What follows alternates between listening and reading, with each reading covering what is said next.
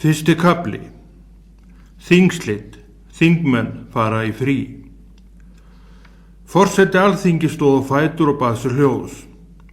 Háttvirtir þingmenn. Síðasta fundi háttvirts Alþingis Íslendinga er lokið og er nú þingi slitið. Guð blessi ykkur sumarið og ég þakka ykkur velunni störf. Mér, afsakið mig, hlakkar til að hitta ykkur næsta haust. Verið duglegir að heimsækja fólk í kjördæmanum og að heyra í þeim hljóðið. Forsetinn teygði sig í hamarinn og sló honum létt utan í bjölluna. Kunnuglegur, lágar og mildur bjölluljómur kvað við og eins og undirstrikaði orð mannsins. Hefðar fyrir þessum bjölluljómi í sölum Alþingis, bæði í efri og neðri deildum þingsins. Skarkali var í salnum með menn drógu út í stóla og stóðu á fætur. Allt í bland við ræskingar, hósta og skrjá í blöðum. Samantekin blöðun hurfu á borðunum og ofan í skjalatöskur þingmanna. Samspil raddana inni myndaði klið sem fyllti salin enda á milli. Hlátrar, handabönd, klapp á axlir, árnaðaróskir og faðmlög. Margir á staðnum höfðu lengi starfað saman og þekktust orðið allvel í þessu endalausu ölduróti stjórnmálana sem aldrei lýkur og sífellt er hægt að endurbæta og lagfæra og líka klúðra svo herfilega að lengi er í minnum haft. Þrátt fyrir að þingmennirnir hafi oft verið ósámála á liðnum vetri, skildu þeir bestu vinir, eins og heiðursmönnum líka sæmir. Feitlaginn ljósmyndari frá dagblaðinu Tímann var þarna. Maður var með prjónahúfu á höfði og klæddur þykku ullarvesti. Ljósmyndarinn var á sífelldri hreyfingu og myndandi vopnsitt til hægri og vinstri, upp og niður til að ná eins góðri mynd og mögulegt var. Maðurinn varð að hugsa hratt og ákveða sig fljótt. Ljósmyndarinn hafði metnað og lagði sig fram í sinni ljósmyndun. Blaðamaður sem skrifaði fréttina nýtti góðs af vinnu hans. Aldrei var að vita nema eina af þessum myndum hafnað á forsíðu Tímans. Blaðamaðurinn var annars staðar í húsinu með þingmann Akurflokksins í viðtali ásamt einum af ráðherrum ríkisstjórnarinnar úr Arnarflokki, hinum armi ríkisstjórnarinnar. Smellirni frá myndavélinu og leifturljósið frá flassinu blandaði saman við orðræðuna inni. Það sem blaðamaðurinn vildi vita var barátta verkalýðshreyfingarinnar fyrir bættum húsakosti almennings í landinu til að reisin og restina bröggunum legðust af og menn gætu flutt inn í félagslegar íbúðir og leigt þar á borginni. Í nokkur ár hafði verkalýðshreyfingin hamrað á stjórnmálunum og útlit fyrir að slíkar byggingar risu í brekkunum hinum megin við Elliðá. Eins og aðrir í salnum stóð Frímann Áki Úlfarsson líka upp úr stól sínum og lét blaðabunga sinn ofan í skjalatösku. Nýja testamenti hans lá alla jafna ofan á borðplötunni sem honum var útlutað en mönnum var raðað niður í þingsalinn í upphafi þinghalds. Og í Guðs orði gluggaði hann þegar stund gafst milli stríða, sem var misjafnt og fór eftir efninu sem verið var að ræða og svona hitanum og stemmingunu í þingsal.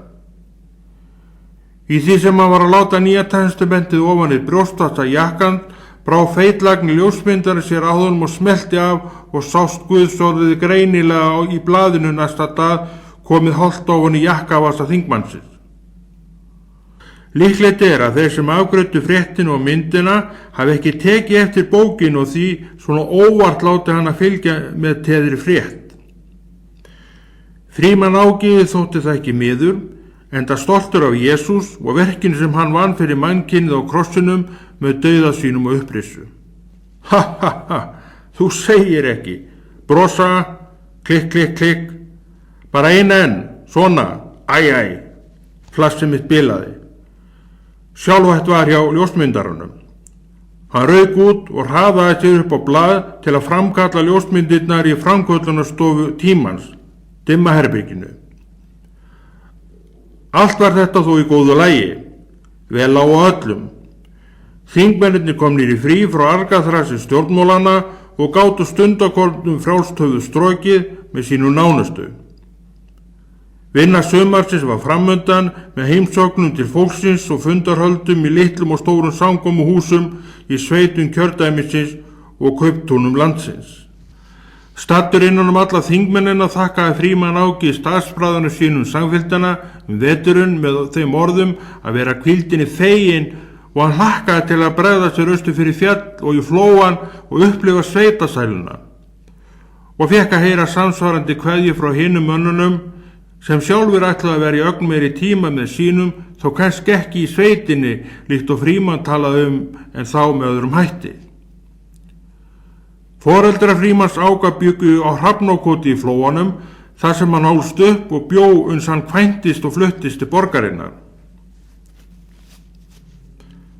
Hrafnakot var meðalbú með 14 mjólkandi kúm og 250 kindum, hænum, hundi og 4 hestum út í haga.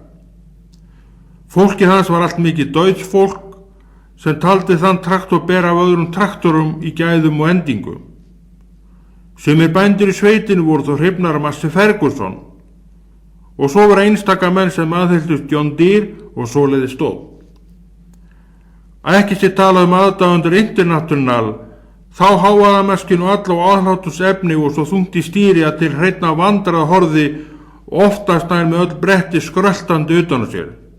Nei, það var Deutsch sem blífir fyrir vondan. Fyrir suma bændana var það gersamlega óskiljanlegt að menn veldu fyrir sig að vaða yfir lækinn til að sækja vatn þegar ljóst var að Deutsch vélin var svarið. Þetta var borðleggjandi. Fór svo vél enda áallt í gang á fyrsta starti og meðan aðra vélar þurftu sitt fjallstart til að fá hreift og að standa í brattri brekku á milli þess sem ekki var verið að brúka þær. Ef Deutschinn fór ekki í gang var næsta víst að gleymst að setja eldsneyti á tankinn sem trauðla var hægt að skrifa á vélina og ágæti hennar heldur klaufaskap og kærleysi mannanna. Það ætti hver maður að geta séð og líka viðurkennt. Ákveðin dráttavélapólitík var stundið í sveitinni þó mest væri hún nú á léttu nótunum og í gamni sögð en samt til staðar. Frímann Áki gat ekki varist brosir hugur hann stemdi inn á þessar brautir og það rifjaði sig fyrir honum orðraða bændana ágæti síns traktors, heifaks, heilhæðslu og rakstaravéla. Þingslítin á vordögum 1964 voru í engu öðruvísi heldur en þingslít áruna undan. Hann var á sínu fyrsta ári sem þingmaður og náði kjöri í síðustu kosningum sem framfóru á vordögum 1963. Akurflokkurinn fékk 28,2% atkvæða og 19 þingmenn.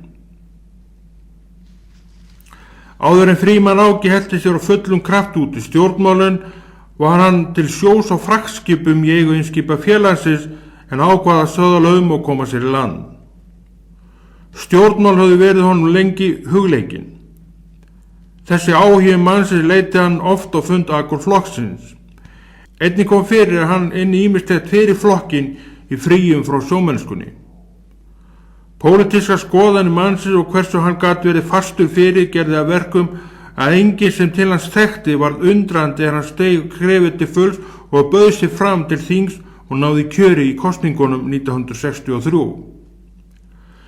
Ríkisstjórnin hélt að vísu meirihluta sínum, en svona gengur þetta fyrir sig í pólitíkinni. Fegin andvarps barst frá hjarta hans á þessari stund. Hann voru á handvissum að svipa væri upp á teningnum hjá öðrum þingmönnum. Mest hlakka á hana til að komast í sveitin og hjálpa til við bústörfin, þó ekki verið nema í hálfsmánaðar tíma og kannski 3 vikur. Þorbjörn kom til hans. Þorbjörn hafði ásamt honum lagt fram þingsályktun og tillögu sem hlutu þó ekki náð í augum þingheims. Þó Þorbjörn starfaði ekki fyrir Akurflokkin heldur sósíalistaflokkin, áttu þeir margt sameiginlegt og hugsuðu margt á svipuðu nótum. Jæja, sagði Þorbjörn. Þá var það sveitin heima, kýrnar, mjaltirnar og að marka lömbin og reka þau á fjall þegar gróðurinn þar orðinn nægilega mikill til að fæða hjörðina. Og ætla ekki það, sagði Frímann Áki. Þorbjörn hélt áfram. Ég að huglega skella mér á síldveiðar fyrir austan land í svona mánaðartíma og ná mér í eilítinu auka pening. Ég get alltaf talað við minn gamla skipstjóra. Hann hefur oft verið liðlugu við mig þó ekki sjá vísan og róa hér fremur en annar staðir lífinu.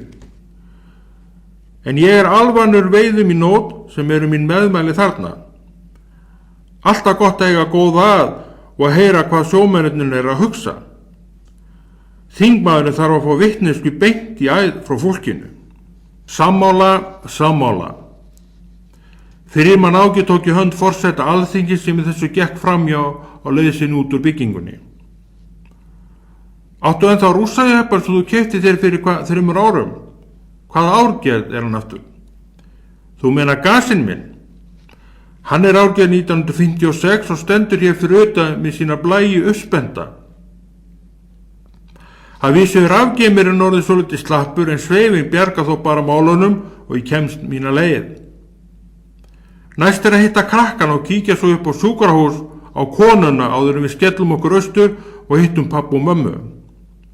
Konan kemur svo fljótlega eftir okkur. Hvernig líður konunni þinni?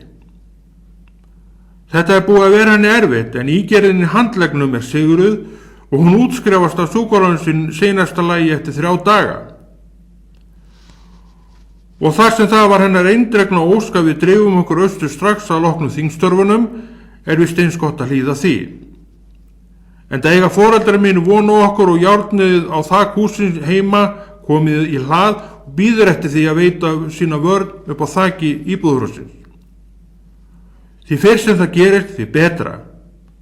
Ég skuttla svo bara eftir henni þegar hún tilbúin. Málið ekki alvarlegt og hún í góðum læknahöndum. Ég bið að heilsa Huldu og hafi það sem allar best í sumar. Sömuleiðis vinur og Guð blessi þig. Sömuleiðis. Dálítið hik kom og þingmanni Þorbjörn sem tegði sig í skjalatöskuna á gólfinu og gekk rösklega út. Hreinn Ólafsson forsætisráðherra gekk að og hvatti Frímann Áka með þeim orðum að stjórnin þyrfti á góðum og málefnulegum stjórnarandstæðingum halda og að hann skyldi því halda sig vel við í sumar. Mennirnir hlógu. Fyrir utan Alþingishúsi staldrar hann stundakorn til að anda sér hreinu og tæru lofti. Vörubílagerðinni Ford, dökkblár á litin, árgerð 1962, stóð hinum megin við götuna. Bifreiðinni hafði verið lagt hálfur upp á gangstétt. Vélinn var í gangi. Bílstjóri sat undir stýru og beið. Pallur bifreiðanna var fullur af fóðri sem bóndi hafði pantað sér og þurfti flutning á heim á bæ. Segl var strengt yfir pallinn til hlífðar fóðrunum. Undan seglunu aftast á pallinum glitti í girðingar staura. Vörubifreiðin skildi nýtt til fulls. Dyr verslunar opnuðust. Drengur kom út með poka í hendi og hélt að rakleita af vörubifreiðinni og settist í farþegasætið. Brak heyrðist í gírkassanum og bifreiðin rann af stað. Jók ferðina og var horfin örskömmu síðar. Vörubifreiðin var farin, blasti þá við bekkur og á bekknum 3 konur sem sátu þar í mestu magitum og sleiktu jafnmarga ísa í brauðformi og milli þess sem þar spjölluðu saman. Kannski voru þeir að fjalla þingslitin í húsinu gegn þeim, kannski allt annað. Ekki var gott að segja. Umræðuefnin á Íslandi eru mörg og misjöfn. Frímann Áki stóð enn við húsið og bara naut þess að vera til. Eilítil bensínfníku frá útblasti vörubifreiðanna gat ekki skemmt fyrir honum unaðslega tilfinninguna sem hann upplifði utandyra. Fólk var á ferli í ýmsum erindum eins og gengur í vaxandi borg með sína fjölskrúðu mannlífi og mismunandi þenkjandi einstaklingum. Kona með barnavegg gekk framjá honum og karl á hraðferð, öllu ægði saman. Hvert höfuð bar sínar eigin sjálfstöðu hugsanir og var hann bara einn af þeim. Frímann Áki gekk fyrir hornið og játta bílaplaninu bak við húsið. Rússinn beið hans frá því morguninn. Gasinn hafði verið honum gagnlegu frá því að hann komst í eigu fjölskyldunar og engar alvarlega bilanir komið fram. Hann horfði átt á Iðnó og svo út á tjörnina. Endurnar höfðu þjappað sér það saman og sólguru í sig brauði sem vegfarandi kom með og fleygði til þeirra í litlum bitum, einum og einum í einu. Vængjasláttur, bakslagangur og andagarg barst yfir svæðið. Bra, bra, bra, hvað við. Hver önd kvartaði við frekin í hinni. Tillitssemi þekktist ekki hjá fuglum tjarnarinnar. Bifreiðir þinglis og ráðherra hurfu á svæðinu og voru fáir eftir Frímann Áki fór í vasa sinn og tók upp lykilinn að jeppanum sínum. Þátt eftir að koma að ljós hvort rafgeimir megnað að snúa mótornum nógu lengi og nógu hratt til að fara í gang. Lengi mátti vona og lengi var von á einum. Hann settist undir stýri, stakk lyklunum í og þrýsti með fætinum á startpinnan sem stóð upp á gólfinu vinstra megin. Vélin snerist hægt, óörugg og höktandi. Allt útlit var fyrir að rafmagni væri ekki nóg. Æ, ekki núna. Vertu nú Sovétríkjunum til sóma. Ekki hefna þín og Leonid Brezhnev, aðstæðarritara sovjetska kommunistaflokksins og neita að fara í gang. Please, bað Frímann Áki í hálfgerðir örvæntingu. Og viti menn, það bil sem geimirinn virtist ætla að gefast upp, hóstaði vélin einu sinni og rökk svo í gang og malaði eins og köttur í sínu lausagangi. Ég vissi að þú myndir ekki bregðast mér og neyða sveifina í hönd mína. Frímann sló glaðilega í stýrið, setti í gír og ók af stað með síðustu mönnum í átt að Lækjargötu framhjá Iðnó. Maðurinn með brauði stóð enn á bakkanum með sína kvakandi og syndandi fuglahjörð fyrir framan sig sem endalaust virti fá tekið við og brað. Strætisvagnarnir óku sína leiðinu borgin og til Kópavogs og Hafnarfjarðar og stoppuðu hverja stoppu sem fólk var við. Merktir leigubílar stóðu í stæðum bíðandi eftir viðskiptavinum. Flesta leigubifreiðanna voru amerískar, knúnar öflugum mótorum 6 og 8 strokka og sumir með yfir 200 hestöfl undir húddinu. Fransku 6-manna bílagerðinni Simca Ariane var tíma vinsæl á meðal stéttarinnar en vinsældir bílsins fóru minkandi og Simkunni tókst ekki að skjóta rótum í þeirra röðum þó enn mætti sjá nokkuð af henni á götum borgarinnar með taximerkið á áberandi stað. Lögreglan klætt einkennisfatnaði embættisins og á Svörtu Maríu og gætti laga og regna á götunum sem menn eins og Frímann settu. Þeir sem höfðu sprjótað lögin tóku viðbragðir ábúðamiklir lögregluþjónar sáust með lögreglustjörnuna á báðum hliðum farartækisins. Umhverfið allt var merkt kyrrðinni. Gróandir komin vel áleiðis og fuglasöngum barst úr mörgu trénu sem öndvert sýndu eigi lífík á greinum sem voru tilbúinu til að fæða af sér mörg laufblöð. Skaparinn sást hvarvetna í umhverfinu.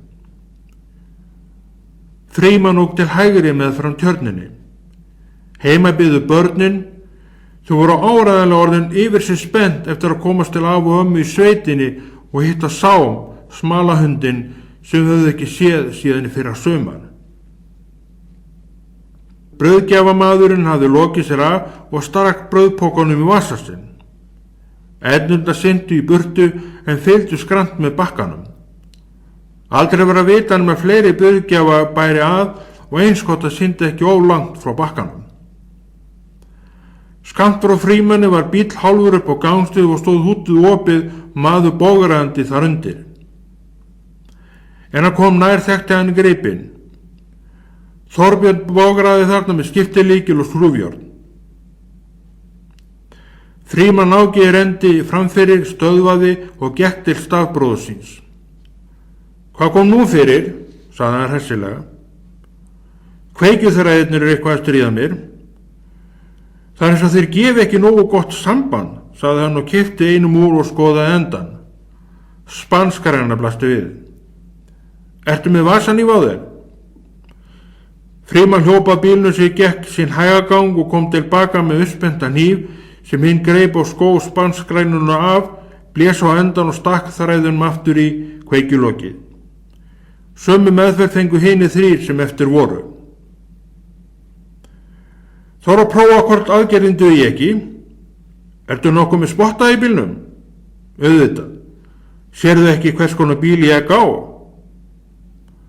Þorbjörn hló, sjálfur á Volguargi 1960 en spottalaust, sem var vanhugsuð aðgerð af hans hálfu með bíltegund og bílanatíðni. Þorbjörn tók verkfærin, skellti niður húddinu og settist í bílstjórasætið. Frímann gerði sér líklega til að færa bifreið sína nær og gera reipi klárt til brúkunar hinn kalla á eftir honum og bað hann að bíða augnablik. Aldrei var að vita hvað gerðist. Hann sneri lyklinum. Hálftómur rafgeymirinn náði að snúa mótornum í 1 hring áður en allur kraftur voru úr honum. Má ég núna sækja spottan, sagði Frímann. Ekki málið, gjörðu svo vel. Rússajeppinn farið nær Volgunni spottinn náði á milli. Þegar allt var tilbúið og merki komið úr Volgunni setti Frímann í gír og ók rólega af stað með stefnuljósin blikkandi til hægri. Hann strektist á bandinu og báðu bílarnir komust út á akbrautina. Þegar nægilegur hraða var náð kom smá kippur og Volgan hrökk í gang. Það þurfti ekki meira. Eftir að búið var að fjarlæga bráðnauðsynlegan spottan og koma honum fyrir í rússajappunum, sagði Þorbjörn. Ég var heppinn að þú skyldir yfirgefa þinghús og eftir mér. Ég veit ekki hve margir bílstjórar hafa ekki framjá án þess að bjóða mér aðstoð. Einn fyrir alla og allir fyrir einn, eða hvað? Fólk yfir önnum kafi og þú ekki beint staðsettur á besta stað í bænum til að stöðva bifreið á. Já, það er vist rétt hjá þér. Ég tók nú bara svona til orða. Þorbjörn setti í gír og kvaddi og hélt sína leið. Frímanni hafði stengað örlítið. Við því var svo sem fátt að gera nema að gefa í og flýta sér heim í Hlíðarnar. Hann stöðvaði bifreiðina fyrir utan heimili sitt. Eva dóttir hans beið þar eftir honum svolítið súr og svip. Hvað er að sjá þig? Ertu glöð? Nú ætlum við að hitta af og ömmu og skoða öll litlu lömbin sem komin í heiminn. Synir hans Hannes og Kári kom út og tröppurnar haldandi hvor á sinni tösku. Svo stuttastóð á fætur hljóp inn og sótti sitt. Frímann Áki fór og inn og kom fljótlega aftur út með sínar ferðartöskur sem hann lét í jeppan ásamt hinum töskunum. Jæja börn, þá skulum við hitta mömmu á spítalanum áður við brunum austur í Flóa. Hulda Jósefsdóttir hitti sitt fólk þar sem hún satt fram á gangi og fletti í dagblaði. Allir fengu koss og faðmlag. Krakkarnir voru glaðir yfir að hitta móður sinna og hafði Eva litla ímyndlegt við hann að tala. Verst þótti þeim að móður þeirra gæti ekki orðið þeim samferða austur en glöddu samt yfir því að hún kæmi fljótlega og eftir þeim. Klukkustund síðan stóð fólki enn við bifreiðina tilbúið í ferðalagið við fjallið. Borgin var að baki og Geitháls framöndan barst hljómum frá litlu snællutæki bílinn og á góðum styrk. Æ, Hannes minn, gastu nú ekki gleymt kassettutækinu þínu heima? Pabbi, ég náði að taka upp úr útvarpinu 2 nýjustu bítlalögin á Hard Day's Night plötunni. Þau eru ofsa flott. Og svo búið að gera bíómynd með sama nafni. Ég vona að hún verði sýnd í Reykjavík. Bitlar. Ertu að meina þess að þarna 4 laupa frá Liverpool? Þeir eru áræðilega lúsugir. Pabbi, þeir heita Bitlarnir, ekki Bitlarnir. Hannes var tilbúin til að verja sinna menn. Bitlarnir eru bestir og ekki lúsugir, áréttaði Kári og skoðaði kassutækið áhuga. Allt í lagi, en þeir eru samt með ómikið hár og spila ofháara tónlist fyrir allt sómagjart fólk. Lækkaði svo þetta bitlagarð. Bitlarnir, pabbi, Bitlarnir. Annar kafli. Ferðin austur í Flóa. Bitlarnir bauluðu sem mest þeir máttu og glöddu ungviði með hljómfalli og söng. Söngvarnir voru í sífellu endurteknir. Með tæmdri rafhlöðu komst á ró og yngstu farþegarnir ákvað að festa blönd með vélarhljóðið eitt í eyrum sér. Engin bítláður sefur undir tónaflóði þeirra. Vegurum var þokkalegur. Við skíðaskólinni Hveradölum tók við þvottabretti á stuttum kafla en samt nógu löngu til að gas þingmannsins dansaði skrykkjátan jeppandans á veginum og skvetti afturendanum. Kamparnir voru framundan, brattir og sumpart glannalegir. Á Kambabrún ók Frímann Áki út í veggkantinn, stöðvaði bifreiðina og tók fram Nýja testamentið. Lítil lóa settist á þúfu rétt við bifreiðina og söng sér dirrindi og flög svo í lágflugi burt og hvarf. Kyrr bifreiðin vakti sofandi börnin í aftursætinu sem spurðu hvort þau væri komin heim til af og ömmu. Faðir krakkana sagði svo ekki vera en að þeim miðaði og bætti svo við: Núna hins vegar ætlum við að lesa svoleyti í Nýja testamentinu og hafa stutta bænastund á eftir eins og við yfirleitt gerum efst á fjallinu. Hannes minn, ert þú ekki til í að taka lesturinn að þér? Þú lest svo prýðilega. Frímann rétti elsta sínum bókina sem fann staðinn sem faðir hans benti honum á. Hannes las: Verið ávallt glaðir í drottni, ég segi aftur, verið glaðir. Ljúflyndi yðar verður kunnugt öllum mönnum, drottin er í nánd. Verið ekki hugsjúkjur neitt, heldur gjörið öllum hlutum óskir eða kunnar, Guði með bæn og beiðni og þakkar gjörð. Og friður Guð sem æðri öllum skilningi mun varðveita hjörtuður og hugsanir yðar í Jesú Kristi. Að endingu bræður, allt sem satt, allt sem göfugt, rétt og hreint, allt sem elskuvert og gott afspurnar, hvað sem dyggð og hvað sem lofsverð, hugfesti það. Frímann tók við bókinni. Börn, mikilvægt er að vera ekki hugsjúkur neitt, heldur hugraustur. Öruggasta leiðin til þess er að treysta drottni. Sá sem treysti drottni mun komast klakklaust frá hverri viðureign og verk hans verða til heilla og blessunar fyrir hann sjálfan og marga aðra. Og viljum við það ekki? Allir inn í bílnum voru sammála og sögðu í einum hávarum kór: Jó! Nú skulum við fara með stutta bæn. Eva mín og Kári, þið eru svo bænir, biðji nú Guð. Börnin spenntu greipar og lokuðu augunum. Eva bað af sinni barnslegu einlægni: Kæri Guð, viltu vernda okkur sem hér erum og varðveita alla aðra líka sem eru á ferð veginn? Viltu gæta mömmu á spítalarnum, pappa, Hannesar, Kára og líka mín, af og ömmu og Sám sem mér hlakkar svo óskaplega mikið til að hitta og öll lömb af og ömmu sem nýlega eru fædd, í Jesú nafni. Amen. Samstilt amen hvað við í bílnum. Í því sem Frímann Áki ætlaði aftur út veginn brunaði fram úr þeim rúta á leið austur. Rútan var full af farþegum sem allir áttu sinn sérstaka viðkomustað á þeirri leið sem þessi áætlunarrúta fór. Í hópnum voru börn og unglingar á leið í sveitina til sumardvalar í bland við fullorðið fólk. Í farangurskemslu rútuna voru merktir póka með fötum í fyrir sumarið. Sumir þessara unglinga voru að fara heima frá sér í fyrsta sinn, óvissir, svolítið kvíðnir en líka spenntir fyrir sumrinu og sveitabæinum sem þeir myndu vera á til hausts. Aðrir farþegar voru á heimleið eða vildu heimsækja skyldmenni og ættingja. Ýmsar ástæður lágu til grundvallar veru fólksins í rauðmáluðu rútunni sem ók svo geist.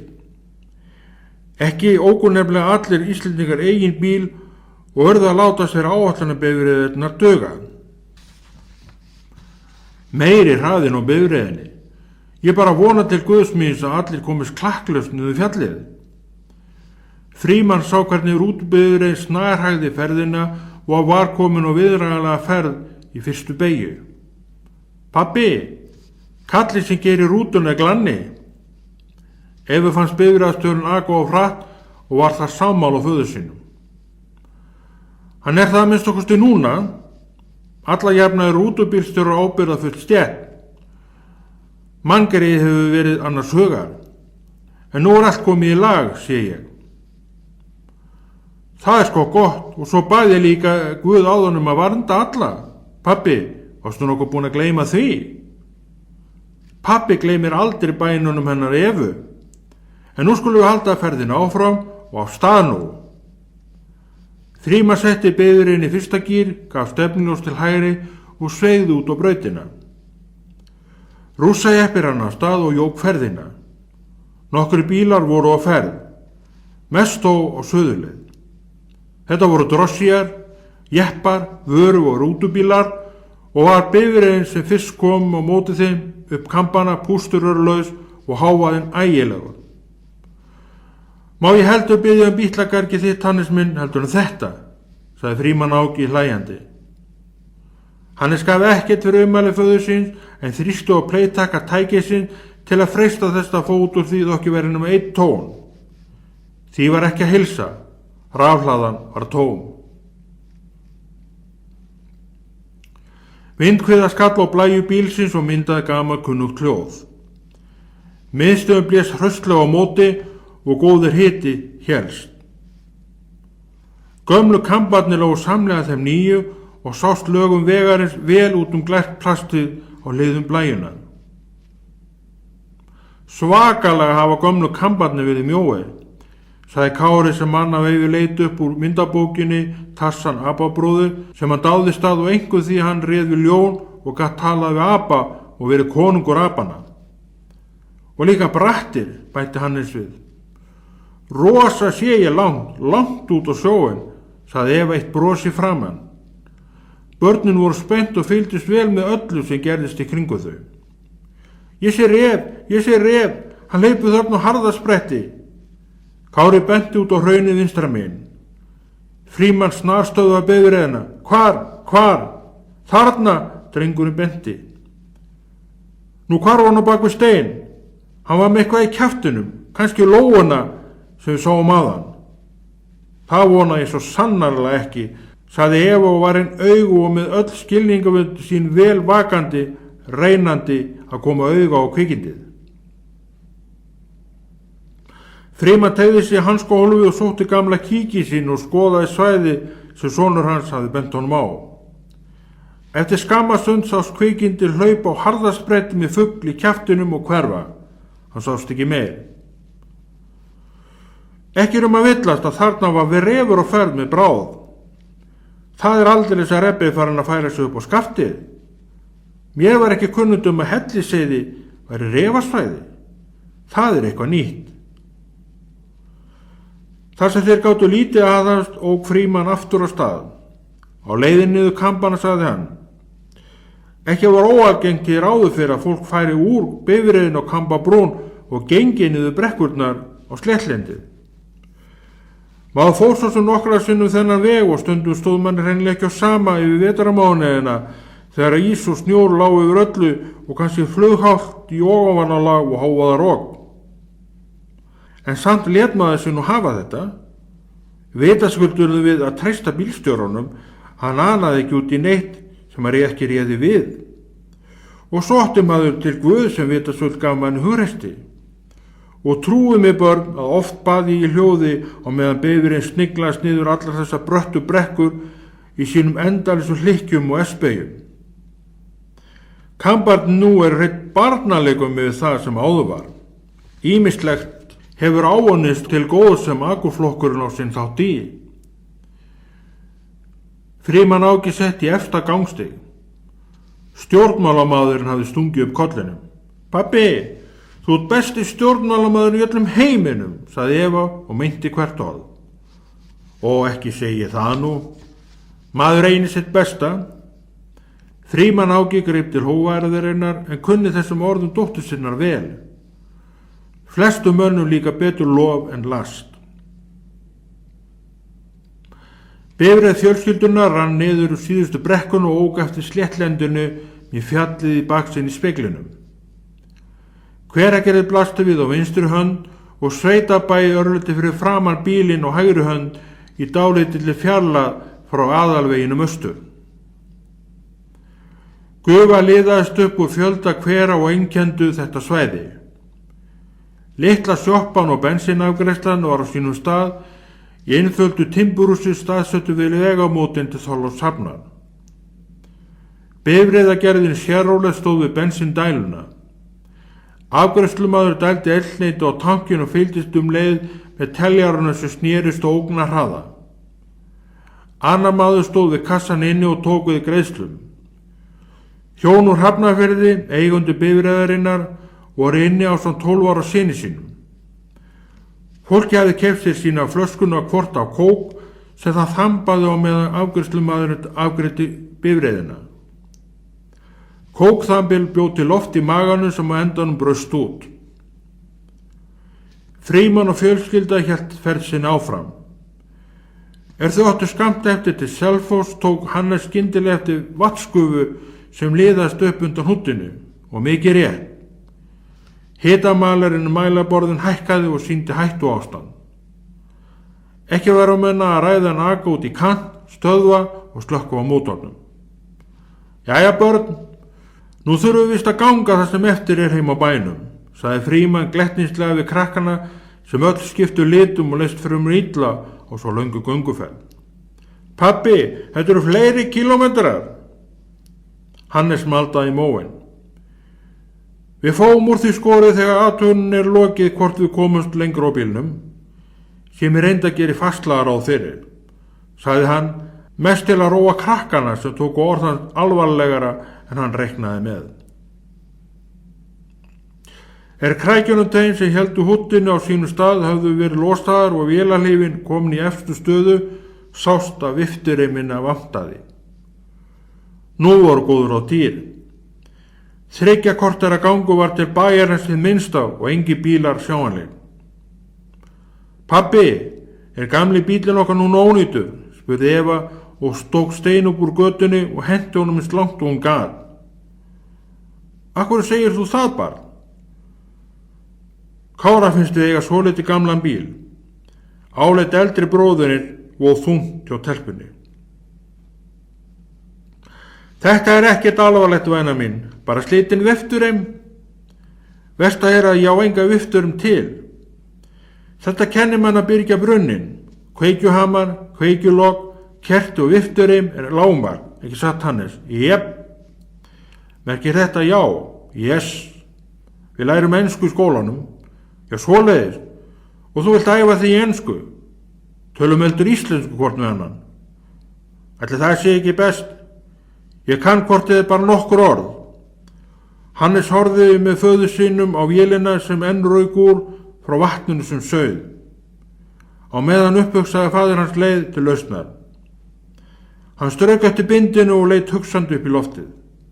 Bindið? Já, auðvitað. Herðu sonur, ég held þessi komin lausn á vandanum.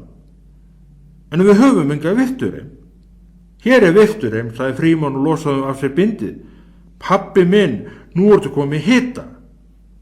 Hannesi fannst hugmynd fráleit og gjörsamlega glötuð.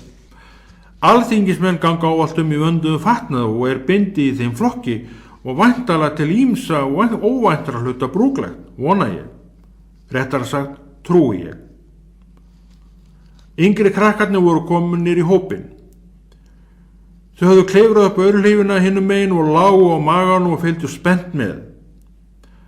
Af og til þrýsti gufan sér upp tappan á vaskassanum og hvæsti á viðstadda eins og reiður og hvæsandi köttur. Eftir því sem vatnið kólnaði hætti þetta hvæs. Hvort föður þeirra tækist að búa til vifturum og falla að bindinu sínu var það spennandi umhugsunarefni í þessum 2 litlu óreindu hjörtum. Mikla vangaveltur og umræður spunnust, framgangur málsins var fróðlegur að ekki sé fastara orði kveðið. Frímann teygði sig niður með mótornum að framanverðu, kom bindinu fyrir undir hjólinu neðst, svo aftur vassstælanu og rafalinn og strekkti svo vel og öllu og bað Hannes son sinn að þrýsta á hnútinn þegar hann segði til.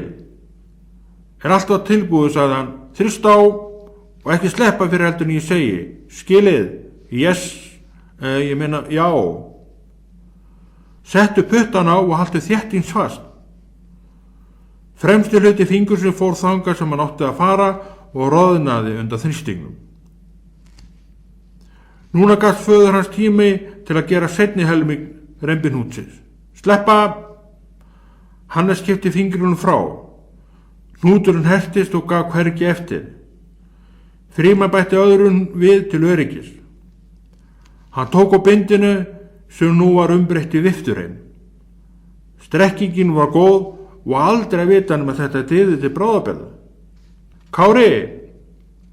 Hlauptu aftur í bílun og saktu mjólkurflöskunum sem þar og saktu vatn í skurðin þarna og ekki sull í vatninu.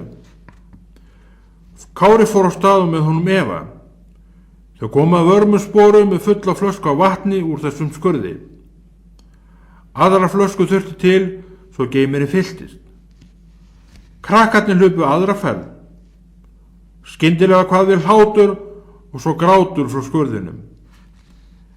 Eva hafði fest skóinn sinn í leðju sem kallaði fram í henni grátur en öndur hlátur hjá Kára. Frímann Áki hljóp til og tók barnið í fangið og huggaði. Telpan lagði höfuð sitt á axlir föður síns ósköp lítil í sér. Þeir hefði verið næra aðstoða systur þína heldur hann að bregðast við með hlátri. Skammastu þín bara. Fyrirgefðu pabbi, en mér fannst þetta bara svo fyndið. Það er í lagi að finnast eitthvað fyndið, en það er líka í lagi að aðstoða systur sína. Pabbi, ég var búinn að segja fyrirgefðu, sagði Kári svolítið skömmustulegur. Dálítinn tíma tók að róa barnið. Þegar allt var orðið eins og áður var hægt að vinda sér aftur í viðgerðina. Jæja, þá er að prófa hvort að bindið gerir sitt gagn. Spenningu myndaðist hjá öllum í kring. Atvikið við skurðin gleymdist. Frímann settist í bílstjóra sætið, bifreið hrökk samstundis í gang og viti menn. Bindi snýri öllum hjólánum, rétti hiti hélst á vélinni. Já hérna, sagði Frímann. Ýmislegt nú hægt maður minn. Hann var jafn undrandi og hinir. Tilraunin heppnaðist fullkomlega. Drifum okkur á stað og komum við á bensinstöðin og Selfoss og fáum okkur reim á þeim bindi slitna. Það stutt þangað. Nokkur mínútur síðar okkur úrsinni yfir Ölfusbrú og fram hjá Kaupfélagi Árnesinga og staðnæmdist við bensinstöðina. Bindi hélt á óræk merki gæði tausins. Sæll Frímann. Þingmaður er bara mættur á svæðið á leið heim í foreldrahús, þykist þið vita. Bárður bóndi í Kjeldnakoti var kominn á gamla landrófurinn sínum. Og ætli ekki það. Mennirnir heilsuðust. Hvað er að frétta störfum Alþingis? Tókst ykkur í stjórnarandstöðin að snúa upp á eyru stjórnarinnar og svínbeygja ykkur að vilja fram? Bárður bóndi stakk hendinni í vasasinn og dró upp minnismiða sem frúin hafði rétt honum áður hann fór á bæ. Og Eva litla, orðin svona stór, og Hannes og Kári líka. Aldeilis að hefur tognað á krökkunum síðan ég sá þau síðar. Þau eru að verða fullorðnum fólki. Hæ Bárður, hann slitnaði vifturum í jeppanum og veistu hvað? Hann pabbi, svona Eva mín, ekki meira, sagði faðir hennar. Svo það fór hjá þeir reim, kom inn og kaupi nýja vifturum. Ég hjálpa þeir svo við að setja hana í. Það tekur enga stund, en hvernig komstu? Og allavega þú ekki bílnum reimlausum hingað. Pabbi notaði bindið sitt, sagði Eva og horfði á eftir hundi sem hljóp í dáleið til fjara. Eva! Frímann horfði á dóttur sína strangur á sveipinn. Bindið? Hvernig slíkt nú hægt? Aldrei áður hafði Bárður heyrt viðlíka fjarstæðu. En aldrei skal segja aldrei og bóndi sem ekki kann að bjarga sér á staðnum og úr ólíklegustu aðstæðum er engin bóndi. Mennirnir gengu inn í verslunina. Krakkarnir komu á eftir. Hannes handlegar afhlöður passlegar í kassu til tækið. Frímann benti honum á að taka með sér 3 umganga en gat þessi jafnframt að hann mætti ekki spila of hátt. Eva og Kári gengu út úr búðinni og að landrófur Bárðar. Loðinn hundsaus gegðist upp. Hann hafði legið aftursætinu og beðið húsbónda síns og orðið umgangsins var. Þetta er Lappi. Hann er orðinn svolítið gamall grey en voða góður. Gerum eitt, Kári fékk hugmynd. Bendum bæði með hendinni sömu átt og sjáum hvernig Lappi bregst við. Þegar ég segi núna, skulum við bæði benda. Prakkarlegt bros leikum vari Kára. Kári blístrað og náði athygli Seppa sem fundi berti eyrun og dillaði rófunni. 1, 2 og núna. Báði krakkarnir reistu hönd sína með þeim gleðilegu viðbröðum dýrsins að það leiti í allar áttir og spentist allt upp og fóru hring inn í bifreiðinni. Krakkarnir skellulógu yfir viðbröðum skepnunar. Svona bendinga voru fyrir honum samú og nú ætti hann eltast við kindur. Vandamáli var að engin kind var sjáanleg og hann lokaður inni. Þetta ruglaði blessuðu skepnuna í rýminu. Þau endurtóku hreyfingu en þá gerðist það sem átti ekki ske. Að vísu hring snýrist hundurinn í bílnum en byrjaði svo geltu og góla sem öndvert kallaði húsbóndan sem samsundi sá í hverju gelti fólks og allt komst upp. Krakka mínir, ekki stríða Lappa. Farið heldur inn til hans og stúki honum svoleitið bakið. Hann kann því vel. Lykt af kúm og kindum og öðru tilrandi sveitinni kom á móti þeim inn í bíl Bárðar. Heila á gólfinu og verkvar ýmiskunnar og póki með tisti í og strigapóki aftast með nokkrum reifum sem höfðu gleymst í síðasta rúningi og ílengst í jeppanum. Heldur betur lifnaði við hundinum við komu krakkana sem rauk til og sleikti hendur þeirra og dillaði rófunni í fögnuði sínum. Skottið gekk stöðu til baks sætisins eins og Lappi vildi leið dusta rykið af þessu sætisbaki. Eftir nokkra strókur velti hann sér við með allar 4 fætur upp í loft tilbúin í það besta, magastrókurnar. Ef og Kári sá út bílgluggan karlarnir komið með viftureimina. Hannes var með þeim. Áður langu tími leiði var ný vifturinn komin á sinn stað á vélinni. Bárður lagði til að Frímann yrði gerður sérstökum erindreka bænda á hinu háa alþingi. Bænda með ráðundir yfir hverju ávallt fendur leið út úr sínu vanda. Allt vegna bindisins. Frímann Áki gleypti ekki hugmynd Bárðar hráa og leist ekki alls kostar á hana. Ferðin austur í Flóa hélt áfram. Hannes kom fyrir rafhlöðunni og spólaði snændunni tilbaka. Ef Frímann Áki sveiði gasinu minn heimreiðina að Hrafnakoti var It's been a hardest night, sungið þrírataði aftursættir Jússajeppans. Lofurðum að stilla styrknum í hóf var gleymt. Bítlátt ungviði gleymir ýmsu undir tónaflóði átrúnaða síns.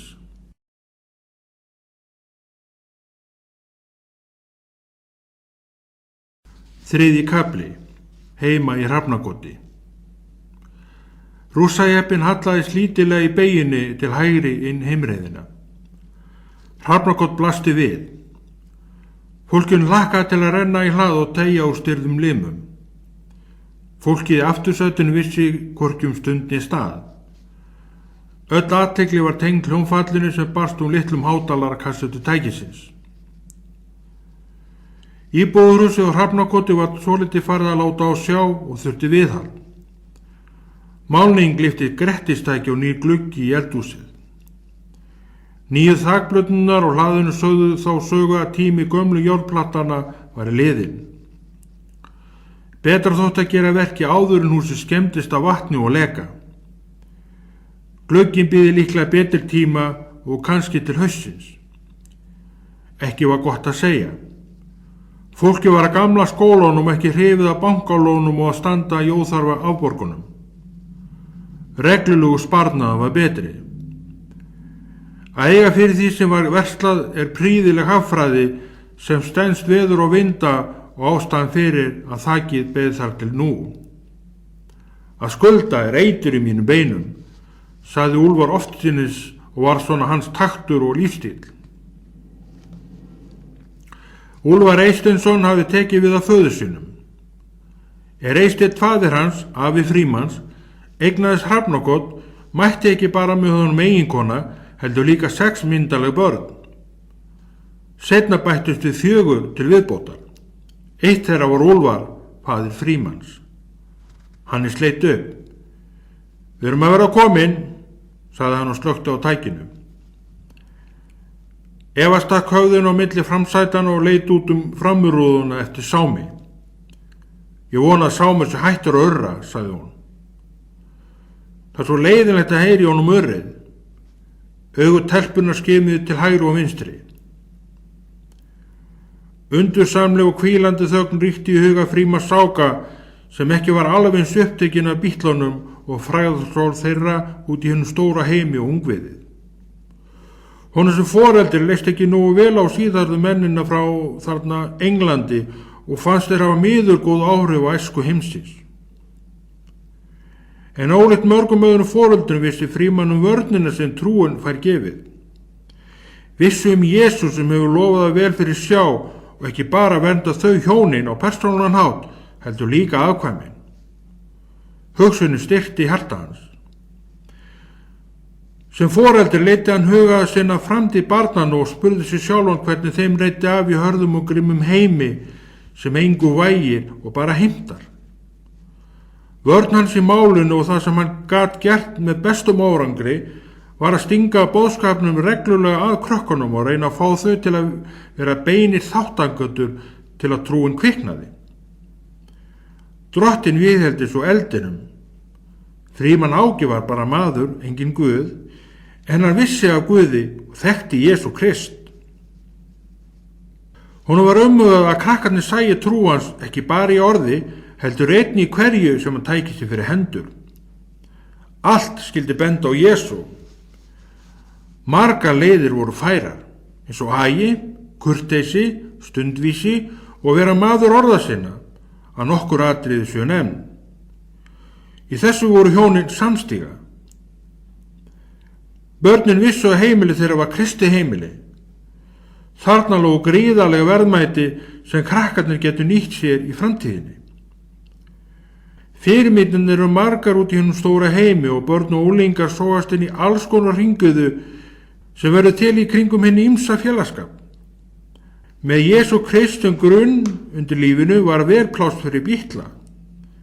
Með aldrinum myndu þeir hvort þeir réttlast af og börni finna styrk í eigin trú.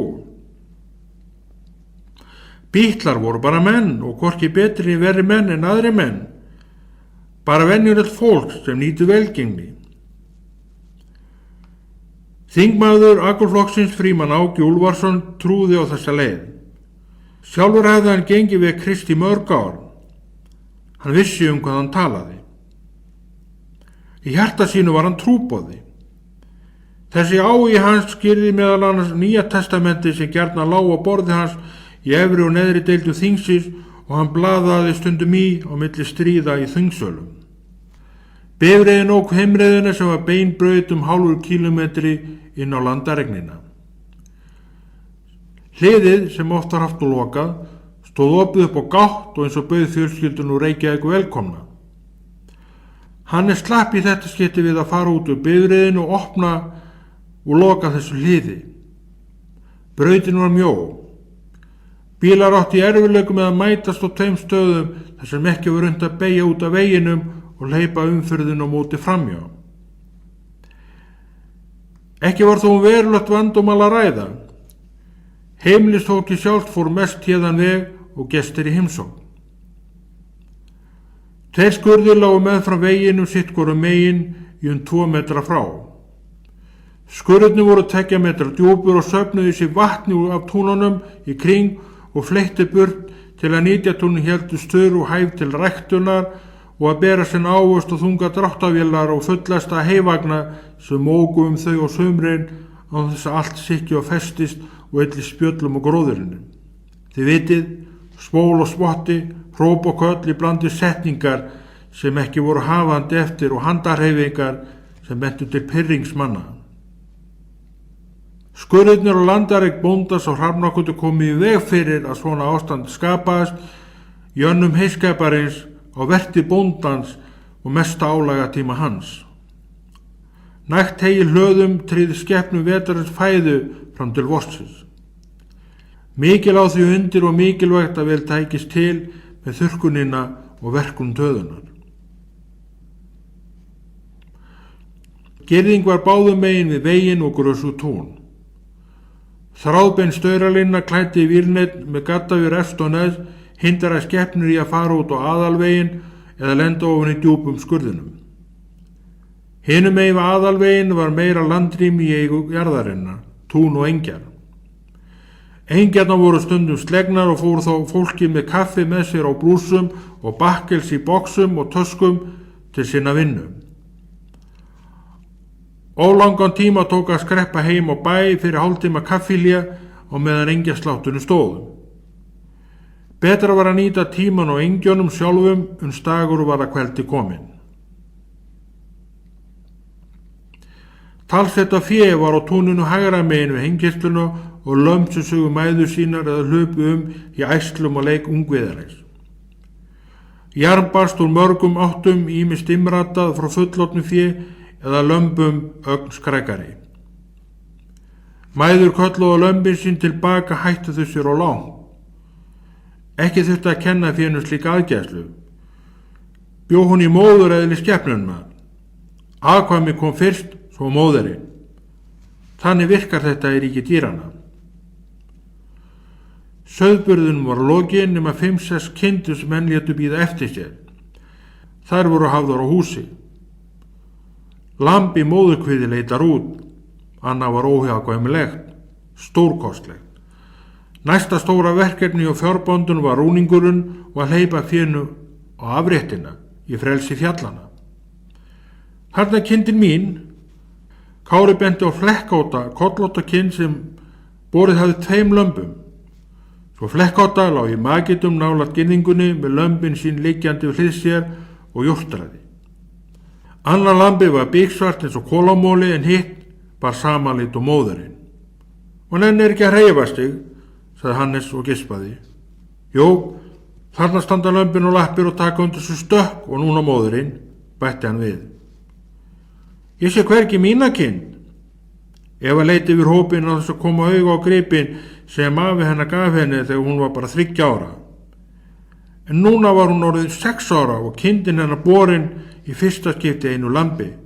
Eva mín, ertu vissum að þú þekkir hana þótt þú kemur auga á kindina þína? Spurði Frímann Áki. Nei, ekki alveg viss, en hún með svartan blett á enninu. Það telpan og reyndi enn að finna kindina sína í öllu þessu grúa kinda og lamba sem eru alltaf fram og aftur túnblettin. Geltandi hundur kom á harðasprett á móti þeim og fylgdi byrjviðriðinni heim og bæ og lét stöðut í sér heyra. Voff, voff! Sámu var komin í leitina. Hann hafði legið í geymslunum bak við fjósastundum áður og ekki orðið bifreiðarinnar var hún beygði og ók inn heimreiðina. Öllum getur orðið á í messunu. Allt getur sofnað á verðinum. Líka þjálfaði smalahundurinn á bænum sem reyndar var orðið svolítið lúgun og kom til ára sinna greið. En hvað var nú þetta? Nokkra mánaða gamall hvolpur á skosku fárandakyni fylgdi hinn hvert fótmál. Afi og amma eru búin að fá sér hvolp, sagði Kári og veifaði seppunum út úr gluggan sem hlupu geltandi við hlið bílsins. Og þegar búin að læra á Sámu ósiðin að elta og gelta á bíla, sagði Frímann og gaf jeppanum í botn til að leyfa hundunum að hafa örlítið meira fyrir lífinu. Hundarnir dróðust aftur úr og skokkuðu svo eftir. Einstaka gelt barst frá þeim. Maður sá stinga höfði sín út í hurðina á bænum og horfa niður heimreiðina. Úlfar vissi að komi sonarsins og barnabarna og höfði að bifreiðinni sem þarna óg. Hann hvarf afturinn og hurðin hallaðist sjálfkrafa aftur. Úlfar steig út og var þá komin í gúmiskó og úlpu og beið fólksins við hliði Villisjeppans sem hafði fylgt honum í mörg ár og var gott ef ekki frá stríðsárunum. Komið blessuð og sæl og velkomni í Hrafnagott, sagði Úlfar brosandi fólki byrjaði að tínast út úr bifreiðinni styrt og svolítið þreytt en glatt. Hundarnir komu með lafandi tungu. Sámur þefaði á fólkinu og svo litli sem var sprækari og flaðari upp fólkið og dillaði rófinu. Þegar Eva vildi strjúka Sámi urraði hann eins og alltaf, án þess þó að sýna tennur eða gera sér líklegan til að bíta. Þetta var svona vörn Seppa gegn krökkunum til að þau gengu ekki á lán. Hættu þessu örri! Úlfar hastaði á Sám sem leit á húsbónda sinn og lagði nú róuna og var skömmustulega og svolítið móðgaður.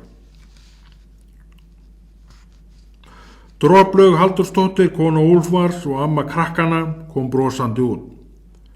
Hún var klædd nesjuðum kjól með svundu bunda framan á sig sem hveitilotti við.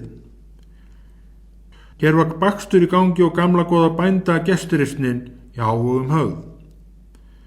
Ilmur af bakkelsi barst út til þeirra gegnum opnað útidyrnar.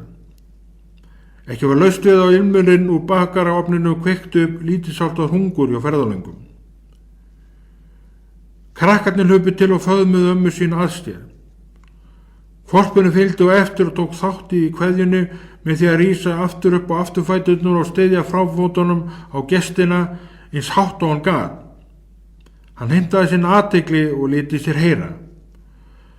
Sámu fylgdi á eftir og reisti sig upp við Droplaugu og beið eftir stroki niður bakið. Hann hélt sér við sitt heima fólk. Gestir voru jú í lagi en heimilisfólkið samt það sem var hans. Afi, þú ert komið hvolp, hvað heitir hann? Eva strauk eftir baki dýrsins sem lét sér vel líka. Þetta er tík og heitir Glöfa, sagði afi og gekk með frímann ágæði að sínu sínum að jeppanum til að bera inn með honum töskurnan. Sæl Glöfa og mikið nú gaman að kynnast hér. Hann strauk eftir baki hennar og gekk svo að bílnum til að aðstofa við töskuburðin. Einferð og mann dugði. Græni Deutz traktorinn stóð við fjósið með kerru tengda við beislið. Hann var í gangi og klár til notkunar. Ertu að fara eitthvað á vélinni? Spurði Frímann faðir sinn leið að þeir gengu inn í kotið. Ég þarf rétt sem snöggvast að skreppa í kaupfélagið og sækja tjörupappa á þakið sem dróst að senda mér þangað til í dag. Ég legg í hann undan eins og við höfum fengið okkur litla hressingu. Krakkarnir heyrðu og tala af sig. Afi, megum við koma með? Við getum alveg setið í sætunu sem er á brettinu þó að við séum 2. Eva og Kári biðu spennt eftir svari. Ég heyri að þið eru ekki heyrnalaus. Jú, ætli það ekki. En spyrjið fyrst föður ykkar. Hann þarf víst að veita samþykki. Pabbi! 4 biðjandi augum mændu á hann. Allt í lagi. En komið fyrst inn og þykki matarögn. Svo finnum við skjólgóða flíkur, hú og vettlinga til að eitthvað verði ekki kalt á leiðinni. Jippi-jei! Krakkarnir hættu að klappa glóru og hlupu eftir fólkinu inn í bæ. Hvolpurinn fylgdi á eftir en stoppaði við útidyrnar. Hans staður var þar og í mestalagi forstofan innan skófatna fólksins sem honum var bannað með mörgum hvössum og háværum orðum að naga ekki og hafði lært sína leksíu. Skórni fengu orðið fullan frið fyrir tönnum hvolpsins og gríðarlegum áhuga. Droplaug var komin inn í eldhúsið. Öflustafli stóð rjúkandi á diski á borðinu, allt nýbakað og nýunnið og gert. Ferskari gat sykurfæðan ekki verið. Bakstur silmurinn mætti fólkinu það settist. Kvöldmatur lá á stólfati við hlið vassins undir lélugum eldhúsglugganum. Flöguð ísa frá öldunum sjómanni og Eyrarbakka sem Anna veiði riðið til fiskjar með nokkur bjóð sem hann lagði skammt frá landi. Afraksturinn flakaði hann svo og seldi bændum í nágrunni og 8 árið sinna föstu kuna á bændabílunum allt austur til Hellu. Ég sé að Hreinn Valsson hefur verið á ferðinni. Frímann sá fiskin og grunaði hvernig í málinu lá. Karlinn er trúfastur og hefur komið til okkar árum saman með fisk. Úrval svara hjá honum enda nýveitur og ferskur. Úlfar smurði vöflu með sultu og skellti skeiða á rjóma ofan á og braut bakkelsi saman og stakk upp í sig. Söturljóð heyrðist hann bar brennheitt kaffið upp á vörunum. Rjóminn þrýstist út og lag rjómasletta ofan á tautúkjun á borðinu. Afi, það legur hjá þér, sagði Kári og skellti tönnunum í sína rjómaskreittu vöflu. Og líka hjá þér, hafinn svaraði hæl. Hlátur hvað við 2 rjómaklessur blöstu við á borðinu þar sem þeir sátu. Lagsmaður, nú lágu við í því. 2 menn segi við þetta litla borð að útbyggja borðdúkinn. Hann stóð á fætur. Drífum okkur. Ég þarf að komast fyrsta stað. Kaupfélagið lokaði okkur tíma og eftir það tilgangslaust að berja á dyr verslunarinnar eða lagar hússins. Skiljið, allt harðlæst. Úlfar talaði með fullan munnin. Hann var að flýta sér. Krakkarnir hertu sig líka. Útvarpið lék lög á léttum nótum. Bítlæði með Ómar Ragnarssoni skemmtikrafti hljómaði í viðtækinu og var hans nýjasta lag og vel við eigandi. Nú get ég bitið í hárið á mér. Söng Frímann Áki með Ómari og horfði á Hannes son sinn sem brást við með því að strjúka fingur sínum í gegnum hárið sem að margar áliti var svolítið sítt aftan og komið langleiða niður fyrir eyrun. Kjammar hreyfðust í kappi tíman og svo var öllu kyngt og skólað niður með rómalögðu kakói og í tilfelli afa bleksvörtu og sigruðu kaffi. Eva og Kári vildi ekki fyrir nokkurn mun missa af skemmtilegri ferð á traktorsbrettinu þó svolítið hart væri undir. Ýmislegt mátti leggja á sig fyrir spennandi ferðalag. Hannes sætti sig við dvölun á bænum, enda eldri og komið með sumpart annan hugsunagang heldur en yngri systkini sín. Töskunum var komið fyrir herberginu sem hjónunum hafði verið útlutað. Krakkarnir 3 höfðu sama herbyggi við hlið þeirra. Frímann tók fram réttan fatnað og klæddi þau í. Hún fór sinn stað, úlpan og svo vettlingarnir. Ullarsokkar dróst upp á fætur og öllu lokað með glænýjum gúmmístígvélum sem hindra vatn og aur í að kæla tærnar. Á hlaðinu beið Úlfar. Hann sat í ægilsæti dráttarvélarinnar sem gekk mjúklega undir honum og ekki höfður á búast. Dropi kom út á samt krökkunum með gæri sem hún lagði í sætið með þeim orðum: allt væri betra en hart og kalt járnið. Eva og Kári klifruðu á sinn stað og komu sér þægilega fyrir. Dráttarvélin rann af stað og ók niður heimreiðin í átt að þjóðveginum og jók smá saman hraðan. Skröltið í kerrinu barst til fólksins á hlaðinu. Sámur og Glóra ætluðu með en skipu frá Droplaugu sneri þeim samstundist aftur við. Haldið ykkur fast í handrið og verið stillt, hrópaði Frímann Áki á eftir hópnum. Krakkarnir stungu handleggjunum undir handrið til hliðar við sig og festu sig við vél og vagn. Dökkgræn sendibifreið hægði ferðinu og beygði inn afleggjaran heima á Hrafnagoti. Úlfur ók út í kant, stöðvaði vélinu og beið ákomu manns. Þeim vitanlega var ekki von á neinni sendingu. Sendibifreiðin stöðvaðist til hlið dráttarvélarinnar. Greinilegt var að samtal átti sér stað milli bílstjóra og bónda. Skömmu síðar héldu báðir sína leið. Græna bifreiðin renndi hlað. Hér var komið sölumaður úr bænum 30 sem ók dreifðabyggðir landsins til að selja fatnað á alls konar gerðum og með margs konar munstur má. Sjálfsagt þótti að maðurinn sýndi heimilisfólki varning sinn.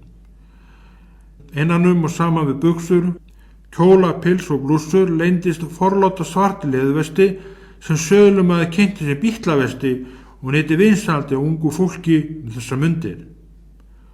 Þetta vakti áhuga Hannesar sem hvatti föður sinn til að kaupa handa sér vesti og jafnvel á sig sjálfan, sem Frímann reyndar tók ekki mál. Sölumaður tók viðbragð við áhuga drengsins og tók að útstilla gæði vestisins. Vestið eru ekta leðri og er saumur og allur frágangur til fyrirmyndar. Engin handabaka vinna á þessu skal ég segja þér. Þú færð 40% afslátt og gerir kostakaup. Hannes fekk að máta eitt sem smellpássaði á hann. Ef vestin eru til í öllum stærðum skal ég kaupa þér 3 stykki. Já, yngri krakka líka sem þurfa þá sín eigin vesti. 3 vesti og einum bretti. Þetta vakti áhuga sölumanns allan helming. Hann vatt sér að einum fatakassana í bílnum, granstaði í honum og dró fram 3 af áður uppgefnum stærðum. Þetta lofar góðum framhaldi. Á fyrstu viðkomustað selji 3 flíkur. Maðurinn tók við upphæðinu úr hendi Frímanns Áka sem þakkaði fyrir sig og gerði sér líklegan til að hverfa inn í bæinn. Heyrðu, sagði maðurinn, ert þú ekki Frímann Áki og einn af þingmönnum Akurflokksins á Alþingi? Frímann Áki sneri sig við, rétt til getið, en hver er maðurinn?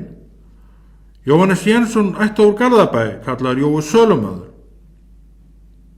Gaman að kynnast þér, Jóhannes. Fyrirmann tók í hönd mannsinn.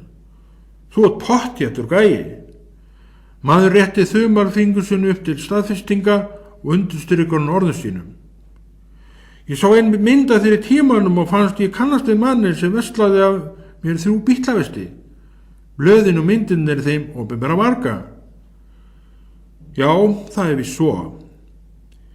Ég tók einnig eftir Nýja testament sem þú varst með og það bíl að stingaði brjóstvasa jakkans.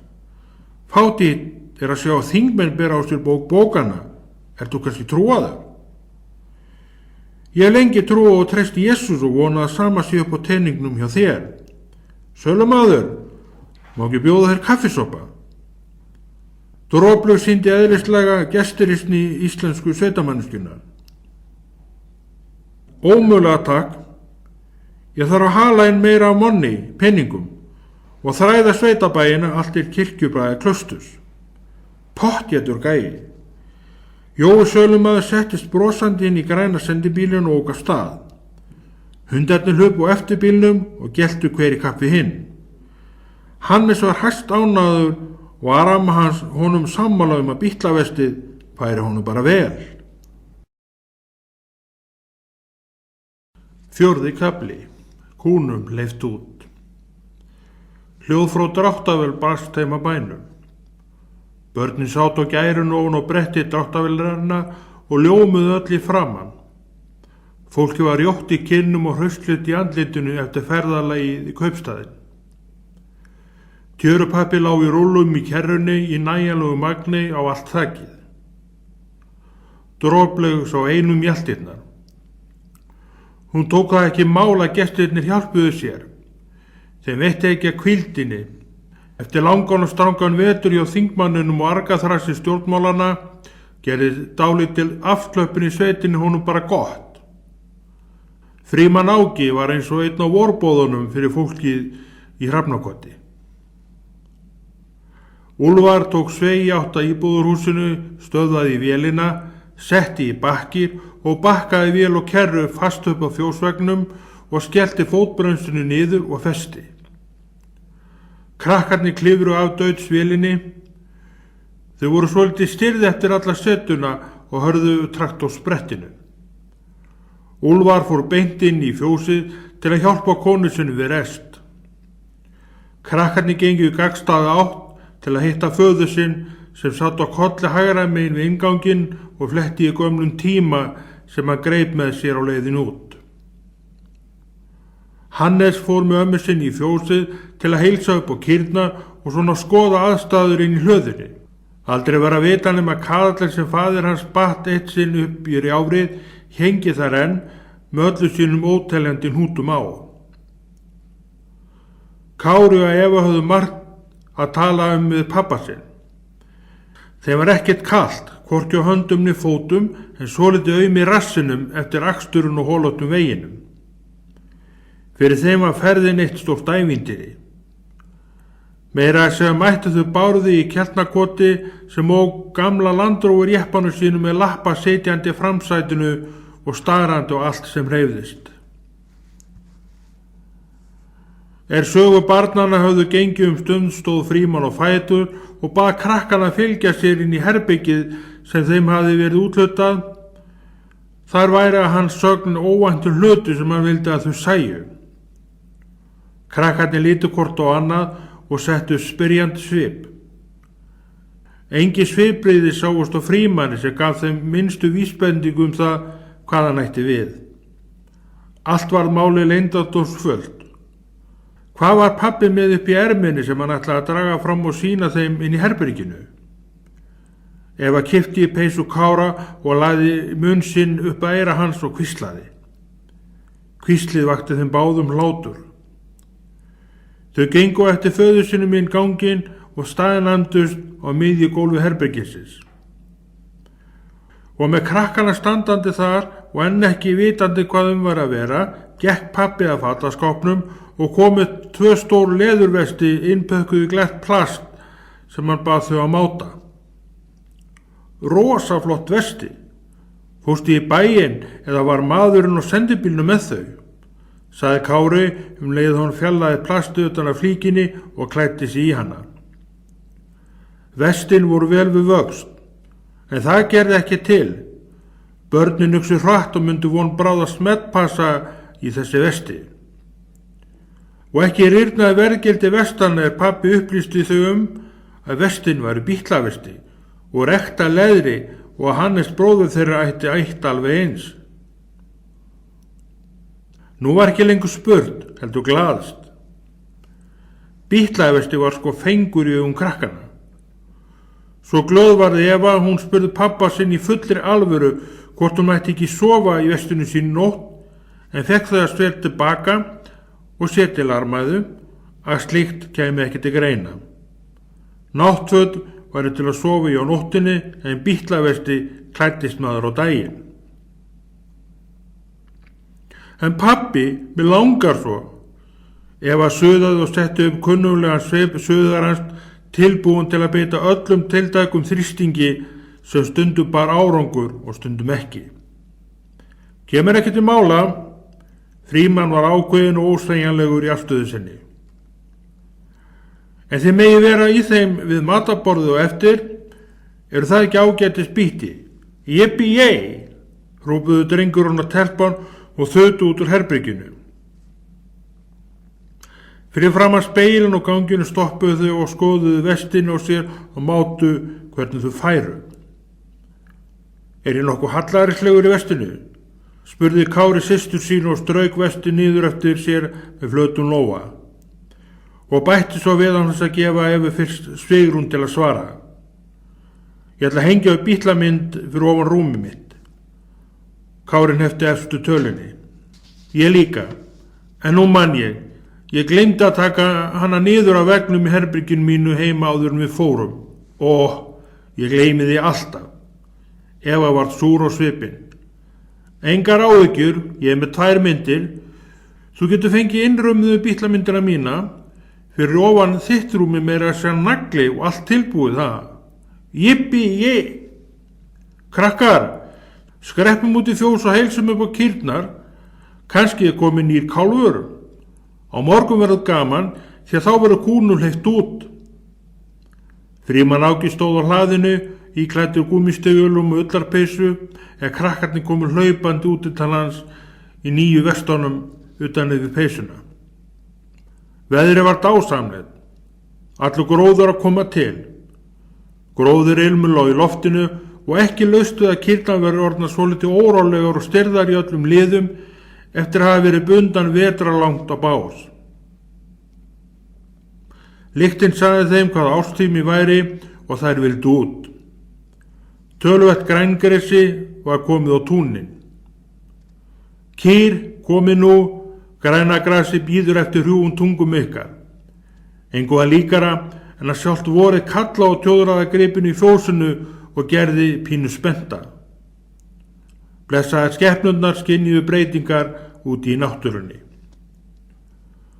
Fjósi á Hrafnakoti stóð á hlaðinu og þurfti aðeins að ganga yfir planið til að komast þangað. Nýleg steinsteypt heilaða var til hliðar við fjósið og 6 ára gamall steinsteyptur súrheisturn. Turnin var kringlóttur og stóð marga metra upp í loftið og rúmaði talsvert magn af sýrðu heyi sem kýr hafa svo gott af að eta og eykur þeim nitina. Segja að minnst okkur spekingar í ráðuneytinu. Frímann Áki tók í hurðarónin. Hurðin lögst upp en var svolítið stíf í karminum. Nokka ferði með hefli breytti þessu og gerði hurðina meðfærilegri. Ýmis verk biðu handlægjana manna á Hrafnakoti. Inni mætti þeim þessi sérstaka lykt sem einvörðungu finnst í fjósum. Innri dyrnar stóðu galopnar og blöstu hausar gripana við. Þeir átu heyið sem búið var að bera í þá. Kýrnar litu upp sem einværi og horfði í átt á hljóðunni sem til þeirra barst við opnun úti hurðarinnar. Sumar hættu að éta en aðra létu svo fátum finnast og héldu átinu áfram þótt smávegis hik kæmi á þær. Mjólkurhúsið stóð við lítinn gang vinstra megin á ganginum. Beint framundan var sjálft fjósið. Hægra megin var gluggalus geymsla, ruslastía, eins og Droplaugur kallaði hana og vantaði hurðina fyrir. Hurðin lá uppreist við vegginn innanverðan og var þessari hurðstundu skellt fyrir opið og þeim nöglu snúið sitt hvoru megin efst á dyrastafnum.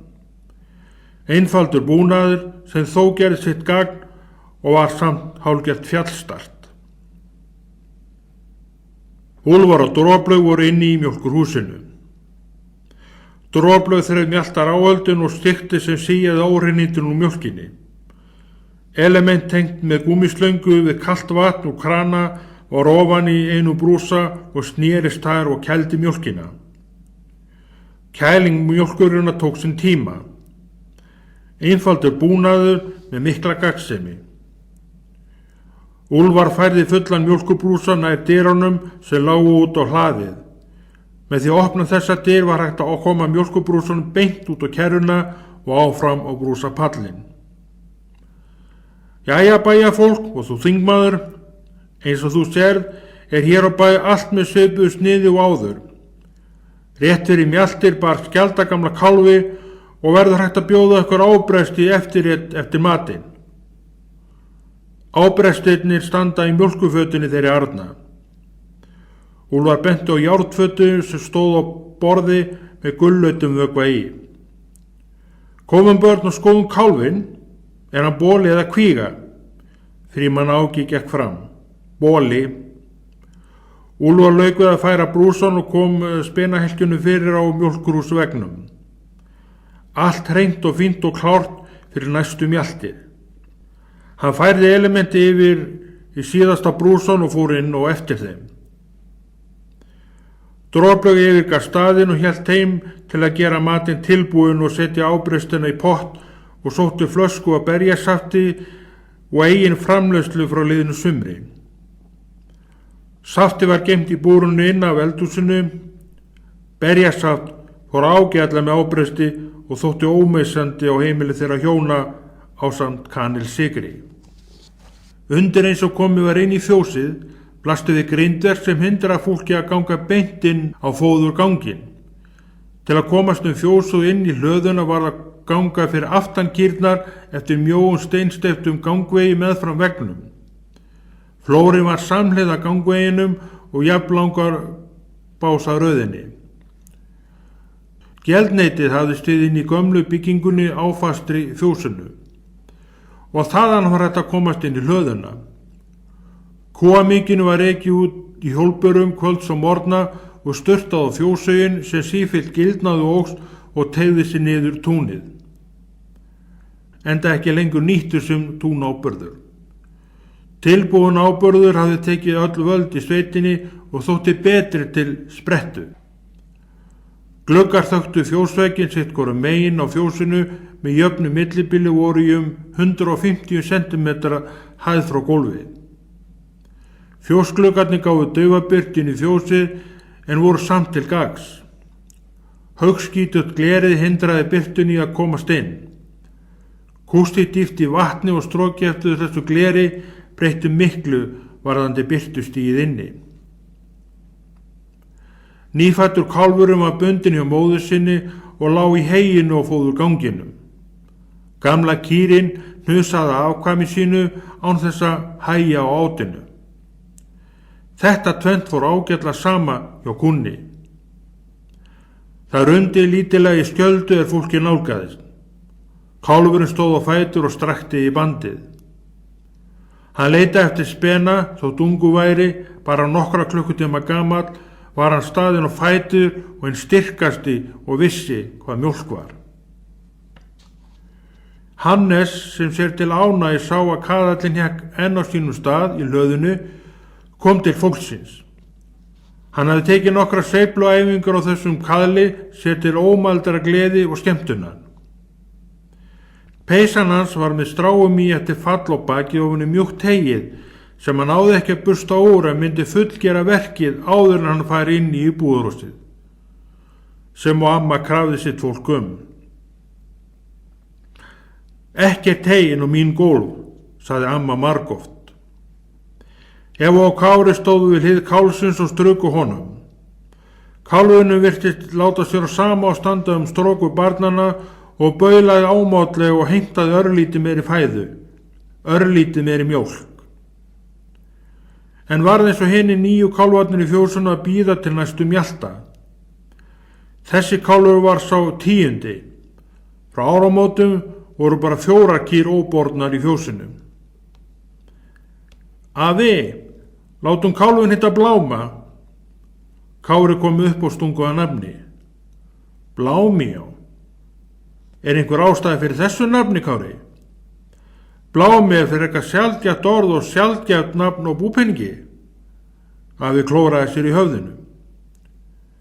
Hvað segir þú, Eva? Hvað er að skýra kálfinn? Bjöss, nei, ég veit það ekki. Eva var hugsandi og svip. Glatað, heyrðist í Hannesi. Mér er eiginlega alveg sama og svo er Blámi fallegt nafn. Eva gekk til föður síns og tók í hönd honum og fann styrkinn streyma yfir til sín. Þá er það samþykkt. Blámi skal hann heita og mundu það, Kári, að þú stakst upp á nafninu og hinni samþyktu. Sammála Hannes? Jepp. Jú. Hvað á að verða úr þessu hjá þau, drengur minn?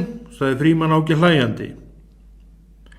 Þá er málið afgreitt og við getum yfirgefið fjós og tekið okkur sæti við eldhúsborðið. Úlfar nuddaði saman höndunum og gekk í fararbrjósti eftir gangveginum. Maginn rak og eftir öllum, honum skildi sint án frekari tafa. Súpukjött kraumað á eldavélinni í stórum potti. 6 matardiska voru lagður á borðið. Allt var klárt til að hefja málsverðin undir eins og fólki kæmi úr fjósverkunum. Ábrestirnir voru að vera tilbúnir, urðu frambornir eftir aðal réttin. Glöfa hafði læðst inn og stóð nú í eldhúsdyrunum og mændi á húsmóðurina sem stóð við pottinu og færði kjötbit upp á ílangt rósótt leirfat. Aldrei var að vita nema að Droble stingi upp í hana smá kjötbita sem hún gæti gætt sér við fætur fólksinn. En því var ekki að heilsa.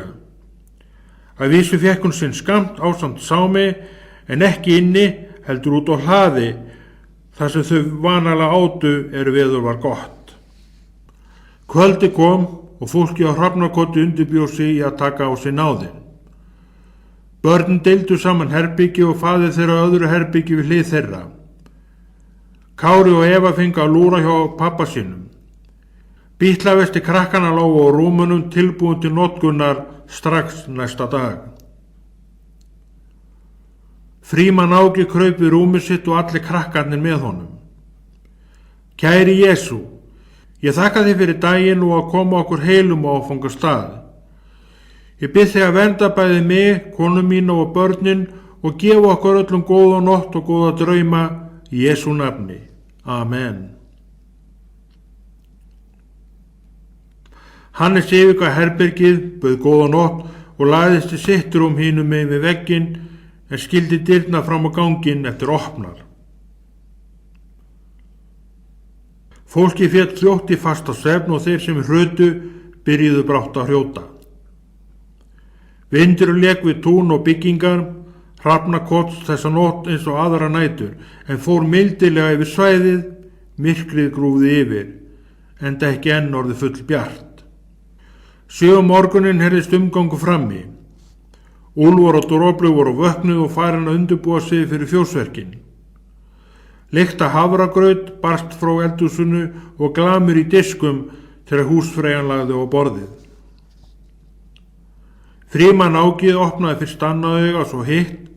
Hann geispaði og langaði til að sofa lengur en Eva sem líka var vöknuð var næstum búin að klæða sig. Frímann Áki var ekki lengur til setunar boði. Kári sá enn eins og Steinn og einnig Hannes hinum megin við vegginn. Góðan daginn, Eva mín, og þú ert fyrst og fætur eins og stundum áður, sagði Frímann og smeði sér í gallabuxnar og hneppti að sér buxunum og strengdi sér beltið. Góðan daginn, pabbi minn, og veistu hvað?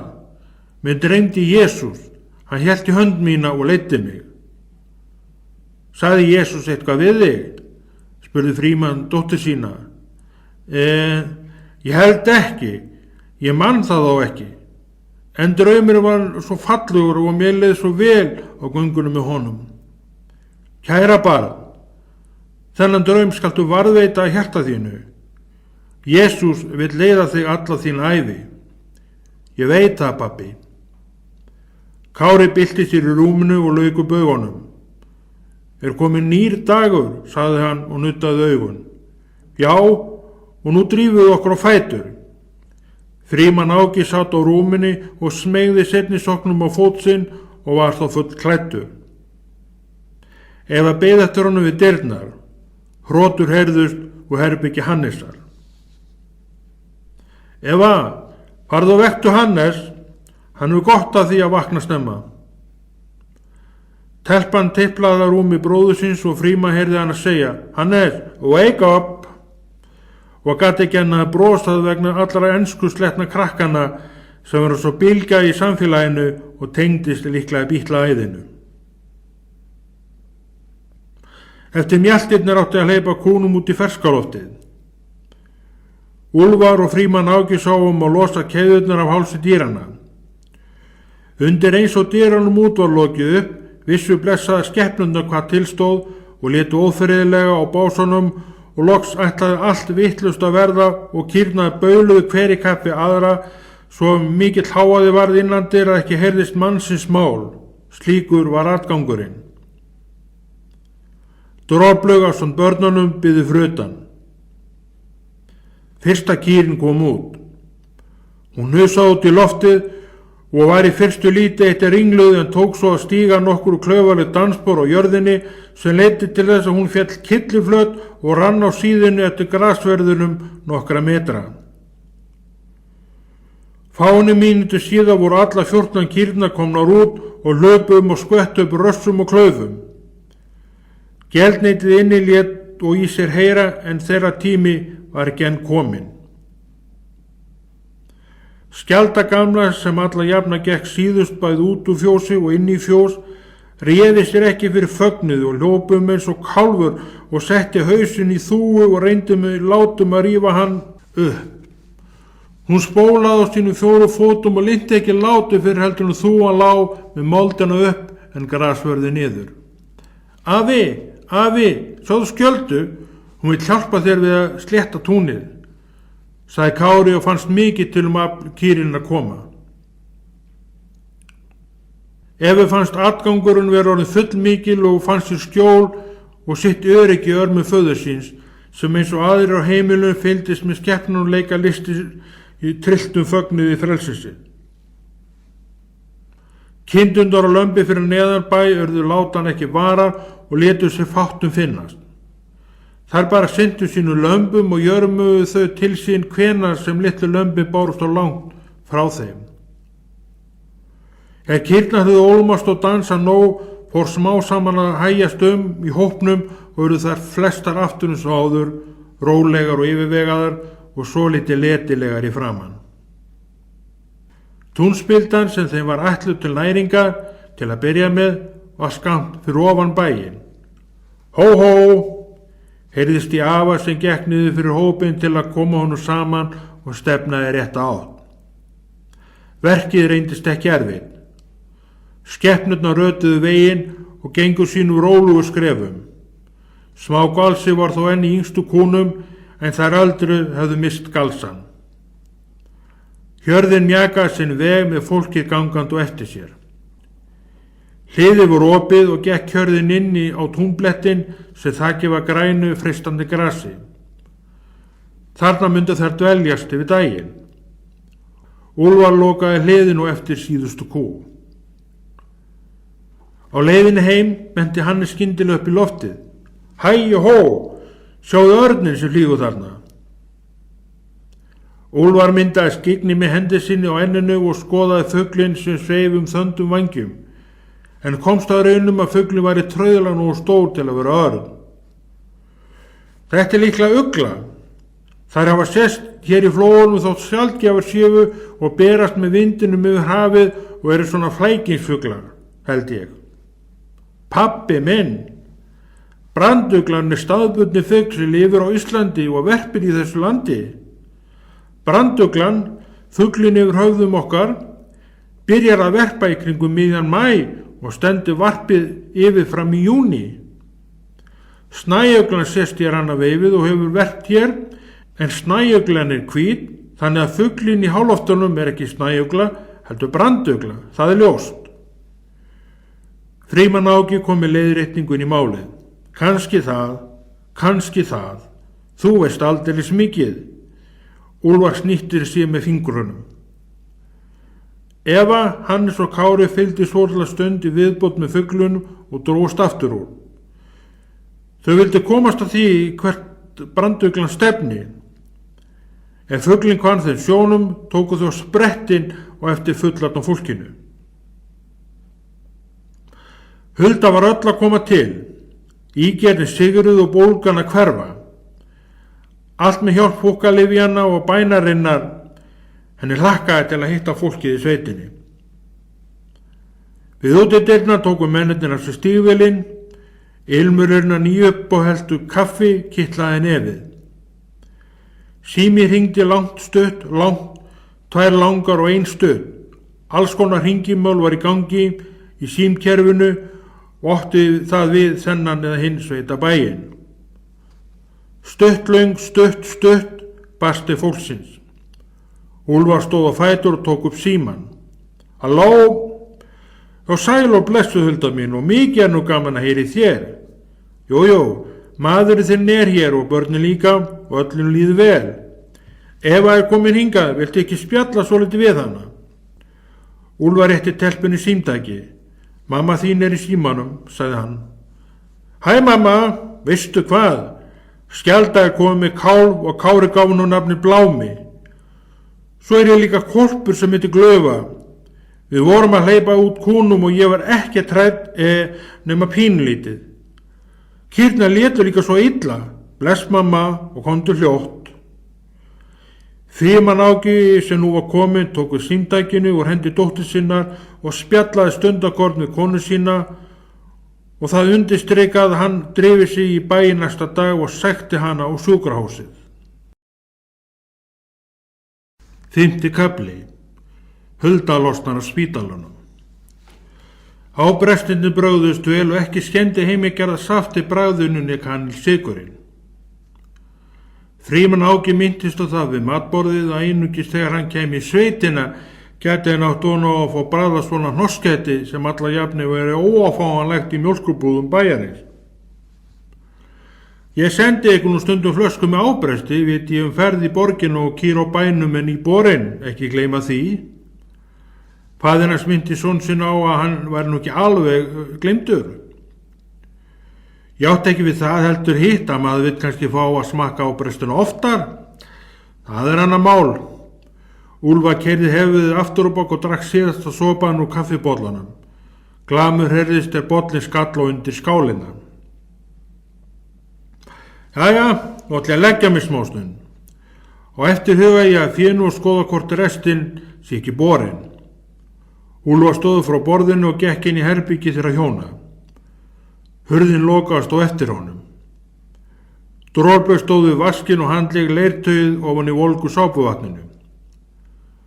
Viltu ekki líka halla þér stundakorn? Spurði Drorbjörg son sinn sem jankaði og stóð á fætur.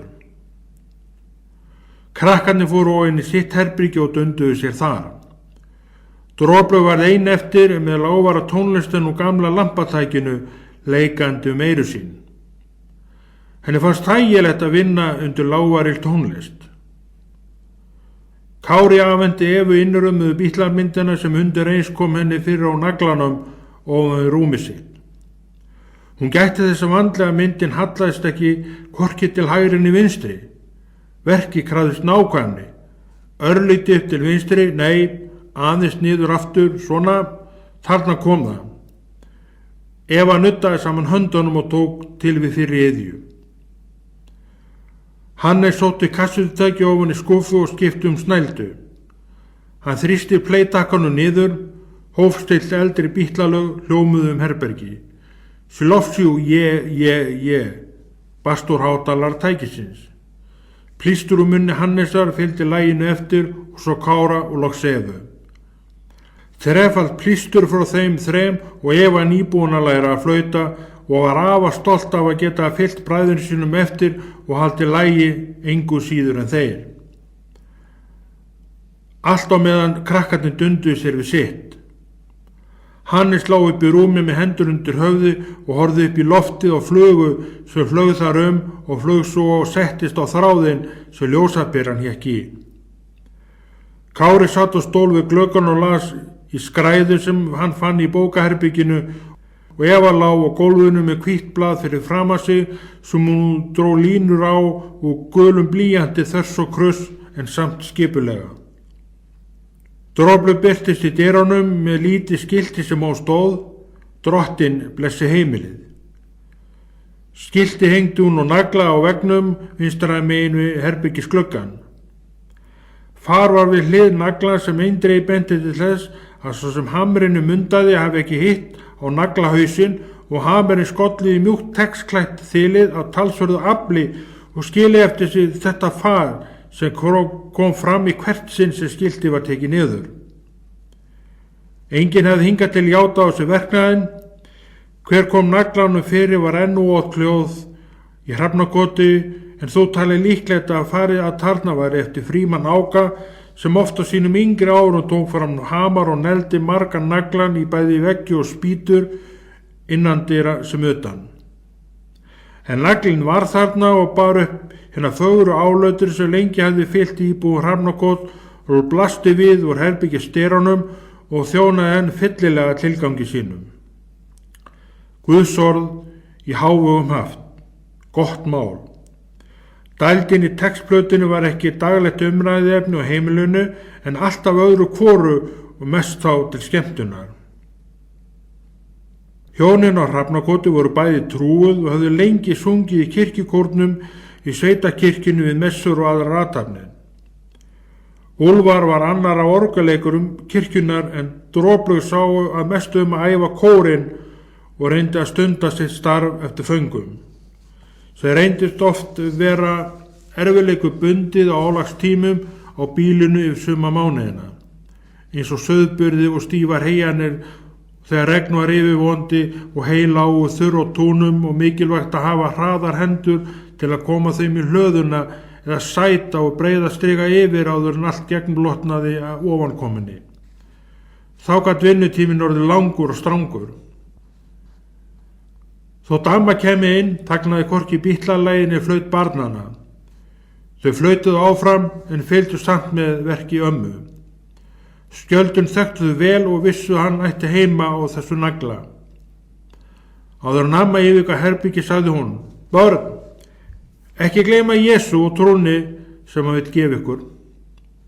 Ok, sagði Hannes og skoðaði miðan innan á nýja vestinu sínu sem meðal annars sýndi framleiðslu landið og sá sér til gleði að vestið var framleitt hvorki meira en minna heldur en í Liverpool, í heimaborg og fæðingarstað bítlana.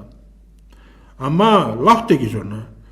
Ég fer með bænirnar hverju kvöldi, sagði Kári og fletti í bókinni sem lá á hnjánum hans. Ég líka og ætla alltaf að gera, blessa amma. Eva hélt áfram plístri sínu þar sem hún var og horfði og skoðaði bítlamyndir sem hékk og við rúmstæði hennar á milli þess sem hún teiknaði á blaði sem hún hékk hjá föður sínum áður en hann fór inn í herbergi og lagðist upp í rúmið. Myndin á veggnum var eins og mynd á vegg á að vera, þráðbein og hallalaus. Hún dró blýantinn eftir blaðinu og gerði sitt besta til að teikna mynd af og og sjálfur sér og Kára og bróður sínum sitjandi á gærinu og Urlíf dauðs dráttavélarinnar á leiðinni í kaupstaðinn. Á síðari stígum myndarinnar bættu svo við Bárður og Kjarnakoti og Lappi hundurinn hans í landrófur jeppanum. Hundinn lét hún stegast við stafinn í bílnum með svartan leppur öðru auganum. Leppurum var merkið hversu gamall hann grei var og áriða líka byrjaði að missa sjón, var aldinn mat Evu. Fullgerð myndin kallaði á skoðun systkinanna sem sá þetta kannski ekki alveg sömu augum og telpan. En hver velti slíkum spámunum fyrir sér? Myndin benti alltíðan til ákveðina hæfileika telpuna til að teikna. Æfingin skapar meistarann, sagði amma oft við þessa sonardóttur sína. Kári, innan í vestunum okkar miði sem segir að þau séu framleidd í Liverpool. Ætli bítlarnir sjálfur hafi búið þau til. Kári leit upp frá lesturum og sótti sitt vestu og skoðaði það og mikið rétt. Liverpool stóð á taumiðanum. Eva streindar að bítlarnir stæði mikið í sumarskap þegar þeir eru að hafa tíma til að semja nýja söngu og æfa lögin sín þegar þeir væru svo frægir. Mér finnst Ringo bestur. Eva gaf út yfirlýsingu meðan hún vandaði sig með eitt af strikum myndarinnar. Tungubroturinn skaust út hægra munnvikið og benti til gríðarlegra einbeitingu. Sagði Kári. Ringo bara trommari. John semur flest lögin og spila svo vel á gítarann og syngur best allra. Ekki gleyma Paul og bassanum, sagði Hannes. Hann vildi halda upp heiðri síns hljómsveita meðlis. Hann stakk vísifingur upp í aðra nösina á sér og sneri honum þar. Eva lagði frá sér bréfsnifsið, stóð á fætur og lagðist upp í rúmið sitt. Hún vildi leggja sig ögn eins og allt fullorðna fólkið á bænum. Myndin var enda full gerð, eða svo til. Í bili í það minnsta. Kári lagði frá sér bókina og teygði sig í myndabókina Tarzan apabróðir. Hann var svolítið heillaður af afreki Tarzans og fannst hann mikill kappi. Að ráða við ljón og górullur var mikið afreki í augum 9 ára gamals stráks. Að seifla sér létt og leikandi frá einum kaðlífi á annan í öllum þessum trjám í skógum Afríku var ekki heiklum henn. Að geta talað við alla þessa gargandi og taugaveiklað apa var frábært, áleit Kári. Tíminn leið, rólegt og hljótt var í húsinu. Droplur lagði sig líka að uppþótti loknum, tónlistið frá gamla lampatækjun var þögnuð. Allt heimilið var í hvíld að gömlum og góðum sveita sið. Snældan komst á enda. Smellur heyrðist playtakkin skaust upp. Nú barst ekkert hljóð úr smágerða tækinu. Krökkunum rann í brjóst. Hrotur heyrðist úr herbyggi föður þeirra en þögnuðu á milli eftir lítilsháttar hóstakast og byltu. Vindurinn lék sér við tún og engi og féð og lömbin sem ýmist lágu hjá mæðri sínum rölt svæðið. Kýrnar hámuðu sér grængrisli á túninu og sveifluðu hölum þegar við átti. Hurð heyrðist opnast. Afi steig fram, geispaði og girti sig og stakk fingrunum í gegnum grátt hárið aftur á hnakka og hárgræslan var komin sem hann notaði svona dagstaglega. Frímann Áki kom einnig fram og strauk sér augun. Öllum á heimilinu hafði tekist að festa blönd. Jæja, sagði Úlfar. Skyldan kallar komið tími fyrir verkin, kæru börn. Úlfar opnaði mynsin og tók út úr sér efri góminn, hristi hann og lét buna á hann úr kalda krananum og stakk hann svo aftur upp í sig. Eva gekk til afa síns og læti litlu lófa sínum í hrúfa og sigruna hönd bóndans. Hvernig líður kindinni minni og nýfætta lambinu, spurði telpan. Hún heilbrigð og lambið hennar líka. Við sjáum þau rétt bráðum. Kári, þú veist að þín bara 2 vænum lömbum. Kári nikkaði höfðinu sem sitt svar. Þeir nenni gjörðu að svara þessi krakka, sagði Úlfar hlæjandi. Úlfar stakk Tom í gúmmiskó og fór í þá. klæddi sig svo í gæruvesti og hnýtti utan sig snæri spotta. Krakkarnir fóru í gúmmístígvél ásamt föður sínum. Eva hlakkaði til að sjá kindina með svarta blettinu á enninu og lambið sitt.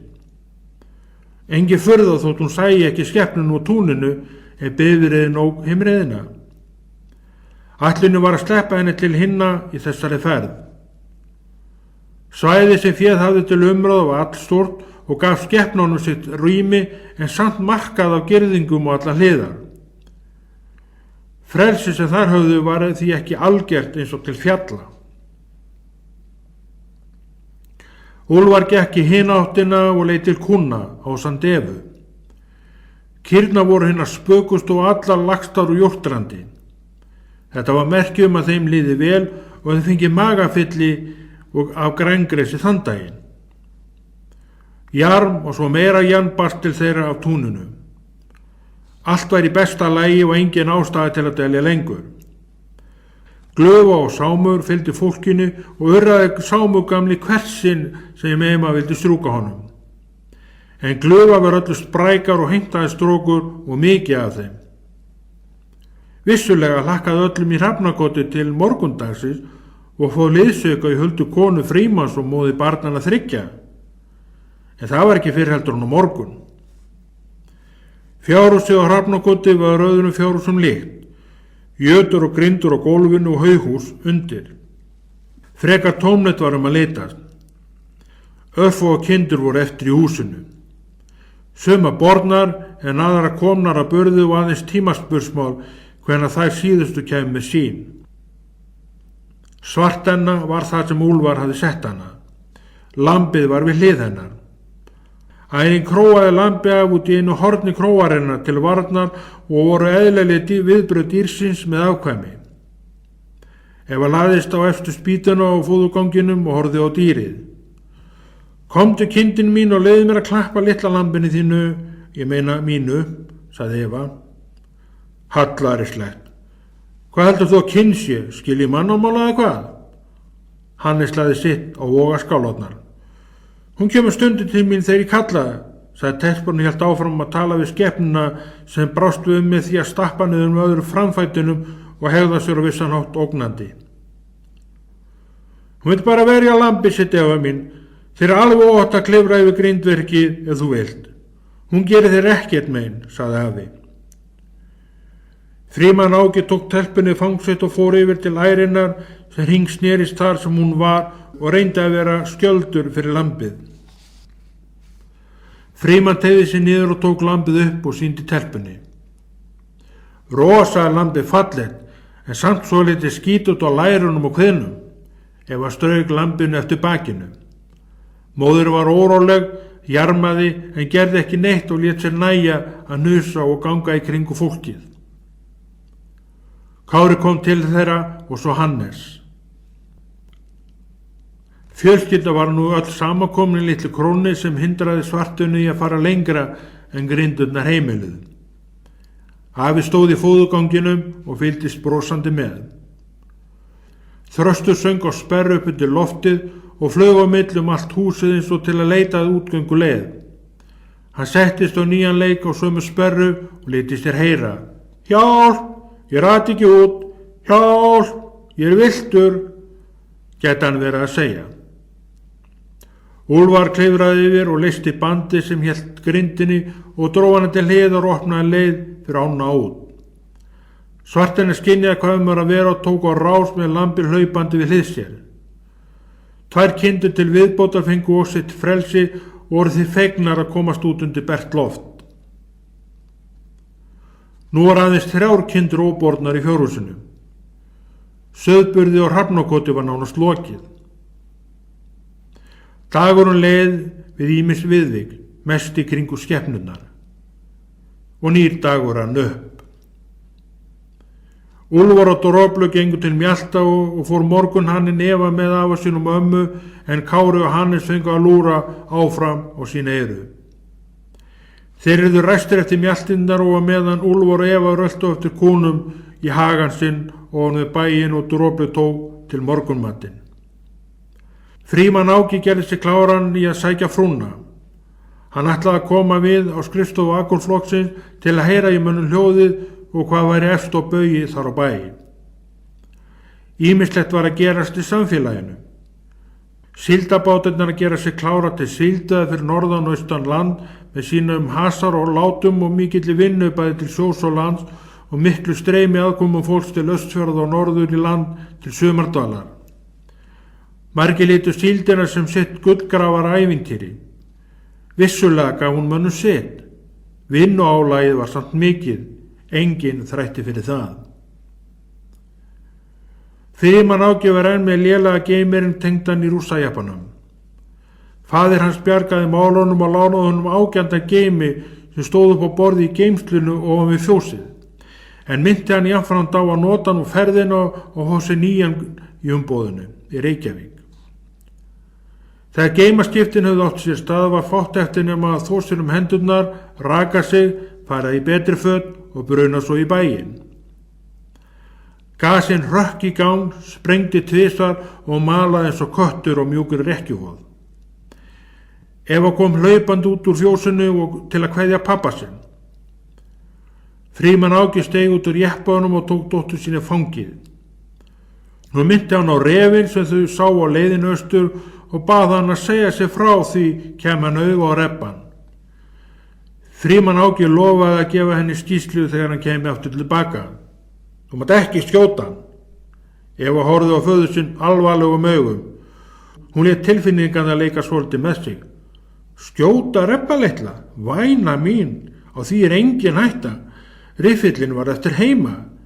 Reppnum alveg óhatt. Aldrei samt að vita ég grípi riffillin með mér í bakaleiðinni, en drífðu þau nú aftur inn til kuna og mundi eftir að skila kæðu bræðar þinna þegar þið vakna á eftir. Eva tók sprettinn. Í fjóstur og snýri hún sig við og veifaði föður sínum. Hún horfði á eftir jeppanum Aka á rólegri ferð niður eftir heimreiðinni. Eftir að hafa hort nægju sína fór hún inn í fjósið en skildi útihurðina eftir opna. Fjósverkin voru enn í fullum gangi. Frímann leit í baksinn í spegilinn, bærin blasti við og var ákveðin róið í íbúðarhúsinu sem hann hafði alist upp í og kom reglulega til eftir hann fór að heiman og gifti sig og þau hjónin eignuðust eigin íbúð í Hlíðunum. Og svo komu börnin eitt og eftir öðru, blessun frá lifandi Guði. Marga minningar sóttu á huga mannsinn sem satt einsamall í bifreiðinni. Lítil umferð var á veginu suður og einstaka bíll á stangli. Kambarnir voru auðveldir yfirferður og svolítið annað en var yfir vetramánuðina stórhríð geisaði efst á fjallinu þótt sitt hvoru megin væri ágætis veður. Áttakata kakki kom á eftir honum og tók fram úr þar sem brekkan var bröttust. Ameríski bílar með þessa vélastarð höfðu nægan kraft. Brattar brekkur eins og eitt stykki kambar voru fyrir þeim lítil fyrirstaða. Stoltur bifreiðaeigandi horfði yfir til bíls þingmannsins og gaf lítið meira í og skaust fram úr. Sem fyrr var heiðin einmannaleg. Fuglar sáust varla og flögru og enginn sá hann refinn þótt hann skimaði eftir honum efst á fjallinu, mest þá fyrir dóttur sína. Kannski var búið að fella kvikindið, kannski lá hann ofan í einhverju hólunni og beið eða kjamsaði og bráð. Rússajeppinn skrölti þetta gömlu vana og lét vel á stjórn þótt ekki færi hann hratt yfir og næði 90 km hraða á klukkustund með allt í botni og stýri og grind, titrandi og skjálfandi á átökunum. 60-70 km hraði var svona meðalhraði fyrir slíkan bíl. Siður Gas var að skila sínum á leiðarenda, sem var aðalmáli fyrir þingmannin Frímann Áka Úlfarsson. Borgin blasti við framundan, umferðin jókst. Reykjavík var óðum að breytast úr borg yfir í stórborg, með ýmis merki stórborgarinnar í sér. Togari sigldu úr höfn og skip frá skipafélaginu Einskip beið eftir tollafgreiðslu svo það geti lagst að bryggju og kaupandi fengi sitt að utan og svo almenningur. Og móti honum ók rúta fulla farþegum. Rútan var í áætlunarferð með endastöð á Hornafirði. Farþegum rútuna beið löngferð sem tæki þá allan daginn. Hulda átti von á manni sínum. Hún var sem vonlegt orðin svolítið óþolinmóð og hlakkaði mikið til að komast í sveitina og hitta fólkið sitt. Þaðan sem hún sat mátti sjá að yfir hluta bílaplansins og bílana sem þangað komu. Hún sá að rússnesku jeppagerðinni Gas kom og byrjaðarstjórinn finna sér stæði og nema staðar í þessu bílastæði. Útsteig ökumaður. Hann var svolítið styrður í liðum. Hún hlakkaði til að hitta eiginkonu sína og gladdist yfir því að ígerðin handlingunum var sigruð og hún sem óðust hann á fullum bata. Hulda sá mann sinn og henni ekki lengur til setunar boðin. Hún tók töskuna við hlið sér og dreif sig út í góða veðrið. Höndin sem ígerðin hafði verið í var enn í fatla en fatlin myndi fljótlega að fara. Eftir mestalagi 2 daga, sögðu læknandir. Komdu sæl og blessuð, elskan mín, og mikið nú gaman að sjá þig. Öllu fyrir austan hlakkar til og bíða eftir þér og orðin spennt að sjá þig. Frímann Áki heilsaði konu sinni með virktum og fekk sömu svörun frá henni. Eftir faðumlögu nokkra kossa og spurningar almenns eðlis hvernig gengi var fátt eftir nema að drífa sig að stað. Hulda vildi koma við heim og skoða vexummerki. Hvernig líður börnunum?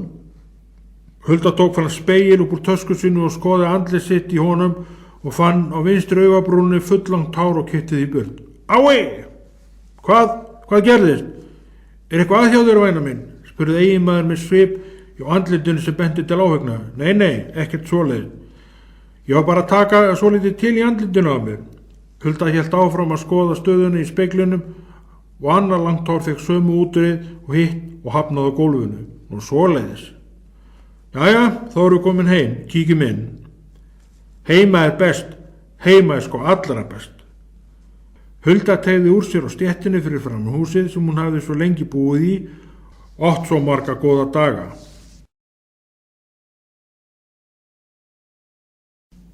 Sjötti kafli, snúist í borginni.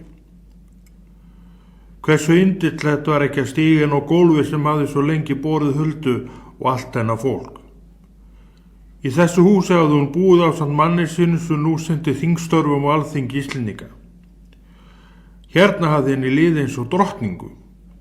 Hérna lagði hún línur og hélt utan hluti sem viðkom heimilismönnum. Og heimili hafði hún búið fólki sinni sem því leið vel á og fann sig örugt í, alveg eins og hún sjálf gerði.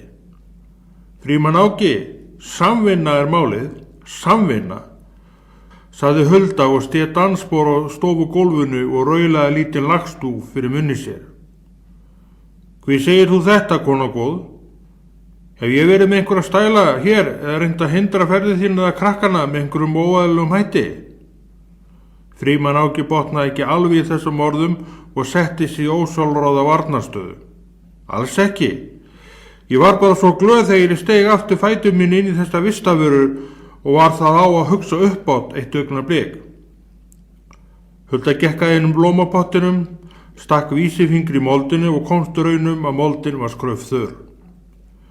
Þessi uppgötvun dró hana eldhús krananu þar sem vatni var og vökvaði blómi sem blöðu voru farin að slúta á af vatnsskortinum. Við lá og hún heyrði rætur blómana sólgræsi tæran vökvan sem rann úr könnunni. Herðu, ég ætla sér snöggvast að skreppa niður á flokksskrifstofu. Kemur þú með? Fólki fyrir austan bíður eftir að hitta þig og krakkarnir eru orðnir spenntir og tími okkar í borginni knappur. Já, ég kem. Hulda gekk húsið og aðgætti alla glugga hvort að þeir varu örugglega krektir aftur. Gluggi í herbergi Hannesar stóð opinn upp á gátt og eins gott að Hulda fór í sína venjubundu eftirlitsferð. Inn í herbergi Evu og Kára sá hún að bítlamyndin sem Telma tók vanlega með sér hékk enn á naglanum á veggnum. Jæja, allir sé ekki best að taka myndina með sér rustur. Eva verður glöð á að fá hana til sín. Og þó, Frímann Áki, hrópaði Hulda. Já, hvernig standa bítlamyndamál krakkana? Hvað ætli ég veit það? Er ég einhver sérfræðingur í bítlamyndamálum þeirra? Dálítils pirrings gætti í röddinni. Ef ég man þetta rétt, þá eru þau öll með sína bítlamynd fyrir ofan rúmið sitt. Hví spurðu? Ég segi Eva hefur gleymt uppáhaldsmyndinni sinni. Kári lánaði henni innrömmuðu myndina sína. Komdu nú, drífum okkur á stað. Að koma væni minn, rólega næsing. Ég ekkert æstur, bara ég líti að flýta mér. Hulda lauk yfir ferðin og skellti á eftir sér út yfir á hurðinni og gætti þess að húsið væri örugglega læst. Henni rann blóðið til skildunar. Heyrðu, ég þarf sem snöggvast að tala við nágrannakonuna og biðja hann að líta eftir íbúðun og vökva blómin og svoleiðis á meðan við erum fyrir austan. Hún með lykil að húsinu. Já, gerðu það en vertu fljót. Tíminn svo harða hlaupum, svei mér þá, sagði Frímann Áki sem í sama mund leit á úrið og stakk hendinu ofan í buxnavasa sinn og tók upp bíllyklana. Hlíðahverfi var killátt hverfi. Indælir nágrannar og krakkarnir ágætis vinir sem léku sér saman við alls konar leiki. Vinátta þeirra styrkti heildarmyndin í hverfinu. Nóga leikfræðum og víða hægt að príla og sparka knetti í mark. Eina sem þurfti voru 4 steinar, 2 fyrir hvort mark, hæfilegt millibil á milli markan og uppblásnu knött og knattspyrnuleikurinn gat hafist með tilrendi hrópum og hvatningar orðum, eins og þú getur það, gefðu hann á mig, ég í dauðafæri, núna, klaufi. Sá sem sparkaði knettinum hafði ekki sérlega gott vald á töðrunni og bolti neitaði að fara þangað sem hann átti, heldur í þetta skipti fyrir fætur andstæðingsins sem sá sitt færi og hljóp völlin og skoraði. Knattspyrnumaðurinn gekk skólaus á öðrum fæti eftir sparkið og hoppaði þangað sem skórinn lá. Hvítur sóli gúmiskósins eins og brosti við eiganda sínum þar sem hann lá í mjúku og svolítið röku grasinu. Markmaðurinn hafði aðeins brugðið sér frá til að skoða skringilega lagaða spýtu sem hann skyndilega sá. Hann spurði sjálfan sig hvort spýtan svo arna væri fornmunir, sem gat svo sem vel verið, og forvitni drengsins var vakin og gerðist óstöðvandi. Að lokum héldu honum engin bönd og hann yfirgaf stundakvart svæði sitt með sínum vitaskuld afleiðingum. Bannað að fara í verkfall mýðu leik, hrópaði Palli eldröðri framan af hita og æslum knattspyrnu leiksins. Allt voru þetta þó smámunir sem fráleitt hindruðu börnin í að halda að leika áfram og endurtaka sitt spark á nýjum degi og kjósa í lið sem urðu þá andstæðingar á vellinum og spyrna knetti. Leyfði veðrið út í leiki.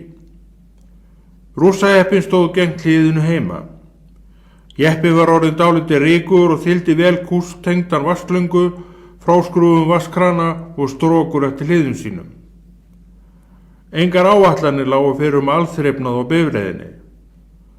Planið á Hrafnagötu við Mjólkurhúsi var ágæti staður til allra þrifa og tíminn nægur þegar austur kæmi. Þrösturinn sem lengi hafði gerst í hreiður í garði þeirra lá á eggjum og lét sér í létturúmi liggja þótt fólki gengi undir trénu sem var búin að eigna sér til viðhaldsþrasta stofnunum. Kannski þekkti hann orðið fólkið og treysti því. Aldrei var að vita. Þessi þrastajón höfðu komið út mörgum ungum í trénu á liðnum árum sem sjálfur átti egg í hreiðri í nágrenninu. Eðli kattarins á sífelldu vappi í hverfinu blóðuð og allt sem hreyfist vekur áhuga og skott byrjar að hreyfast og auga að stara, mið út og stökkva á réttu andartaki og hárbeittum klóms og læsti fyrra á hold og horfi aftur inn í runnan og þaðan á öruggan stað með bráðina í kjaftinum. Frímann Áki stakk kveikiliklunum í og sneri honum. Einhvað líkara, en allir mælaborðins fengju líf sem risu af strömmnum sem skyndilega flæddi eftir leiðslánum. Ökumaðurinn steig á hnappinn í gólfinu og jeppinn hrökk í gang á fyrsta starti eftir venjubundna sprengingu og dökkan reyk út pústuröfið. Hvað, bara búin að kaupa nýja rafgeimi? Engin sveif heldur full start, aldeilis munur. Frúin veitti þessu athygli. Það var gott að þú myndist á rafgeimin, ég var búin að gleyma honum. Þess í eigu pappa, myndi mig á að koma við í umboðinu áður en borginni sleppir. Öldru hjón gengu hjá þann mund sem Frímann lagði á stýrið ók út á akbrautina. Hjónin byggu eilítið ofar í götunni í nokkra húsra fjallað og voru ágætis kunningjar þingmannsins og hans fólks, þótt landsflokkurinn væri þeirra stjórnmálaflokkur og karlinn yrði stundu snarpeitir í umræðum í málum sem honum þótti brýn og knýjandi voru á pólitískum toga. Hulda og Frímann vinkuðu fólkinu sem vinkaði brosandi á móti. Garðarnir við þessa götu voru allir að koma til. Í sömum sást fólk vinna við tiltekt ruslarsöfnum sem tilheyra vorkomunni. Einstaka var með gaffal sem hann stakk moldinu upp með til að setja kartöflur í, rófur, næpur og annað matarkyns. Aðrir garðalag og vanirtir eins og árinu undan. Garðáhugi manna enda misjafn sem og hirðusemin í kringum þetta. Veturinn skilaði alls konar dót inn í þessa garða sem kom í ljós með vorinu snjórinn hopaði og hlýindin komu. Drengur og telpa rendu sér niður götun og heima gerði hjólatík og stökk sá sem ekki stýrði af endrum og sinnum og ýtti á til að ferðin héldist. Til síðst var að skiptast á að stýra en gerðist þó yfirleitt ekki fyrir en eftir marga beiðnir þess sem ýtti. Ökumaðurinn hafði tilhneigingu til að sitja sig fastast og átti það til að breytast í versta þvergirðing en var samt á endanum gefa sig vegna stöðu þrýstins frá hinum og taka stöðu þess sem ýtti. Óneitanlega var meira gaman að stýra heldur en ýta með sínum puði. Á milli mátti að heyra mikil hlátrasköll frá tvíegginu sem benti eindregið til skemmtunar sem uppáttaki gaf því.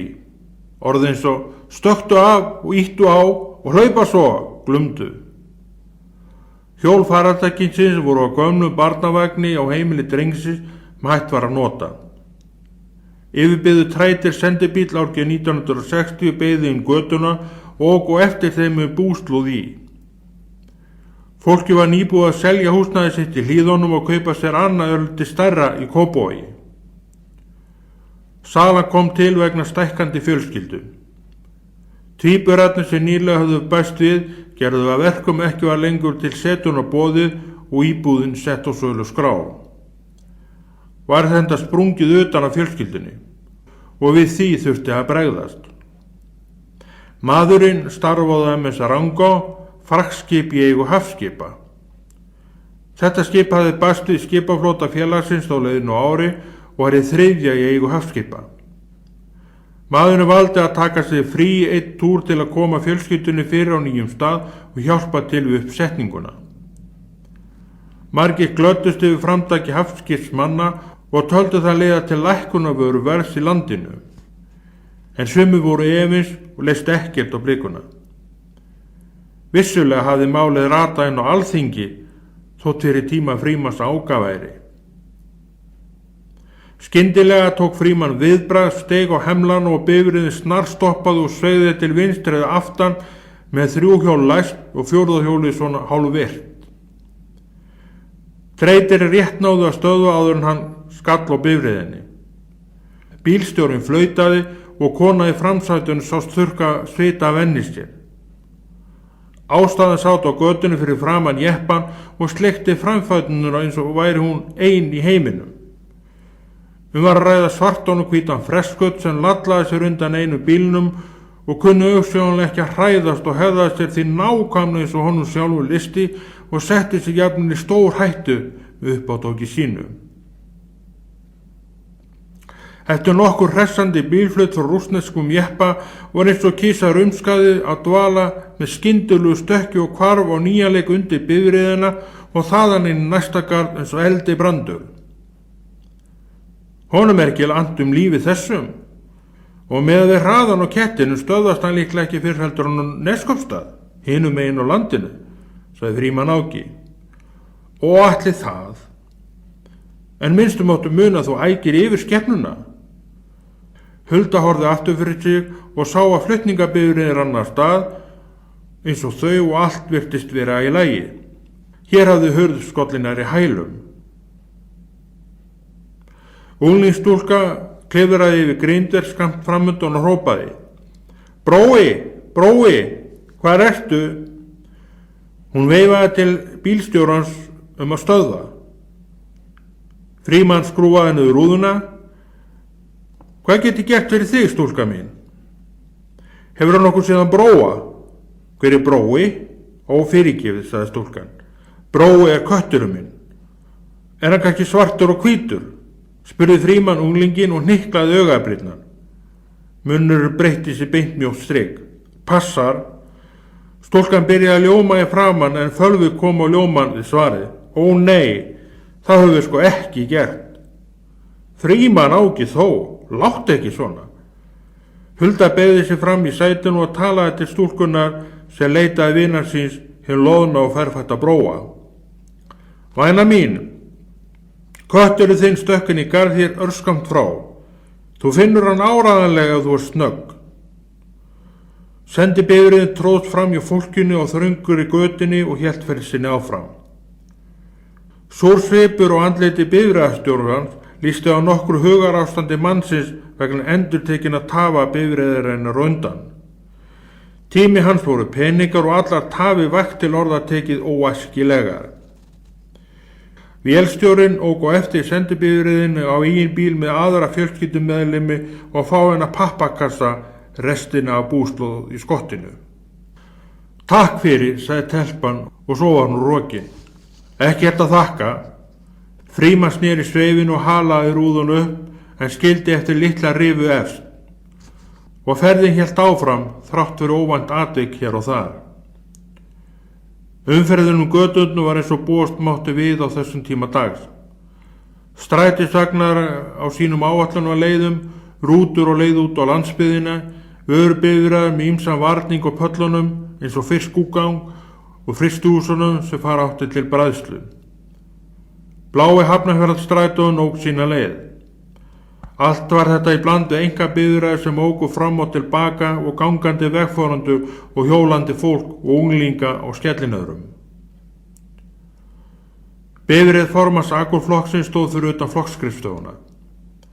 Dyrnar stóðu opnar og sást inn til formannsins sem satt á bakvið skrifborð og blaðaði í skjölum. Frímann Áki og Hulda stigu út úr bifreiðin og gengu inn. Góðan daginn, þú ert bara komin í bæinn úr sveitinni svo skjótt. Ég reiknaði með að þú yrðir að minnstakosti 3 vikur fyrir austan á þínum uppeldi slóðum, sagði Hafsteinn Bóasson, flokksformaður Akurflokksins og reis á fætur til að heilsa gestunum. Það er einmitt verið að hella upp á könnuna og ef þið megi vera að því að bíða stundakort, fáið þið þann besta kaffisópa sem völur á. Er ekki svo, Brynhildur mín? Ríó kaffi frá Jónsson og Kóper bregst nú ekki.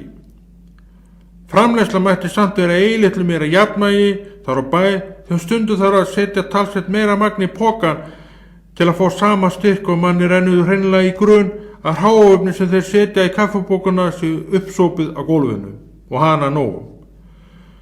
Geta Akurflokksmenn ekki stuðlað að því að önnur kaffibrannsla komist á koppinn í landi voru?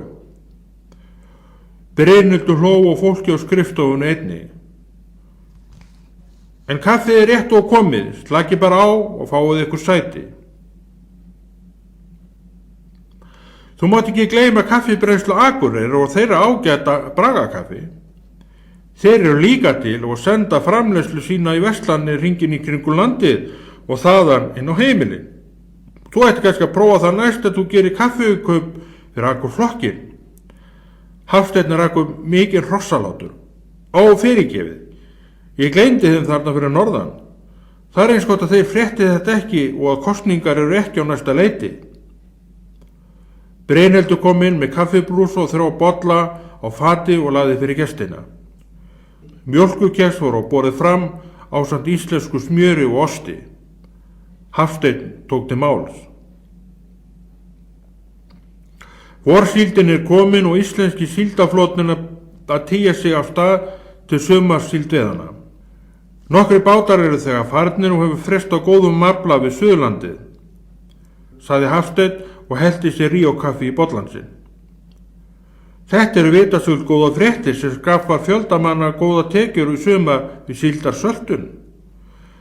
Eitthvað af þessari síld fer vitasöld í salt þó megnið endi í bræðslunni og henni verði umbreytt í mjöl.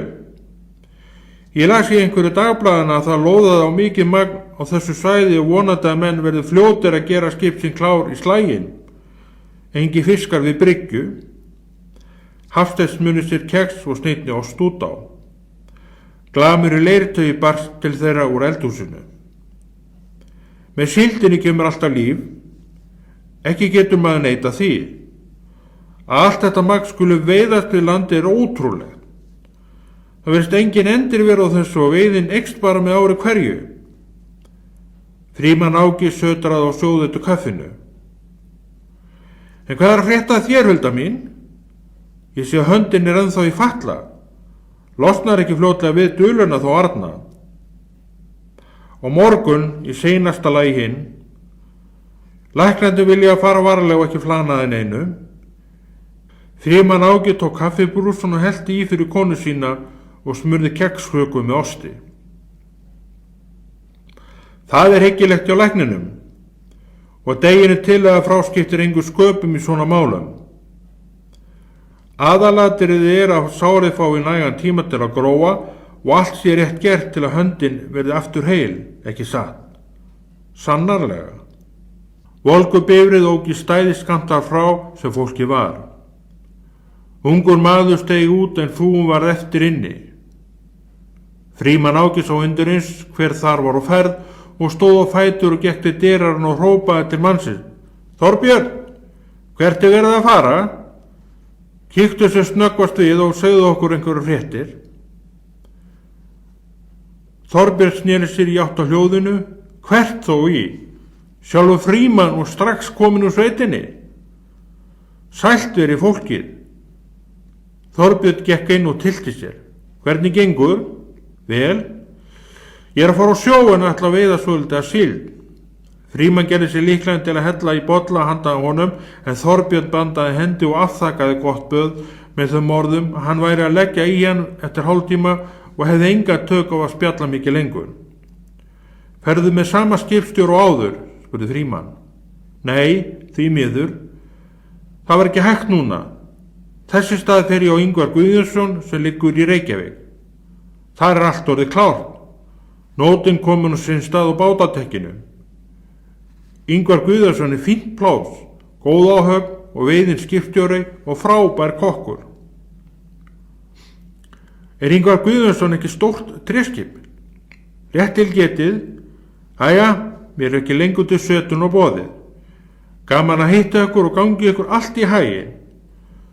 Þorbjörn stóð á fætur og hélt til dyra. Guð blessi þig og gefi góða veiði, sagði Hulda, sömuleiðis. Þorbjörn var rokin yfir götun og inn í verslunina sem þar var og kom að vörum að spori út aftur með lítinn poka sem hann hélt á. Volgan beið með vélina í gangi. Kannski var geimurinn enn í ólagi og hann af þeim sökum ekki þorað að slökkva á vélinni til að forða vandræðum. Mikið var enda í húi og heill bátur með allir áhöfn beið. Áður en varði og Volgan komin úr Fegiferð niður á bryggju þar sem bátur láguð festar og vaggaði mjúklega við bryggjukantinn. Mikill hraði á mínum. Svona er þetta stundum hjá okkur. En Hulda mín, er ekki rétt að við drífum okkur til fólksins í sveitinni? Þau bíða spennt eftir að hitta þig. Frímann Áki tók í hönd formannsins með þeim orðum að vera í sambandi síðar. Ný rafgemi var keyptur í umboðinu og haldið sem leiðilá austur fyrir fjall. Sámur og glufa eruðu bifreiðana fyrir stöður og þutu sem fætur tókuðu til að gelta. Þetta vakti athygli krakkarnir sem sá að foreldrar sínu voru að renna í hlað. Brosandi barsandlit mættu þreyttum og svolítið styrðum ferðalöngum en þau stigu út úr bifreiðinni. Eva sagði móður sinni frá svartunu og lambinu þegar konu var hleypt út, frá uglunni sem sveif yfir höfðum þeirra og ýmsu öðru og með þær gengu saman inn í bæinn. Hannes og Frímann báru inn farangur Huldu og komu töskunum fyrir í herbygginu sem þeim hafði verið úthlutað. Eftir faðmlög og kossa og vínalæti fólksins var komið að næsta skrefi. Nýbakaðir og volgri brúntertu og kakói á að skiptast á fréttum yfir matborðinu. 7. kafli við skipslið. Þorbjörn ók inn á bryggjuna. Ingvar Guðjónsson var tignarlegur og stóð hátt á flóðinu, með hárreist og mikilúðlegt stefnið horfandi til vesturs. Nótin lá tilbúin á bátadekkinu.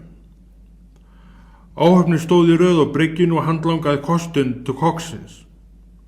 Handlöngunni gekk vel. Kokkurinn tók við öllu þessum kossum og pókum og raðaði þeim í hirslurnar borð. Allt fór á sinn stað sem tilheyrði eldhúsinu. Bryggjukallinn sá að fylla vatnstankinn. Stúturinn stóð ofan í rörinu sem stóð upp úr dekkinu fyrir ferskvatnið. Lífgefandi vatni streymdi ofan í tankinn sem dálítið tíma tók að fylla. Þurfti hann enda uppfylla þarfir mannskapsins í nokkra daga, vatn og vistir, það var málið. Á sama tíma dældi olíubíllinn olíu borð. Mörg tonn á eldfumu vökva runni í sinn tank undir þiljum, handa aðalvél og ljósavélum. Bílstjóri olíubílsins tók ofan húfuna og sló henni aftur og ítrekkaði utan í stöðara bílsins og milli þess sem að skoðaði kollennan. Þegar hann var orðinn ánægður setti hann lokið aftur á höfðu sitt og strauk á sér hökutoppinn. Geitaskeggi lafði spíslaga niður á hökuna. Hann teygði sig í brjóstvassa skyrtunnar og tók fram pakka af sígarettum. Horfði svo á bílinn og eins og rumskaði og stakk pakkanum aftur á sig. Dælan sá sitt og teljarinn taldi. Bílstjórum beið og hugsaði sitt. Fyrir aftan Ingvar Guðjónsson lá fagurgrann stálbátur sem einnig gerði sig kláran fyrir síldveiðarnar.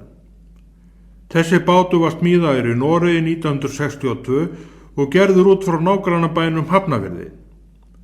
Sá græni hafði siglt yfir til Reykjavíkur snemma morguninn eftir nótinni.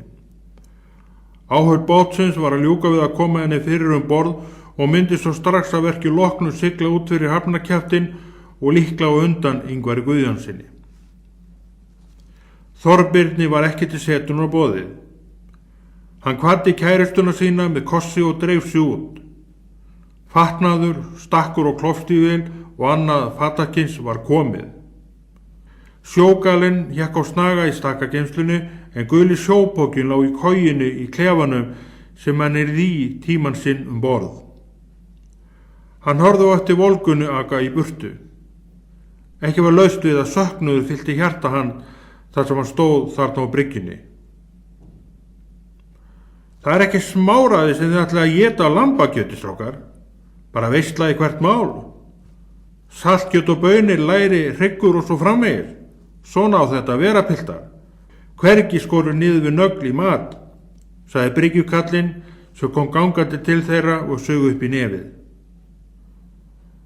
Þar sem vel og mikið er unnið, þarf þá líka að vera góður og kjarnmikill matur. Þetta tvennt helst ágætlega í hendur, sagði skipstjórinn og horfði á snör og fumlaus handtök kallana sinna út brúagluggan og sló úr pípunni í utanverðan brúavegginn. Askan hrundi niður á dekkið. Vatnstankurinn fyrir að fyllast. Þeir þurfu altént ekki að bíða eftir vatninu. Bryggjukallinn leit á slönguna og sá að vatni streymdi upp yfirfallið við hlið stútsins. Tankurinn var fullur. Undir eins og hann hafði skrúað fyrir og gengið frá slöngun og sínum stað var verki hans við síldarbátinn lokið. Ekkert annað skip þurfti vatn og hann gat rölt sér upp í skúr og tylt sér niður og fletti blaðinu. Bílstjóri olíubílsins halaði inn slönguna og fyrsti vélstjóri tók við afreiti á nótunni og stakk í möppu. Fagurgræni báturinn og Hafnarfirði leysti landfestar og sigldi á rólegri siglingu út úr höfninni. Nokkrum mínútu síðar komst allur kostur skipsins úr borð. Skipskrúan snerist og skipið tók viðbrað og seildi út fyrir hafnargarðana og tók svo stefnuna á miðin á fullri ferð í hugmáttu eftir gráni bátnum. 2 skip Eimskipafélagsins voru í höfn.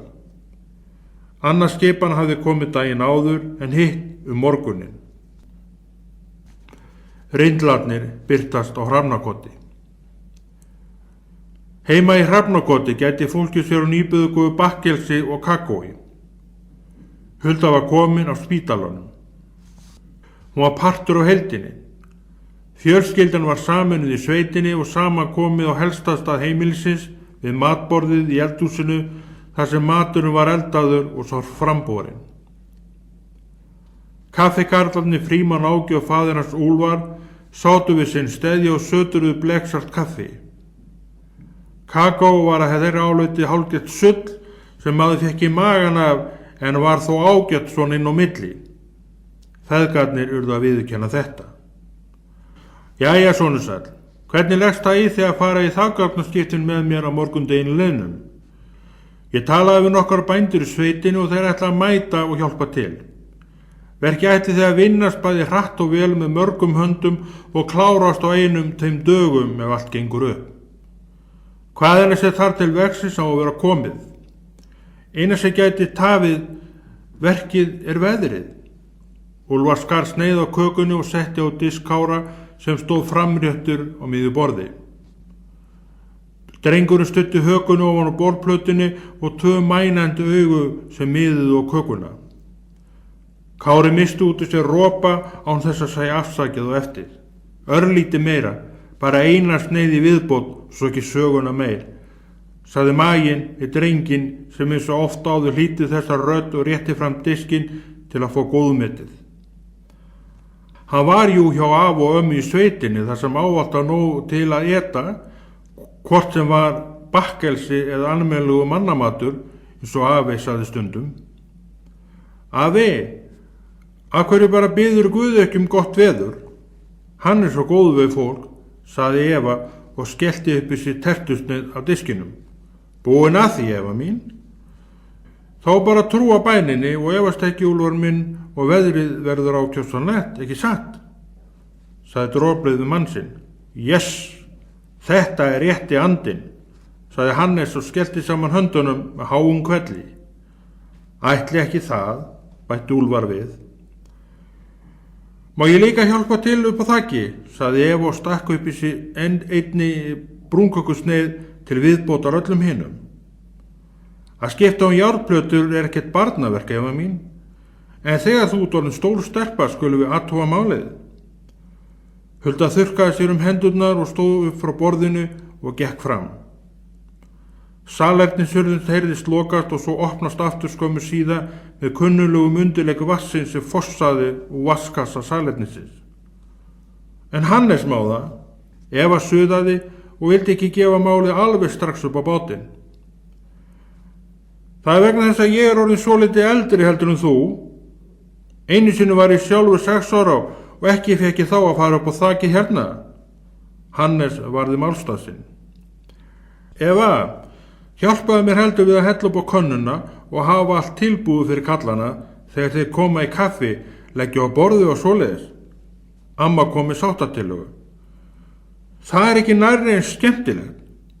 Eva setti skeifu á munnin og borðaði tertusneiðin á disknum sínum með fingrunum. Mér sýnist þú nú ekki vera neitt sérlega sárandi brún kökunni og einhverju verða að vinna þessu verk, sagði Kári og hendi eftir Úlfari afa sínum sem einhverju sinni talaði svona í áhverju drengsins. Með þessu þóttist Kári vera eilítið eldri en hann var. Allt í einu breytist breitt bros yfir andlit telpunnar. Ókei, amma, ég er til, sagði Eva og kláraði á glasinu og áta restina af kökunum með miklum flýti og stóð upp til að taka á borðinu með kinnarnar útataðir í brúnu kremi. Svona, veina mín, sestu nú aftur, verkið er ekki byrjað. Amma hló. Amma, ég ætla líka að hjálpa til við kaffið, sagði Kári. Flott, dugnaðastrákur ertu, Kári minn. Afi fiktaði við falska góminn upp í sér með tungunni án þess að gera sér grein fyrir að tiltæki hans vakti stundum kátunu þeirra sem sáu. En þetta var orðið hálfgerður kækur í honum sem hann sjálfur var hættur að veita eftirtekt. Málið var leyst. Allir inni fengu starfi hæfi og getu. Hulda kom inn í eldhúsið og settist á sama stað og áður við eldhúsborðið og kláraði brúnan rjómablandaðan drykkin. Veðrið úti var gott. Sólarlegt þessa stundinu og dálitli ský á himnum. Veðurfræðingarnir á bænum áttu ekki von á neinu átökum í veðrinu og sagði ekki veðurstofan í hádeginu að útlit veðursins væri gott. Hundgá barst inn til fólksins. Banka var útidyrnar. Banki olli dálítilli truflun við borðið. Hver nú að koma? Best að athuga málið. Úlfar stóð frá borðinu, girti skyrtunum niður buxurnar, greiddi hárið aftur á hnakka með fingrunum og hélt til dyra og leit augnablik í spegilinn sem að leið hans var og lagaði til skyrtukragan. Droplu leit sem snöggvast út eldhúsgluggann og horfði niður heimreiðina. Þar var enginn á ferli. Aðeins kyrrstæður sendibíll sem stóð við annan hliðastörin heima að bænum. Amma, hver að koma? Eva var eitt spurningamerki framan. Veit það ekki telpa mín fyrir heldur en afið þinn hefur lokið upp útidyrunum og aðgert það? Úti stóðu 2 ungi menn og vel hærðir. Sannkallaðir ungi nútíma menn. Góðan daginn, við lentum í smá vesinu og þjóðveginn rétt á þann. Hjólbarði sprakk og ekki vildi betur til en svo að felgulíkillin er týndur og hefur líklega gleymst það sem við vorum síðast. Leiði líka til Kolsvallar til að spila á sveitaballi í kvöld. Við erum komnir í svolítið tímaragn. Hljóðfærin í þessum bíl sem þið sjáðu standa við rétt vestan við hliðstörinn heim að bænum. Ungi maðurinn benti á ljósleita sendibifreið. Maður sást á vappi við bílinn og svo annar maður til. Báði mennirnir staðnæmdust við sprungin barðan og klóruðu sér til skiptis í kollinum. Báðar skjóturðir í bifreiðanna stóðu opnar upp á gátt og sást annar mannanna hverfa hálfur inn í bílinn. Greinleitt var að hann leitaði einhvers og líklega þá felgulíkilsins til að afsanna að hann væri í alvöru týndur. Lengi er von á einum. Nokkur mínútur síðar sást maður ganga fram með bifreiðinni án þess að vera með neitt í hendinni og beygði sig niður og þurrkaði sér hendurnar á grassunni í veggkantinum. Líkillinn var týndur og tröllum gefinn. Það var orðið dagljóst. Sá sem talaði var svolítið órólegur og greinilega í kaffi klukkuna sem hann í sífellu leit á. Hundarnir þefuðu nokkrum sinnum til viðbótar að fatnaði gestana og voru á vappi í kringu fólki. Jú, ætli við reynum ekki að hjálpa ykkur. Þið eru vænti ég með tjakk. Úlfar stakk fótunum í gúmmiskó og klæddi sig í gæruna og batt utan sig snærið. Jú, tjakkurinn er á sínum stað sem betur fer. Hvaðan eru þið, hárprúðu menn? Úr Keflavík og til er á hljónsveit sem við stofnuðum þar á síðasta ári og erum á tónleikaferðalagi landið og komið að Hvolsvelli að heyra það sem við höfum fram að færa. Já, svo þið til er í kynslóðinni sem sprengir hljóðumnir í fólki með háaða. Hljónsveitu nútímans fylgir vist mikil hljóð, sumri segja óhljóð. Sjálfur kann ég nú alltaf best við harmonikuna og allt hófstilt. Ekki vil ég nú taka undir þetta.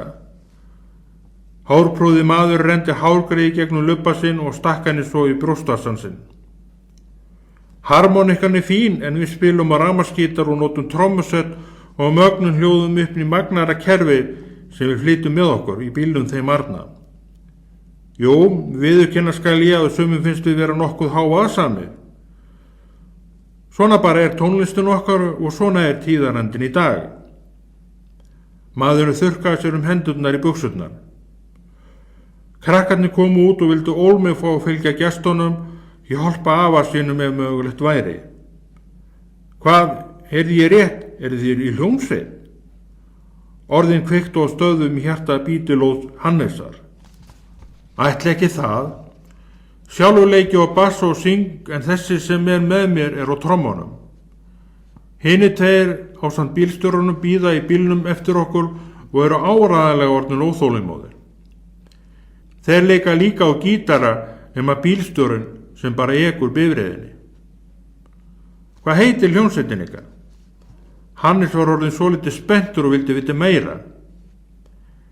Ekki var heldur laust við að hann kannast við kauða án þess að gera sig alveg grein fyrir hvernig hvar hann hafði áður séð þetta andlið.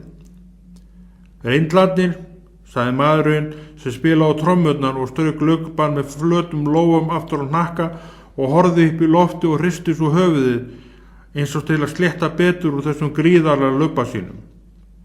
Reyndlarnir, málið skýrðist, vámaður. Nú vissi Hannes hverjir mennirnir voru sem stóðu andspænis honum. Hann hafði séð þá á mynd sem birtist í tímanum í voru. Já, hérna. Íslensku bítlarnir bara komnir á Hrafnakot.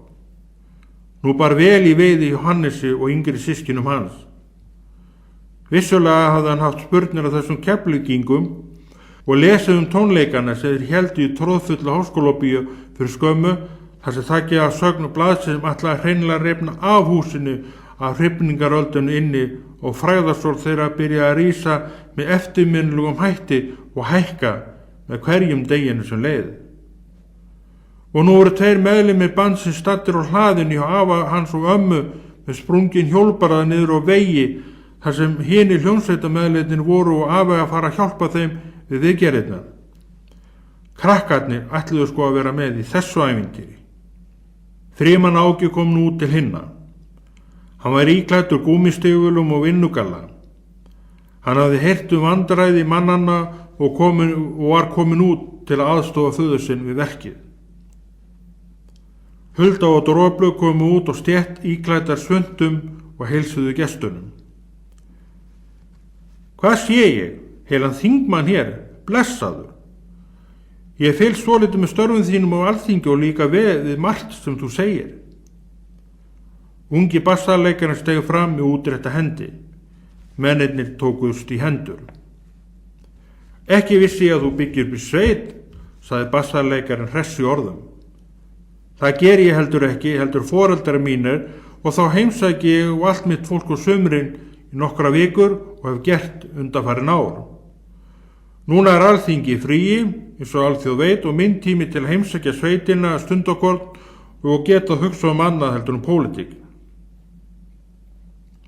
Þannig hlaðast líka batteríun upp og maður kemur endurnærður og þróttmikill tilbaka.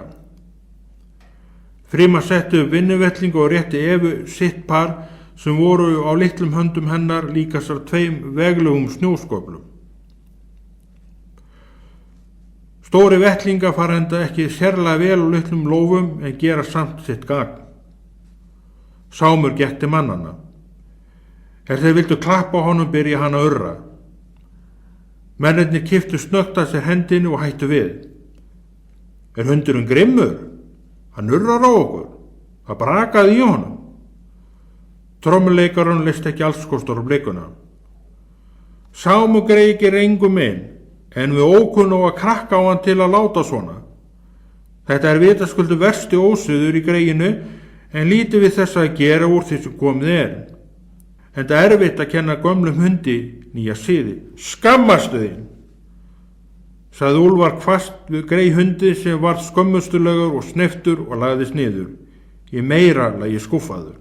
Já, virkilega spældur. Glöfa þáðu strókurnar eftir baki sín og líka fékk þær. Sámur urra líka alltaf á mig, samt er ég ekki trættið hann, sjáðu bara.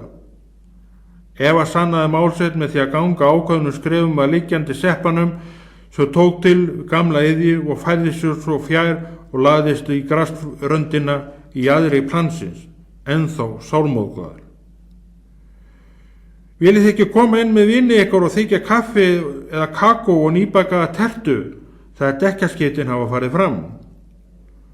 Kallaði Dróblu til mannana það bil sem þeir settust inn í villi sjeppan. Ómögulega takk. Tímans vegna getum við ekki þegið gott boð þitt núna og verðum að rjúka undan eins og fært er. Jeppin fór á stað og ógnuðu heimreiðinu áleiðis að sendi bifreiðinni. Frímann Áki upp á Deutz dráttavélina og ók á eftir þeim. Með honum að brettinu var Kári. Systkini hans fóru með afa sínum í villisnum. Jæja, Jobbi, þú kemur með liðsafla með þér, sé ég. Annar mannana sem eftir var við bílinn talaði. Hann sneri sér að þessum 5 manna hjálparsveit sem mættið var. Mikið erum við fegnir að sjá okkur og verið vissum að við erum hjálpinni afskaplega þakkláttir. Þegar tímapressan lemur á manni með sinni svipu er öll hjálp notaleg. Maðurinn teygði sig innri vasa jakkans og tók fram seðlaveski. Hvað eigum við að greiða ykkur fyrir greiðan, ágætu menn? Ekki eyri, við réttum ykkur hjálparhönd með glöðu gleði. Hvar felið þið tjakkinn, sagði Frímann Áki. Hér er hann, sagði bílstjórinn sem þegar hafði komið tjakknum fyrir undir bílnum á réttum stað og var byrjar að snúa seifinni sem lyfti bílnum upp með öllu sem í honum var. Úlfar var mættur með stjörnufelgulykilinn tilbúinn að losa rærnar. Maðurinn sem kallað var Jobbi kom með varadekki. Hverslags jaki hefur eiginlega herta rærnar síðast þegar sprakk á þessum bíl, þvílík hersla. Úlfar tóku öllu sem hann átti til. Þarna kom það, fyrsta rófun hefur losnað. Hann strauk svitan af enni sér eftir átökin og setti ósprungi dekkið á. Bíllinn seig aftur niður á jörðinni og rindlarnir gátu haldið ferð sinni áfram til Hvolsvallar.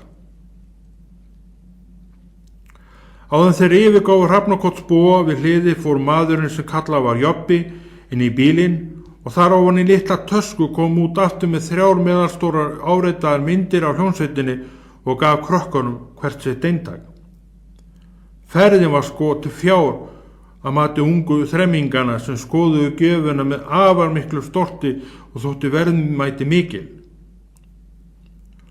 Fullarna fólki lét sér fátt finnast, bitla ástandið tala ekki til þeirra á sama hátt og ungviðarins. Mennirnir fóru allir inn í bifreiðina. Ljósi sendibíllinn hrökk í gang og ók af stað. Hendur sáust út glugga bifreiðarinnar sem veifuðu mönnunum fyrir aftan í kveðjuskinni. Við hefðum átt að koma í bítlavestunum okkar. Það hefði verið skemmtilegt, sagði Kári sem skoðaði nöfn mannana án þess að geta lesið það sem þeir höfðu skrifað, svona í fyrstu atrunu. Svo það eru líka til íslenski bítlar, sagði afi. Eins og það sé ekki nóg að hafa eina svona háöfamaskinu í Bretlandi. Hvers vegna þarf hver að apa upp eftir öðrum? Það fæ ég ekki skilið og mun við seint gera. En Guð blessi þessa ungu íslensku menn og varðveita á ferðum sínum. Afi gekk að jeppanum ásamt Hannesi, Eva og Kári fóru með föður sínum og traktornum og komu sér bæði fyrir á brettinu. Þeim var svo skemmtilegt að sitja á brettisætinu. Sámur og Glóra reyndi að tróða sér inn í jeppan en var umsöðulegt skipað út aftur og því ekki mannaði að gera fyrir þau en að taka á sprett og hlaupa sömu leið og þau höfðu komið. Þvílíkt hundalíf, sannkallað hundalíf. Morgundagur rann upp með sínum verkum og svo hindagurinn. Bændurnir úr sveitinni mættu á Hrafnakot eftir mjalti, vopnaði hömrum og kúpunum og allt gert tilbúið fyrir þakjárnið. Hugur var í fólkinu og veðrið lék við þá. 8. kafli. Þakjárnin nelt á. Sturla Alexandersson í Kúakoti var mættu með hamarinn í hægri hendi sinni. Klár í neglinguna på þaki.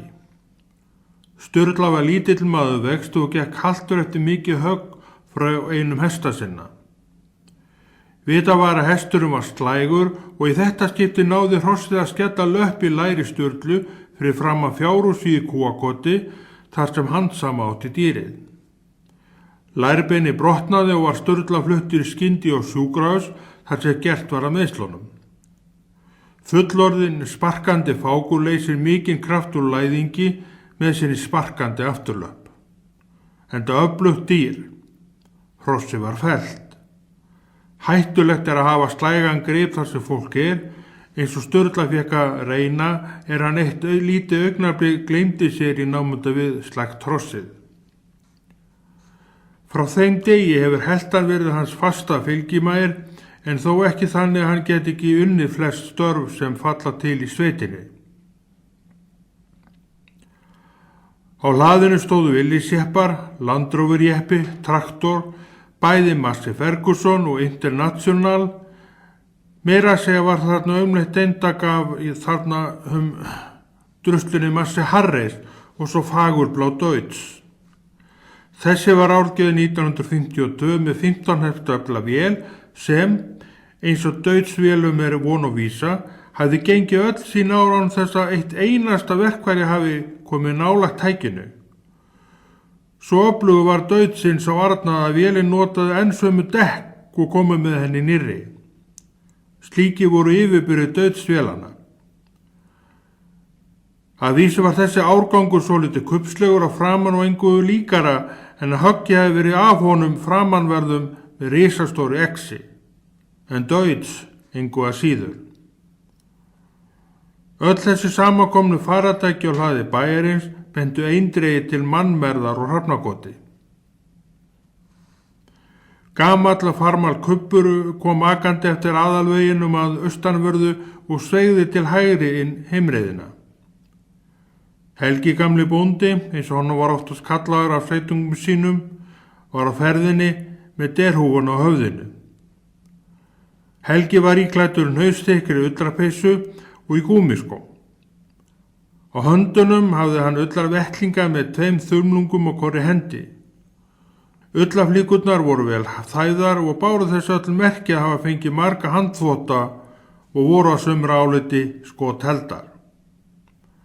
Peysan var í styttra lagi og namið belti mannsins að neðanverðu, ekki vegna þess að Helgi hafði bætt svona á sig, heldur vegna allra þvottana sem hún hafði gengið í gegnum og hlaupi óþægilega gegnum tíðina. En slíkt gerist með ullarfatnað.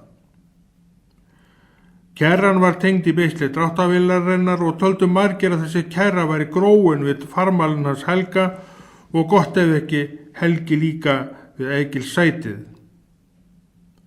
Í hversinn sem þessi traktor sást á hreyfingu, hvort sem var við bæinn á túnum eða akandi út á þjóðveginum, var Helgi við stjórnurinn og dragandi kerruna með sér, hvort sem hún var að sumri eða vetrarlagi, með hlassi eða tóm, alltaf með. Annars sást ekki aka þessari vél að hvaða ástæð sem það nú var. Kannski réði þar mestu sérviska Helga. Kannski þurfti að beita vélina sérstöku lægi til allt virkaði á akstrinum. Kannski lágu aðrar ástæður að baki, margt kom til greina. Eitt sinni Helgi var spurður hverju því sæti hann væri með kerruna endalust í togi, sagði hann. Maður veit aldrei hvenær maður þörfur á að flytja eitthvað og þá var nú gott að hafa kerriskömmuna meðferðis. Rök Helga voru fullgild og raun engu við þau að bæta. Í þessu var ákveðin fyrirhyggja sem hver maður gat séð og líka viðurkennd. Allir í sveitinu vissu að kerran var þarna mest af gömlu vana. Ljóst var að sveitungar höfðu tekið beiðni Úlfarsvel og að margir vildu hjálpa hrafnakotsbónda við þakið. Kannski var góð mæting mannana svo að húsfreyjan bakaði afburða bakkelsi. Hitt var líka mögulegt að flóabændu væri bara hreinlega að springa á kröftum og áhuga og vinnugleði að engi bönd heldur þeim þegar verk var hans vegar, enda annálaðir dugnaða menn. Þriðja og líklegasta skýringin var að þeir væru bara svona hjálplegi þegar náungin ætti í hlut. Konurnar sáu að hafa kaffi og meðlæti til handa körlunum áður en starfið byrjaði. Eva var á sínum stað með svundu bundna framan á sig. Ekki vildi Kári vera minni maður og heimtaði sína svundu líka. Bæði voru klætt bítlavestunum sem faðir þeirra keypti handa þeim af farandsölumanninum sem renndi í hlaðið á dögunum. Að vísu nutu vesti sín ekki sem skildi innan undir svundinni sem var miður en samt ásatanlegt með verkið sem þau syndu.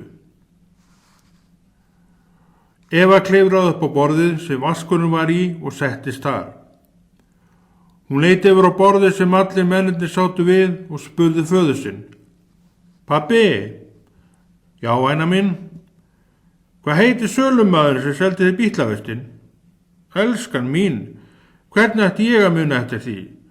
Og ertu viss hann hafi heitað eitthvað? Sagði Frímann Áki og kláraði bollanum í einu sopa. Ha ha ha ha ha. Allir bera nöfn. Pabbi, þú stundur svo mikið smábarn, sagði telpan borubrött og strauk fingurum gegnum hár sitt. Hlátur hvað við eldhúsborðið. Finnst þér það, já? Þá var nú gott fyrir pappa eiga hann Evu litlu sem þá leiðréttir pappa sinn. Glamur í bollum heyrðist í eldhúsinu. Teskeiða snerust hringi ofan í sumum bollana og leystu upp sykurinn og gerði kaffi sætt. Hannes var komin í vinnuföt og búinn að fá sitt par af splunkunýjum tauvinuvellingum eins og fullorðna fólki og satt með öllum körlunum við aldursborðið og var engin eftirbóti hinna fullorðnu nema kannski í kaffinu en ekki í kökunum. Afi hafði útlutað honum sérstökum hamri og meira sérstaklega löðursvundu sem hann gat spennt sig og stungið hamrinum í sérstaklega lykki á með vasa framan á sem hægt var að geyma þaksuminn. Þessi búnað hlífði buxnavösunum við naglahrúunni sem í flesti tilvikum gáfu eftir og skildi eftir sig mörg göt sem allt smádót sem þangað fór hrundi niður Hannes var tilbúin í neglingun undir eins og búið var að fjalla allt gamla járnið og búið að stilla fyrstu járnplötuna af sem allar hina járnplötunar miðuðu svo við. Vestið með verkfærinum hékk á snaga í ganginum á meðan menn kýldu vömbina og spjölluðu saman og skipulögðu verkið. Inn í herbyggi krakkana héngu upp í myndirnar sem þeim hafði verið gefnar af reyndlunum. Einn veggurinn í herberginu hafði þennan heiður. Myndirnar voru í 3 mismunandi útgáfum að hljómsveitinni sprakk á hjá afa og afi þeirra og faðir hjálpuðu aftur af stað. Ein myndin var andlitsmynd af þessum mönnum, önnur á hljómsveitinni að spila á sviði og svo þriðja sýndi þá standa við hlið þekks síldarbáts og Keflavík. Nöfn annana var undir öllum þessum myndum og var undirskriftin hálfgert Hrafnarspark. Kári var rétt að byrja að lesa og reyndi skriftin honum ofviða, enda enn ekki almennilega læs og skrifstafi. Eva Greyið var með öllu ólæst ennþá. Til að ekkert misskildis kom í hlut Hannesar að segja systkinu sínu hvað stæði á myndunum. Yngri krakkarnir lindu ekki látu fyrir heldur en öll nöfnin höfðu verið lesin upp á fyrir þau. Þá fyrst voru þau ánað. Bankað var útidyrnar.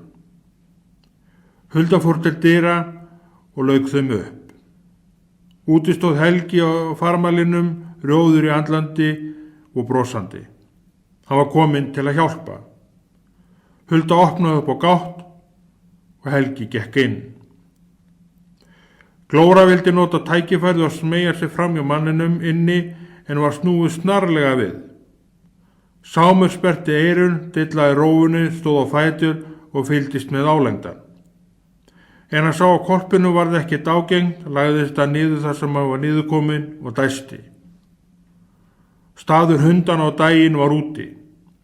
Á nóttunni og í vondum veðrum og rigningartíð gátu þeir lagst á fleti sitt í forstofunu innan allt freistandi skótaugið sem þar var. Lengra var þeim ekki heimilt að fara innandyra.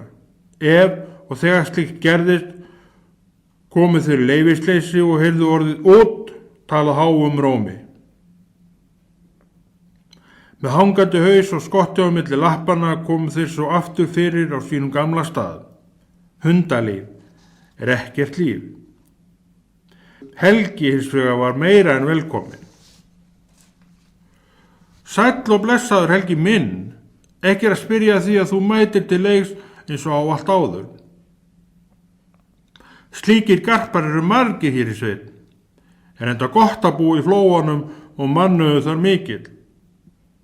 Úlfar Eysteinsson stóð upp frá borðinu og heilsaði manninu með handabandi og bauð honum sitt sæti.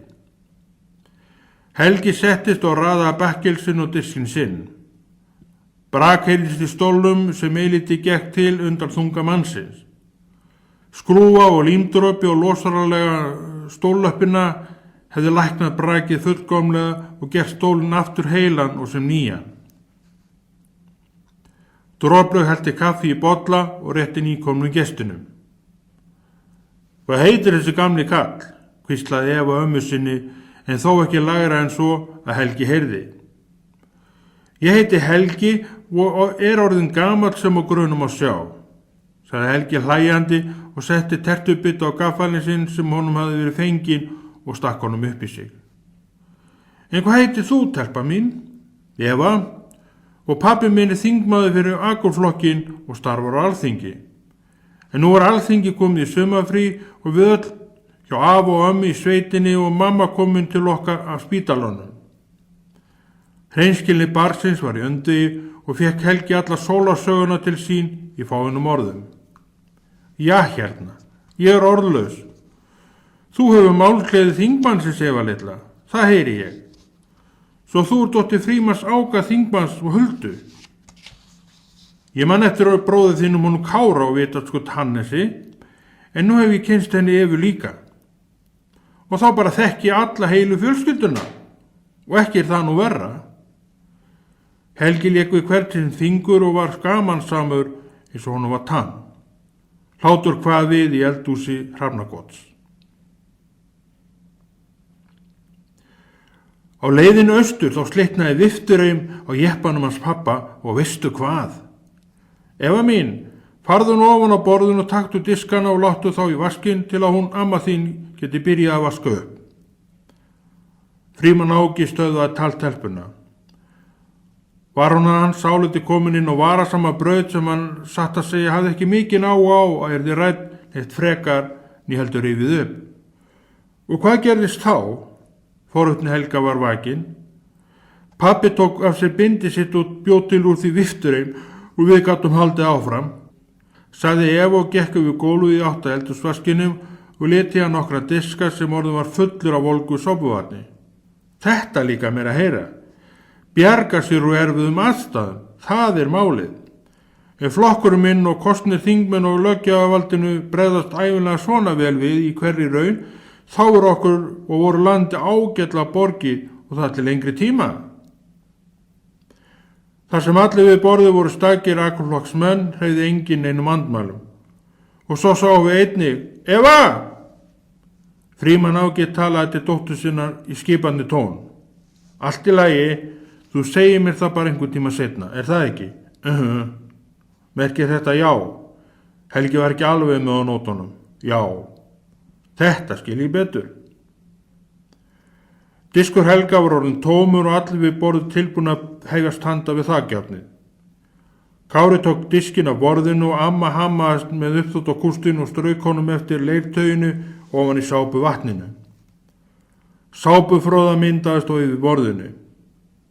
Kári sótti sér viskustykki og þurrkaði jafnóðunum á diskunum sem lágu ofan á öðru viskustykki sem orðið var gegn blautt.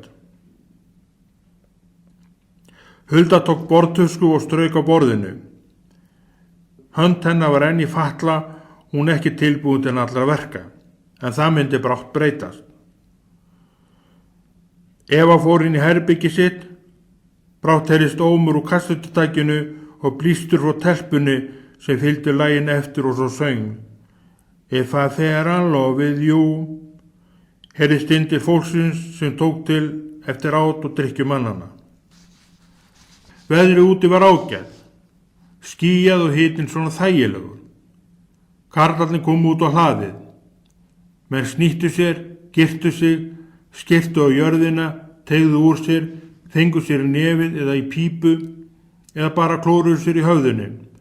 Allt eftir þörfum og löngun hvers og eins.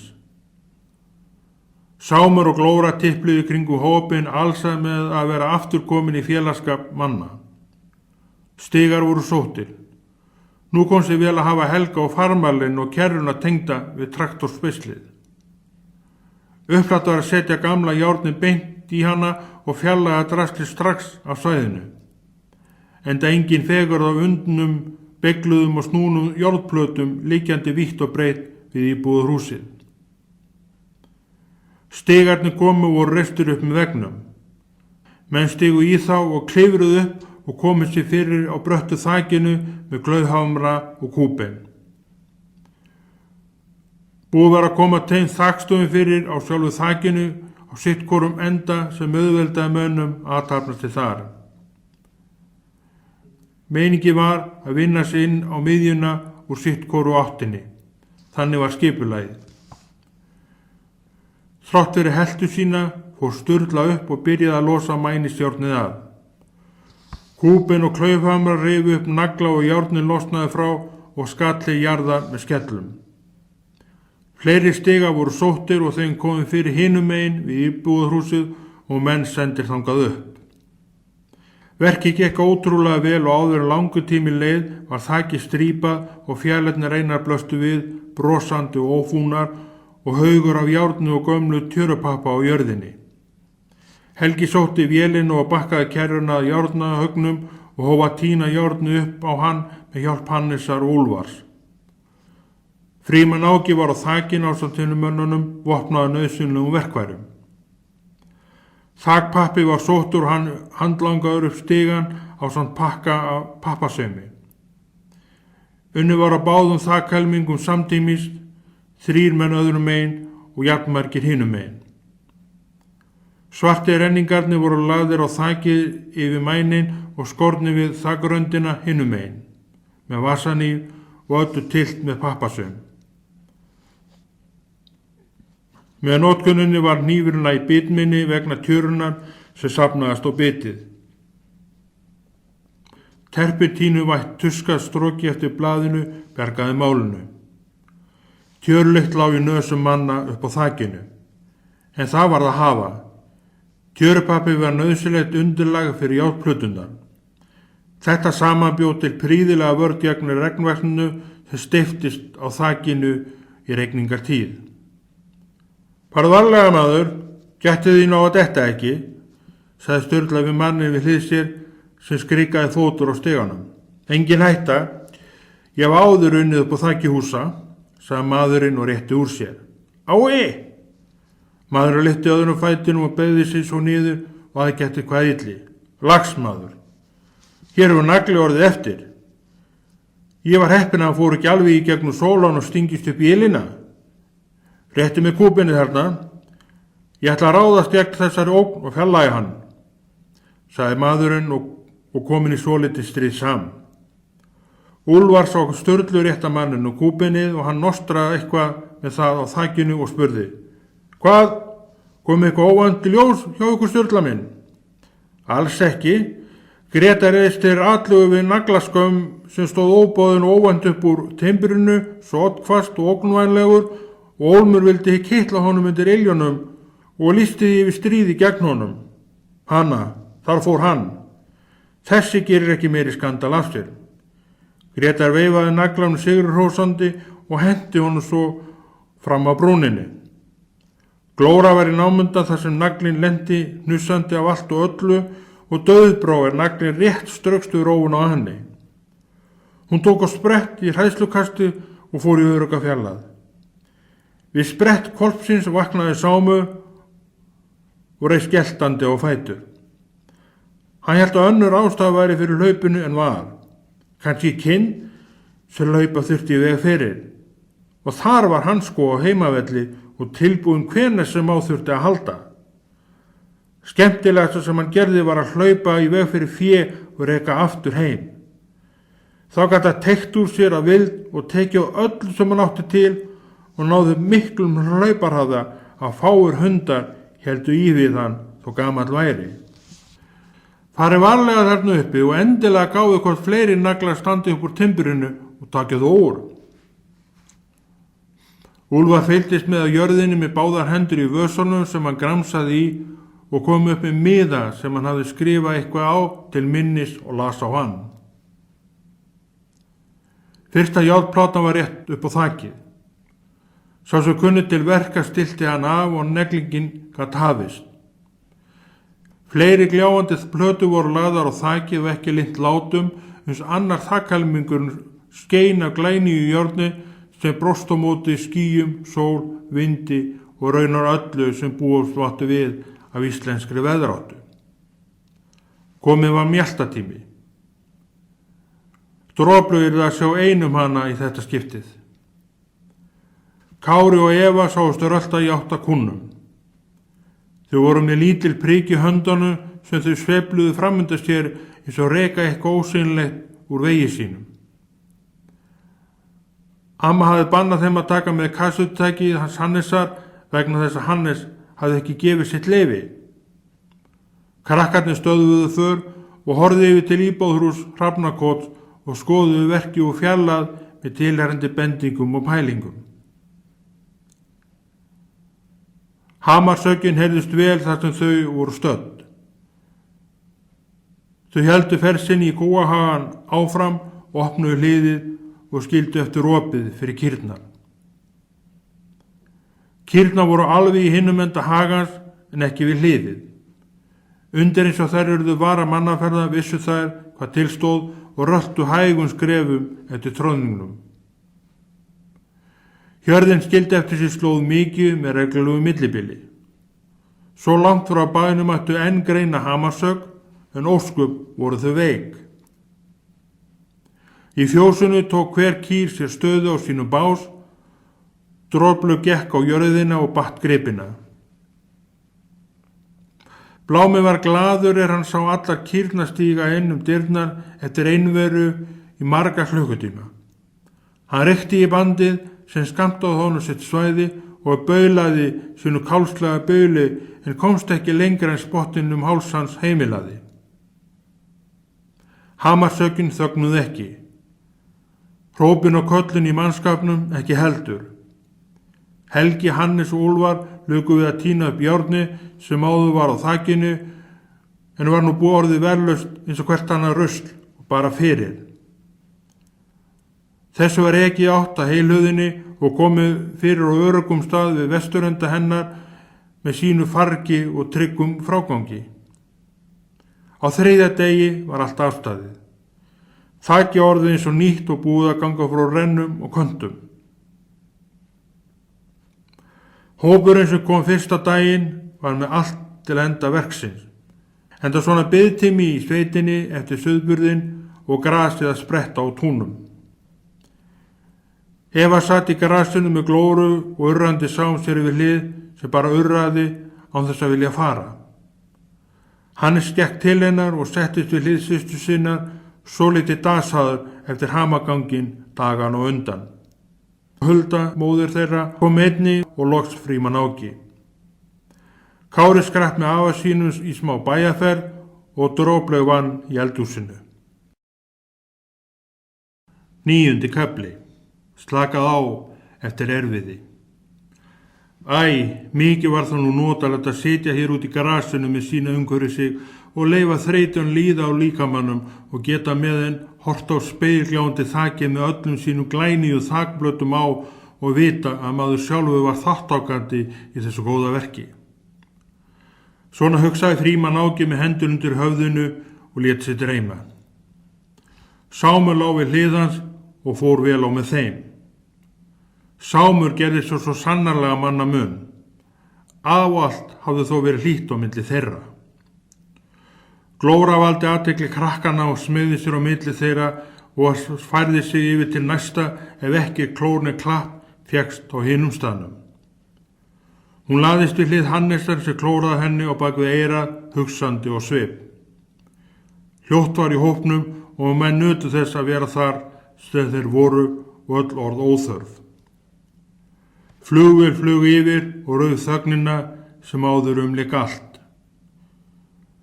Vélarhljóðið var eins og óboðinn gestur í skemmtilegu sangkvæmi. Í loftinu var eins hreyfils flugvél líklega á leið til Reykjavíkur. Eva rauð þögnina. Góði Guð, verndaði flugmannin á litlu flugvélinni fyrir ofan okkur. Amen. Amen, heyrðist í hópnum. Pabbi, hvert fóru afi og Kári? Spurði Eva og fletti litabókinni og leitaði sér að mynd til að lita. Í bæinn til að kaupa nokkra varahluti í sláttuvélina. Sláttuvélin þarf að vera í góðu lagi sláttur hefst. Frímann Áki reis upp úr sínum dagdrömmum. Amma kom í dyrnar. Frímann minn, síminn til þín. einhver frá flokksskrifstofunni. Amma hvarf aftur inn. Frímann stóð á fætur, bustaði af sig grasið og rölti hægum skrefum á húsinu og hvarf inn dyrnar. Sámur stóð líka á fætur, teygði úr sér og geispaði óorlega og gekk svo letilega á eftir honum og lagðist niður við útidyrnar. Eva gerði sér líklega til að standa á fætur og elta pabba sinn inn, en hætti við og tók fram litin og byrjaði að lita teiknaðan dúkkuvagn í litabókina sína. Hulda var laus við fatlan og höndin öll að styrkjast. Hún satt áfram með börnunum og lét sér vel líka að vera þar sem hún var niður komin. Mamma, mamma, sjáðu! Eva benti fingri upp í loftið á fugl sem flaug í austurátt. Þetta ugla sem við sáum daginn og afi hélt að vera Örn, minni mig. Eva var ekki alveg viss hvað afi sagði hann rak augunu fljúgandi fuglinn daginn sem kúnu var hleypt út.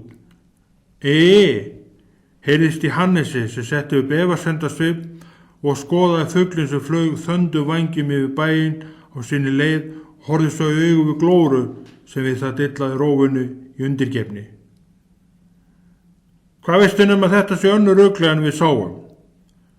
Sagði hún þér kannski hvað hún héti það? Hannes ropaði hátt og karlmannlega málið sinni til undirstrikunar og áherslu. Svona börn, ekki rífast. Kannski þetta sama ugla nú daginn, kannski ekki. En hvort heldur sem þá þetta altént ugla.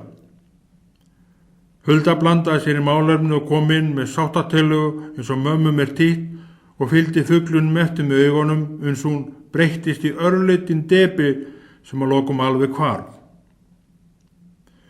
Ugla satt á kvisti, áttu börn og misti 1, 2, 3 og það varst þú, sönglaði Frímann Áki sem heyrði orðaskipti fólksins og blandaði sér í þau með sínum hætti. Hljóði dráttarvél barst til þeirra. Græna dauðsvélin beygði inn heimreiðina með sláttuvélina uppsetta hægra megin á vélinni. Kári sat á sætisbrettinu og hossaðist til og frá vélin ók eftir því hluta heimreiðina sem allur djúpu hólurnar voru á. Sitt hvoru megin við þessa hólur var vegurinn, hinn ljúfasti og renni sléttur. Á þessu kafla vildi hann alltaf síga og búa til allar þessa hólur, þó ofta hafi verið keyrt í þær mölu í gegnum tíðina og reynt að sletta þær út eins og kostur var. Hundarnir á bænum sperrtu eyrin og hlupu svo geltandi af stað og tóku öllu sem þeir áttu til í áttavélar hljóðinu. En þeir þekktu hver þar voru á ferð hættu þeir að gelta og fylgdu vélinni sem siglaðist áfram og staðnæmdist svo við mjólkurhúsið og þeir misjafnlega styrði menn stigu niður á jörðina. Afi tók nokkra mjaðmarsvegjur til að fá blóði og örlítið meiri hreyfingu. Drengurinn var brattari og eftir fáein skref fann hann ekki fyrir neinum stilleika. Hvers slags eiginlega þetta? Liggur allt liðið í leti og baðar sig í góða veðrinu. Má maður ekki orðið bregða sér að bæ án þess að mannskapurinn seti 10 tar upp í loft, sagði afi. Hannes minn, átt þú eitthvað þátt í þessu? Ég saklaus. Afi, við vorum að enda við 3 daga törn á þakinu og eigum inn í svo litla hvíld, sagði Hannes án þess að reisa höfuð svo jörðu. Allt í lagi, en það bara grín hjá mér. Afi klóraði sér í höfðinu og fiktaði við neðri góminn upp í sér með tungunni. Gómurinn birtist augnablik á milli vara hans og hvarf svo aftur á sinn stað upp í honum. Fékkstu varahlutina að setta í?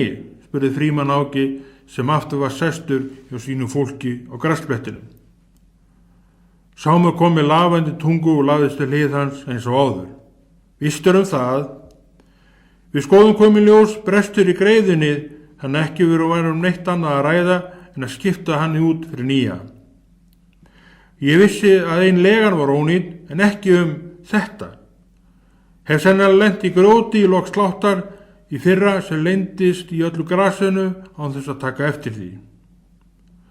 Kostnaður var því heldur meiri en í upphafi var ætlaður. En svona er þetta stundum. Afi tyllti sér á tóma 50 lítra olíufötu og sleit upp strá af jörðinni sem hann stakk upp í sig og tugði endan á. Við þunga mannsins lagði fatan lítilega saman í miðjunni án þess að trufla ró hans. Guð sér sína og að hlutir sem þarf að nota sig ávallt í brúglegu á sig komi lagi, sagði Hulda og strauk bak Lóru sem komin var til hennar þeirra erinda. Víst það, Hulda mín, þetta er orð og sönnu. Stundu gleymum við Guði í hitta leiks sem þó hefur vakað dauga öllu okkar og slær utan sína verndavegg sem blessun ein þríft inn í. Amen. Heyrist í Hannesi sem enn flatmaði á jörðinu og horfði til himins á breytilega myndir skýjana fyrir ofan sig. Hann hóf hægri fót sinn á loft í einhverju leik sem enginn nema hann einn vissi hver var. Öðru hvoru lokaði hann öðru auganu og færði fótinn til eins og til að miða eitthvað út fyrir ofan sig. Ímyndunarafl ungviðarins leiði það stundum inn á ýmsar lendur. Og þannig líka þroskast hugurinn. Skýin kalla fram margs konar myndir sem sífellt taka breytingum og fá mannin endrum og sinnum til að gleyma sér stundarkorn. Hvað er þetta að gera? Sagði Kári við bróðir sinn sem kom gangandi til fólksins. Hann hafði bröðið sér stundarkornin í fjósið til að klappa bláma sem þar var bundin. Og, svo sem ekkert, en með því að setja fótinn svona upp fær maður mið sem getur breytt skíamyndinni. Eva leist ekki alls kostar á þessa útskýringu stórabróðu og opinbera skoðun sína með þessum hætti. Jú víst, prófaði bara sjálf, Hannes maldaði í móin.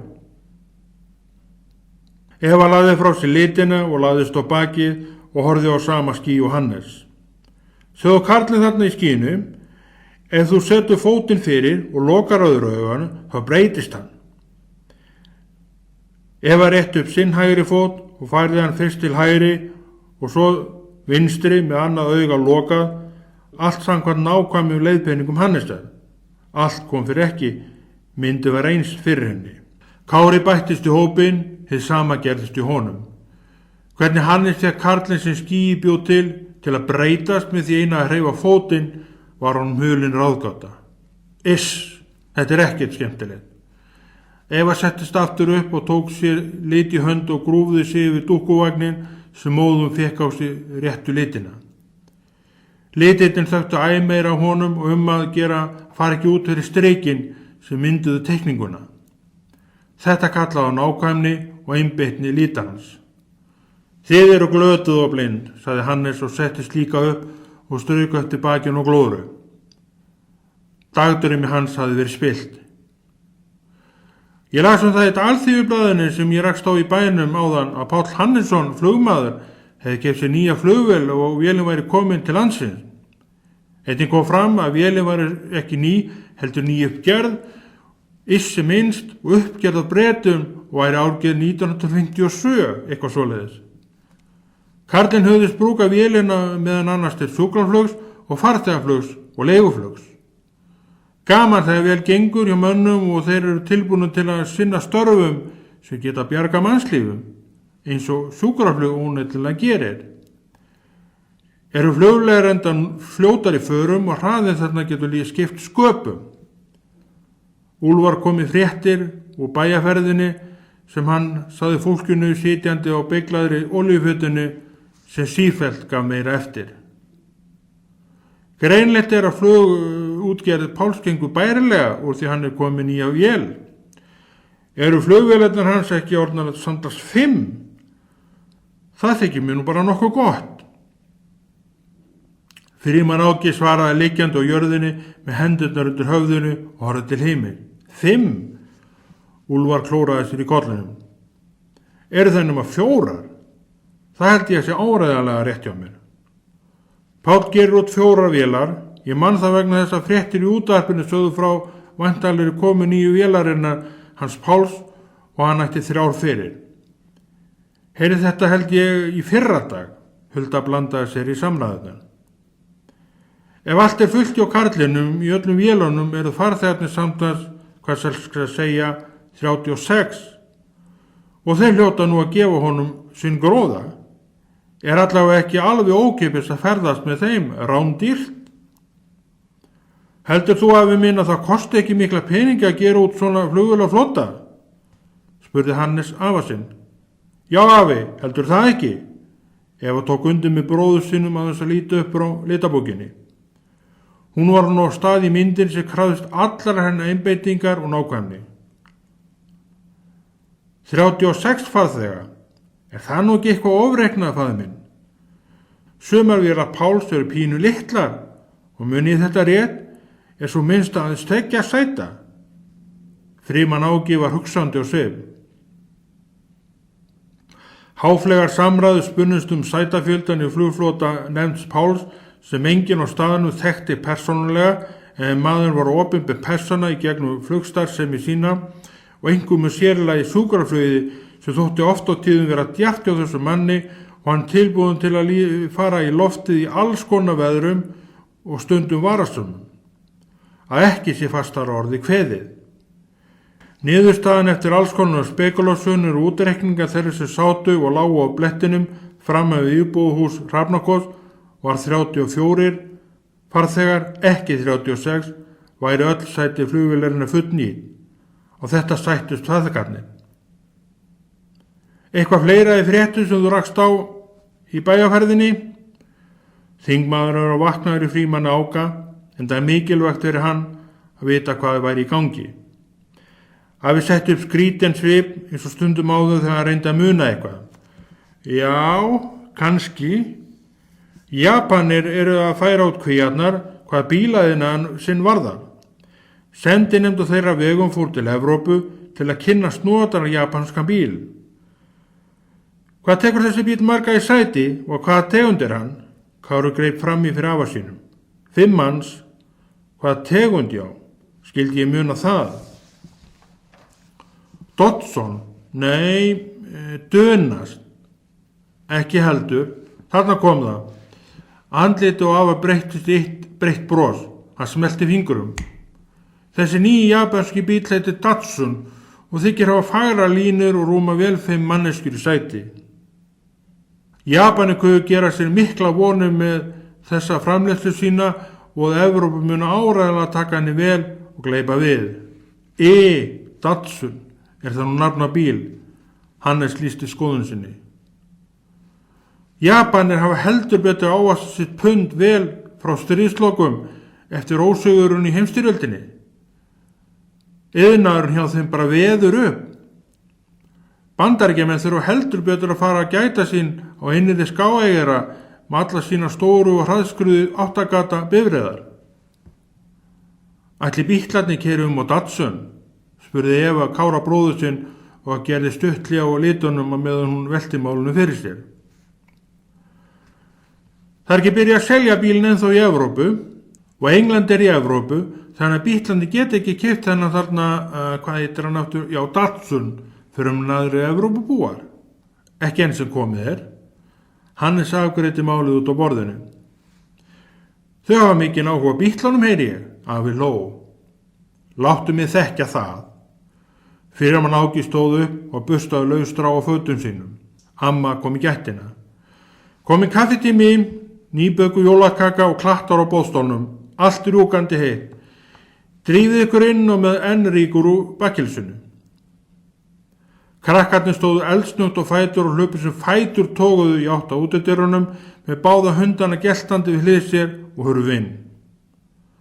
Örskömmu síðar komu þau öll út aftur og drógu skóna af fótum sínum sem gleymdist í kapphlaupinu hver yrði fyrstur inn.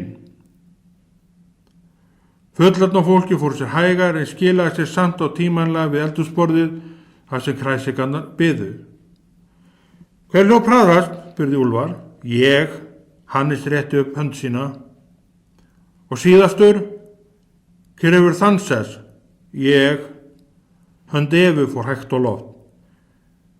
En ég var samt rétt og eftir Kára hefði farið fram úr honum ef vegalengdin var aðeins lengri. Eva lifnaði öll við. Láttu þið dreyma, sagði Kári með svip sem bendi til að honum væri misboðið. Glamur í bollum barst eldhúsið og bakkelsi færðist yfir á diska fólksins sem tók hraustlega til matar síns eins og til siðs á íslensku sveita heimilum. Mildu vindur hreyfði lítalega við eldhúsgardínunni, hann vildi minna á sig. Jarm í lömbum og fullorðnu fé barst inn þennan glugga og öðru hvoru bauli kúm sem voru á beit handan við bæinn. Út eldhúsgluggann sást hluti aðalvegarins sem í þessu hestahlupu eftir sem líklega höfðu sloppið út úr girðingu. Þeir vildu njóta frelsisins eins lengi og stætt væri á. Hve lengi það yrði átti bara eftir að koma í ljós. Ljóst var að hestarnir tilurðu ekki bústofni Hrafnagott. Úlfar var nefnilega skömmu áður litið yfir til hrossahagans og sá að hestarnir hans 4 voru þar sem þeir áttu að vera. Á fimmtudaginn kemur ætla fótboltafélaginu sveitin að efna til kappleiks eins og þau gera alltaf annu að vefið, á ekki að skella sér. Úlfar lagði spurningu fyrir hjónin Huldu og Frímann Áka. Ætli það, sagði Frímann og stakk upp í sig vöflu með vænu slettu af rjóma út á. Við hefðum bara gott að því og krakkarnir sömu leiði, sagði Hulda og vildi ekki gefa máli strax frá sér. Gerum það, Kári lifna allu við og var þegar byrja að hlakka til fimmtudagsi. Ég held með Úlfunum, Eva var með og búin að velja sér lið til að styðja. Og ég með klumpunum, sagði Kári og nuddaði saman lófanum. En þú, Hannes? Kári beði til svari. Úlfunum vitaskuld. Hannes var með þetta á hreinu. Ég sé að börnin eru þegar búin að ákveða sig þannig að þú, minn kæri sonur, ert komin í vanda. Amma laði sitt inn í umræðuna. Já, þið segið nokkuð. Að vísu ég ekkert yfirmáta spenntur. Frímann strauk sér hugsandi höguna og hélt svo áfram. Nema auðvitað að sjálfur markmaður verði þarna. Það skal breyta aðstöðumunu til hins jákvæða.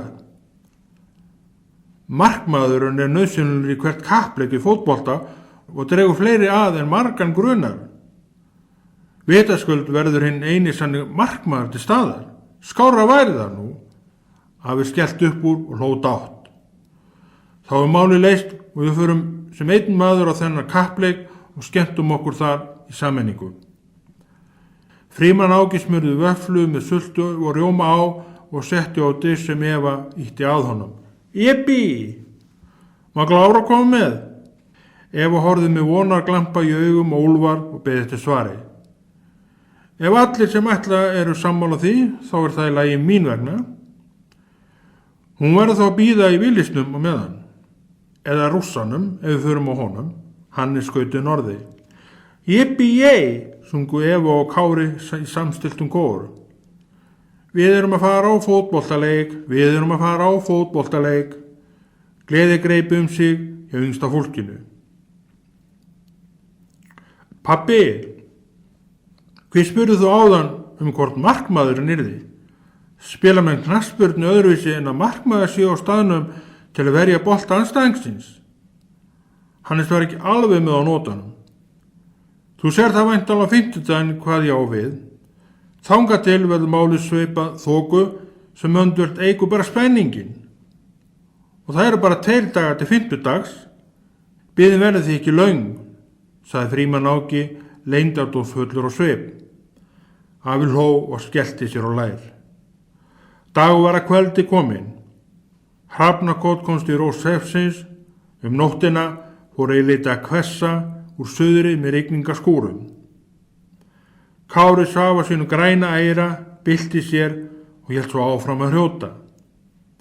Eva gat ekki sofið og fór fram úr og gekk að glugganum og horfði á regnið falla og greina trésins við húsið svigna lítilega undan vindinum.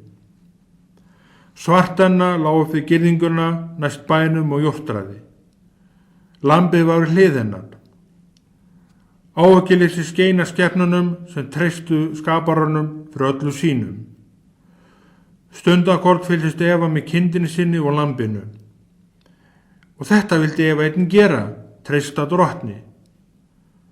Eftir stundakort sótti Sifjan á hana, hún hafðist aftur upp í rúmið, dró sængina yfir sig og sofnaði. Knattspyrnuleikurinn, 10. kafli. Eftir góðan og næringaríkan svefn vaknaði Eva. Sjaldan þessu vant var Kári undan henni í fötin og komast út úr herberginu. Hannes steinsvaf. Mjaltirnar voru afstæðnar, kýrnar gengu róluðum skrefum út úr hjósinu.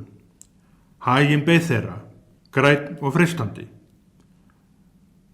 Eins og vanalega gekk elsta kýrin síðust og eftir henni kom Hulda. Hennar verk var að fylgja hópnum til beiti landsins. Hún ásamt Frímann Áka hafði farið í fjósið morguninn til aðstofa við vinnuna þar. Eva geispaði, settist á rúmið sitt og teygði sig í sokkana sem lágu á gólfinu. Sokkarnir náðu henni upp undir hné. Eftir örskama stund var hún fullklædd. Hún staldraði stundakorn við gluggann. Móðir hennar var þar á ferð ásamt kúa í hjörðinni. Kúa Mikja var í slóðinni.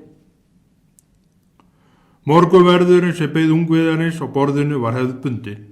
Mjólk í könnum, brauðmeti, smjör, ostur og auðvitað hafragrautur. Og leiðsinn út úr herbygginu rak Eva litla stóru tanna í leikongabíl í eigu Kára sem við það bruna eftir gólfinu og rakst á tóma appelsínflösku svo í klingdi. Hún gretti sig af sársauka og hoppaði stundakorn áður og fæti og hélt meita tanna. En hún fór samt ekkert að gráta. Meiri lætin í þér.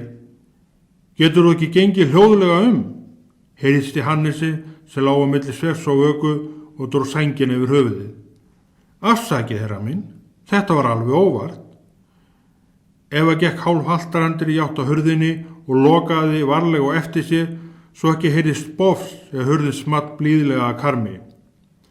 Hurðin opnaðist og höfuð hennar birtist í dyrunum. Var þetta nú hljóðlátt, herra minn? Sagði hún og lokaði henni snöggt og eftir sér og áður en bróðir hennar gæfist tóm til að svara henni eða hendi inn á sokknum sem lá á gólfinu. Til öryggis lagði hún eyrað við hurðina. Æ, góða. Heyrðist mæðulega fyrir innan og smá brak í rúminu ef bróðir hennar sneri sér á hina hliðina og reyndi að sofa lítið lengur. Hannes var frálegt upplagður í eitthvað galsa á þessu augnabliki.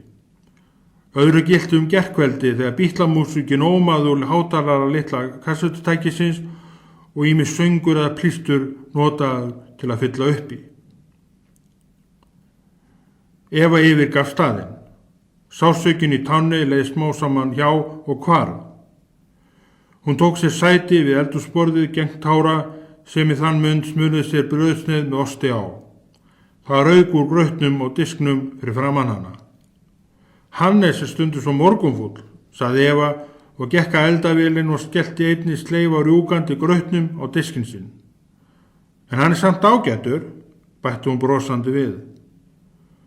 Útihurðin heyrðist opnast og fullorðna fólki kom inn eftir morgun mjaltirnar. Svona, verið úti greið mín. Úlfar rak hundan aftur út sem reyndi að smeygja sig fram í honum ef hurðin lögst upp. Þeir vildu inn og helst alla leið inn í eldhús. Amma kom. Sko mitt fólk, bara vaknaðu og bjargar sér sjálf. Fá þér nú sæti, Eva mín, og svo færi ég þig grautinn. Amma tók diskinn með rúkandi hafragrautnum í og setti fyrir framan hana. Góðan daginn, ungleiðar góðir. Afi og pabbi gengu inn. Síðust kom Hulda. Hannes mætti með stírurnar í augunum og gispaði og virtist enn vera á milli svefs og vöku. Fjölskyldan var nú samankomin á einum stað og tilbúin í átök dagsins. Frímann Áki gekk á útvarpstækinu sem staðsett var á borðinu sem vaskurinn var fastur í. Hann vildi heyra hvað væri að vera. Þingmaðurinn þurfti vitaskuld að fylgjast vel með þjóðmála umræðinni. Hann hafði jú verið kosinn á þing og tilheyrir nú þeim sem réðu för í landinu. Verk hans og hinna þingmannana snerti hvert mannsbarn, ekki lítilvöld það. Í útvarpinu ræddi þrímenn framan við hljóðnema stöðvarinnar eldsvoðan í farþegarskipinu Gullfossi sem var í viðgerð í Kaupmannahöfn. Fyrir 4 dögum á Vinnutíma kom upp eldur í skipinu ytra og var talið að olía sem lag úr skipinu og ógætileg meðferð starfsmanna slipsins með eld hafi orsakað eldsvoðann. Ef búið var að slökkva með mikla logana var ljóst að skipið hafði stór skemmst. Eins og eðlilegt má teljast spunnust málið fjörlegar umræður á meðan fólki innbyrti morgunverðin. Gullfoss hafði sinn ákveðna sess í hjörtum þjóðarinnar, hvort sem var við sjávarsíðuna eða til sveita og eina alvöru farþegaskipið í eigu Íslendinga og margir höfðu skoðun á Gullfoss. Og hverjum langaði ekki til að sigla með skipinu? Í það minnsta hafði slík sigling lengi verið draumi Úlfars Eysteinssonar og Droplaugar Halldórsdóttur. Mönnum var ekki sama þetta fallega skip. Fæðan sem borin fram í skipinu dýrleg, sagði minnst að kosti Eikotsbóndinn sem í fyrrahaust fór með skipinu ásamt eiginkonu sinni og elsta barni. Úlfar strauk sér magan við tilhugsunina eina. Þetta kallaði auka brauðsnið með miklu af osti og vænni slettu af marmalaði ofan á. En verkin á bænum kölluðu líka eftir athygli íbúana. Þau gerðu sig ekki sjálf. Snjóþungi vetarins hafði lagt girðinguna á landareign Hrafnakots niður á kafla við þjóðveginn og var hann ekki skepnuheld í sínu ásökomu lagi. Girðingi svo arna var veiðfangsefni dagsins. Hrafnakotsbónda hafði bæst liðsögju úr höfuðborginni og sjálfsagt að nota sér hann. Margar hendur vinna létt verk voru engunarorð Úlfars sem hann viðhafði stundum við barnabörnin. Hannes var fús að sínu leyti og fekk í staðinn að aka dauðs traktornum með kerruna tengda við beislið. Við höfuðvegginn lágu nokkrir girðingastaurar sem fóru upp á kerruna ásamt gaddavir, strekkjara og öðru sem til þurfti. Það var stoltur strákur sem satt sperrtur í egilsæti vélarinnar og steig á kúplinguna og setti í gír og tók að stað með miklum rykk að við lá að traktorn rísi að framan. Ekki sleppa kúplingur svona hratt upp, drengur. Vertu mjúkur og fáðu tilfinningu fyrir vélni. Frímann Áki gaf góð ráð. Sorry pabbi. Hannes leit brosandi til föður síns en áttaði sig fljótt og leit snöggt aftur á veginn og fylgdist með honum fullur ábyrgðar. Hann var nú ökumaður, heilla dráttavélar og ekkert kærilisi heimilt. Hannes upplýði sig sem aleinan í heiminum með sínum hugsunum og pælingum. Drengur og nóg eftir heimreiðinni áleiðis niður á veg með Úlfar afa sinn og yngstu systkini og eftir í villisnum. Vindur og lékum andlit Hannesar sem fannst sjálfum mikið til koma. Hann hafði að vísu einu sinni áður að tvisvar áður ekið þessari dráttavél en samt aldrei svona langa vegalengd og aldrei einsamall. Úlfar afi eða faðir hans voru þá með honum til halds og traust. En nú var hann orðinn 12 ára og nokkuð fullorðinslegur að eigin áliti og komið tími til að aka dráttavél og vinna þau verk þar sem dráttavélar þurfti við í sveitinni.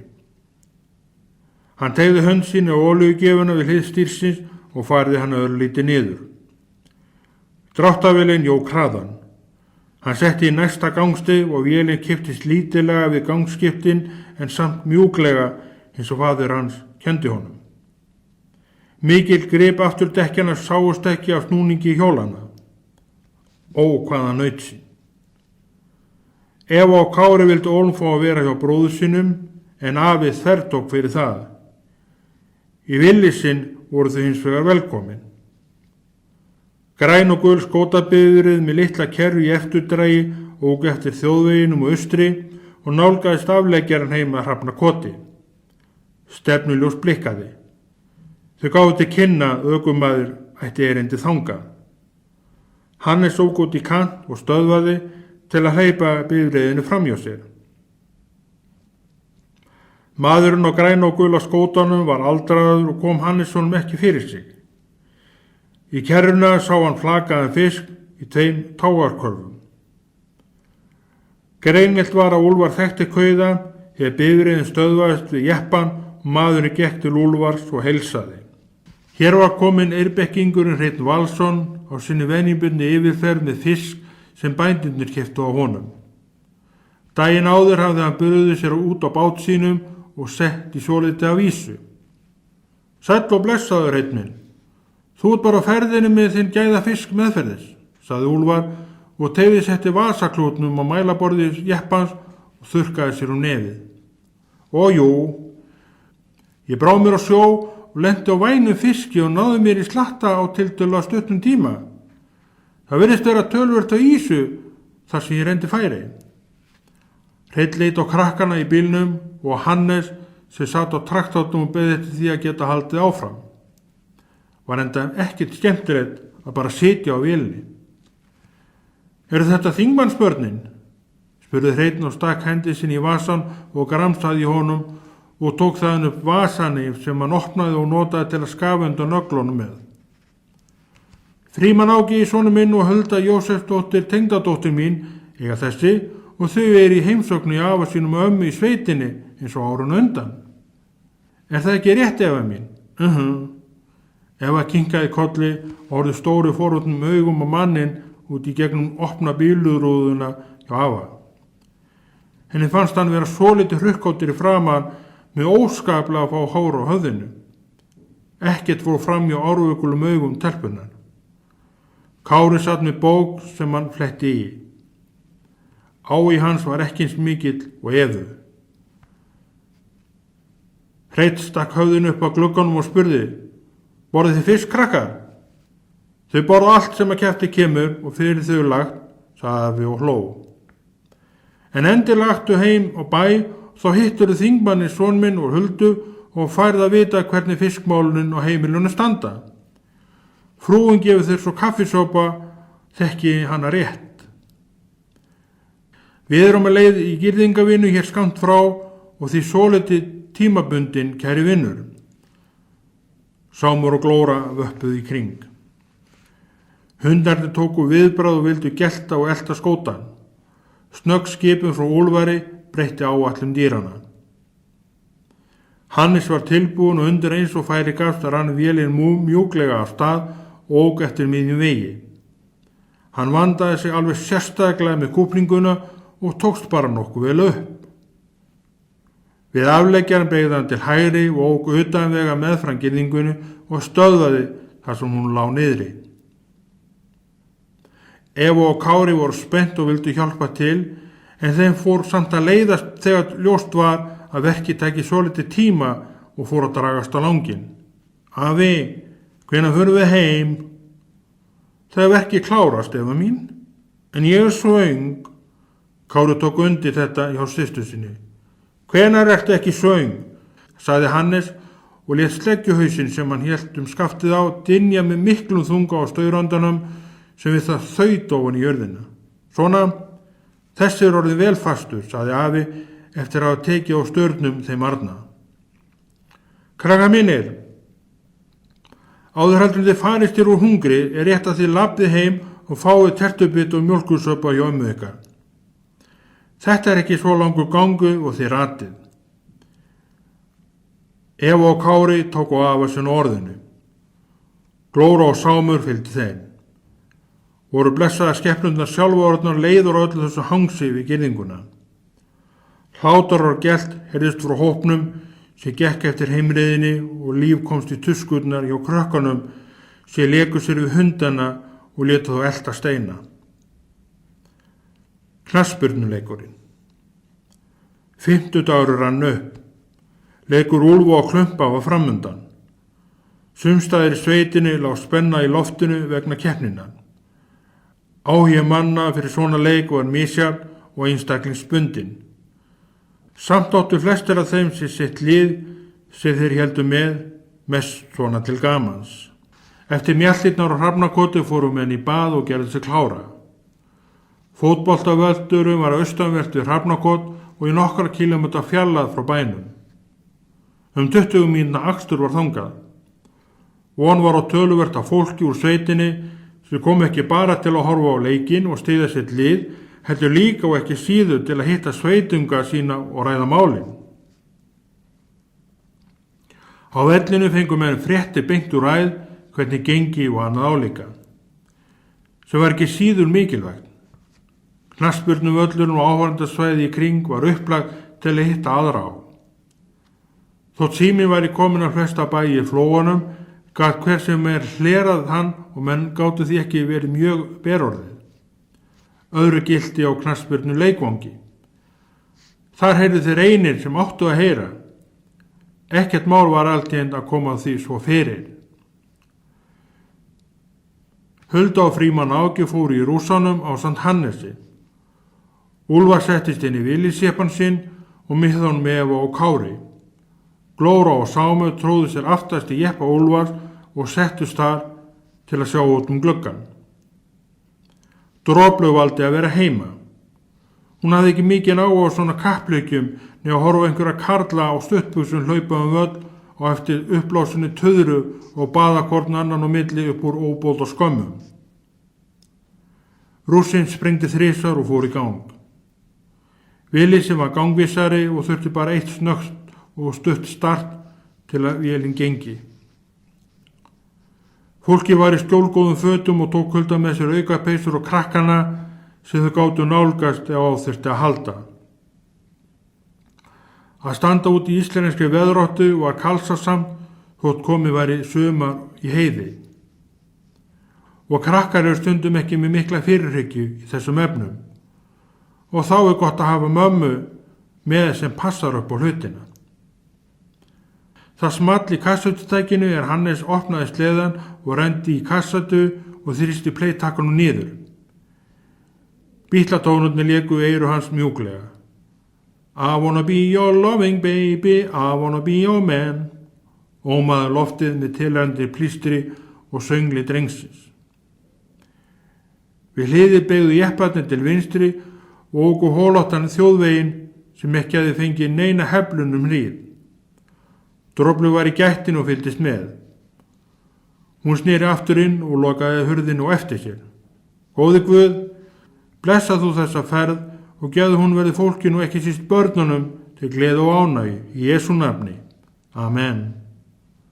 Svona bað húsfreyjan Hrafnagötu eins og ævilega fólki fór á bæ húnin eftir heima. Samkomuhúsið í sveitin blasti við á hægri hönd. Húsið bar nafnið Álfborg. 12 ára strákur stóðu á vegkantinum og beið eftir að bílarnir læki hjá.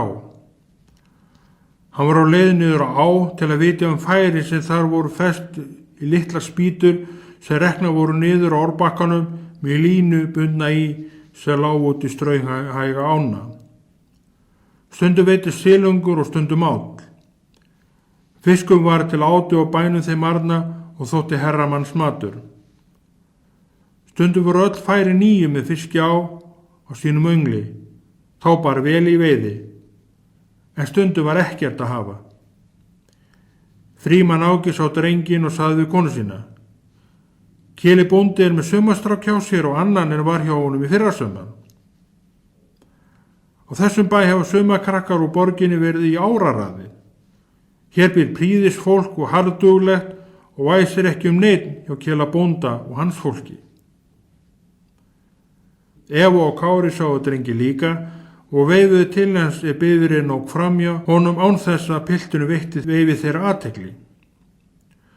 Þau horfðu í gegnum afturrúðuna og sáu hvert borgarstrákurinn hljóp á harðaspretti yfir götuna og klönglaðist yfir girðinguna með gaddavírinn í klofinu og svo áfram niður af á. Og eftir honum kom hundurinn á bænum. Afi, kemur ekki þessi strákur á kappleikinu eftir, spurði Kári. Við skulum bara sjá til. Aldrei ert að vita fyrirfram hverju koma og hverju ekki. Biðjum Guð, hann heyri bænir. Eva komi snjalla huminn. Það leistum við vel á Eva mín, sagði Úlfar. Eva laðgóði augunum og spennti greipar. Góði Guð, leyfðu strákunum sem við sáum áðan að koma á knattspyrnu leikinn. Amen. Amen, hvað við í bílnum. Nú máli í höndum drottins og ekkert meira sem við getum gert, sagði afi. Nema að trúa, bætti Kári við og fletti í myndabókinni sem gjarna fylgdi honum. Ekið var fram hjá bæjum, kýr og kindur á samt hrossum og beit á túnum og engjum blöstu við á báðar hendur. Hvarvetna var líf. Á sömu túnana sást maður á vappi. Við einn afleggjarum var byggt til vinstri og ekið upp brattabrekku og yfir hæð. Efst á hæðinni blastu völlunum við. Nokkrar bifreiðar og fáeinar dráttarvélar sáust þar og svo litið af fólki. Knattspyrnumennirnir hlupu á vellinum og spörkuðu knettni til að hita sig upp. Markmaðurinn stóð í markinu og sló sér annað eifið til að fá eilítið meiri hita í kroppinn. Mörkin voru komin á sinn stað. Annað markið var strengt með götóttu neti sem samt gerði sitt gagn. Netið hinum megin var öllu heillera. Í flóanum kunnu menn þá list að nýta sér það sem til var og gera sér enga rellu úr því sem ekki var fáanlegt. Klukkan átti 10 mínútur eftir í 21 renndi jeppar Hrafnakotsfeðga inn á svæðið og menn stigu út úr bifreiðum sínum. Hundarnir urðu eftir í bíl Úlfars. Boltasprengir, Sámur, var ekki vinsæll á svona kappleikjum eftir hann eitt sinn hljóp út á völlin og læsti tönnum sínum í töðruna svo all loft lag úr henni og leiknum aflýst, engin önnur töðra var tildag og því sjálf hætt. Margar hendur voru á staðinu sem þurfti að taka í. Menn sem höfðu ekki sést lengi föðmuðust. Ýmsir töldu sig eiga erindi við þingmann Akurflokksins og leggja á eitt annað til við hann til að flytja á þinginu í haust. Klukkan var 21. Enn dreifað bifreiðar og dráttarvélar og einstaka ríðandi maður.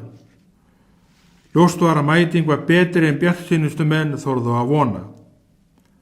Kátt voru að hjalla og glaðilegt fólk hvert sem litið var.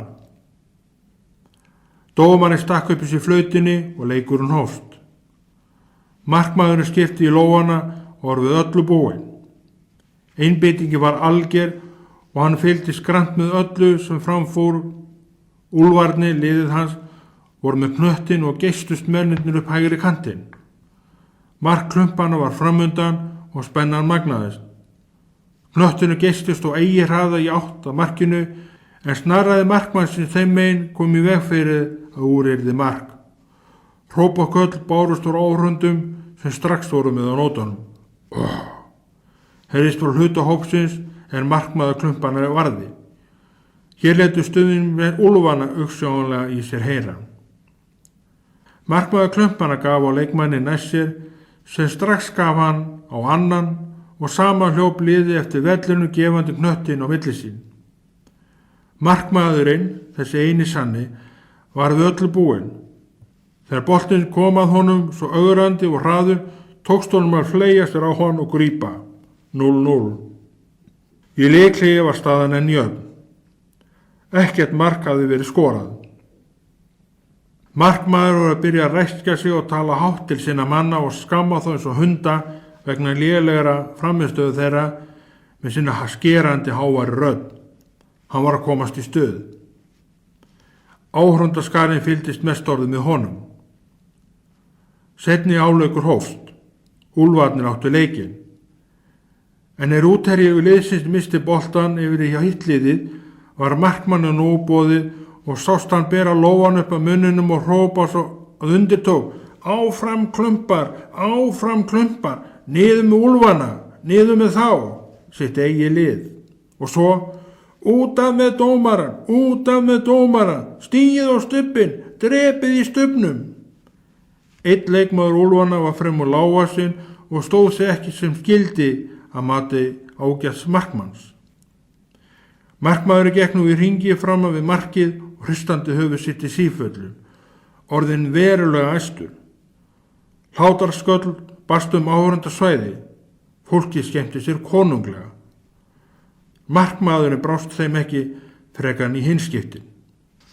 Það greinilegt að farið að vanta á hann, heyrðist Helgi gamla traktornum segja á milli hrátu rókana. En markmaður þessi var talin vínhegður og uppstökur þegar langt og leið á milli túra Jóhannum blessuðum.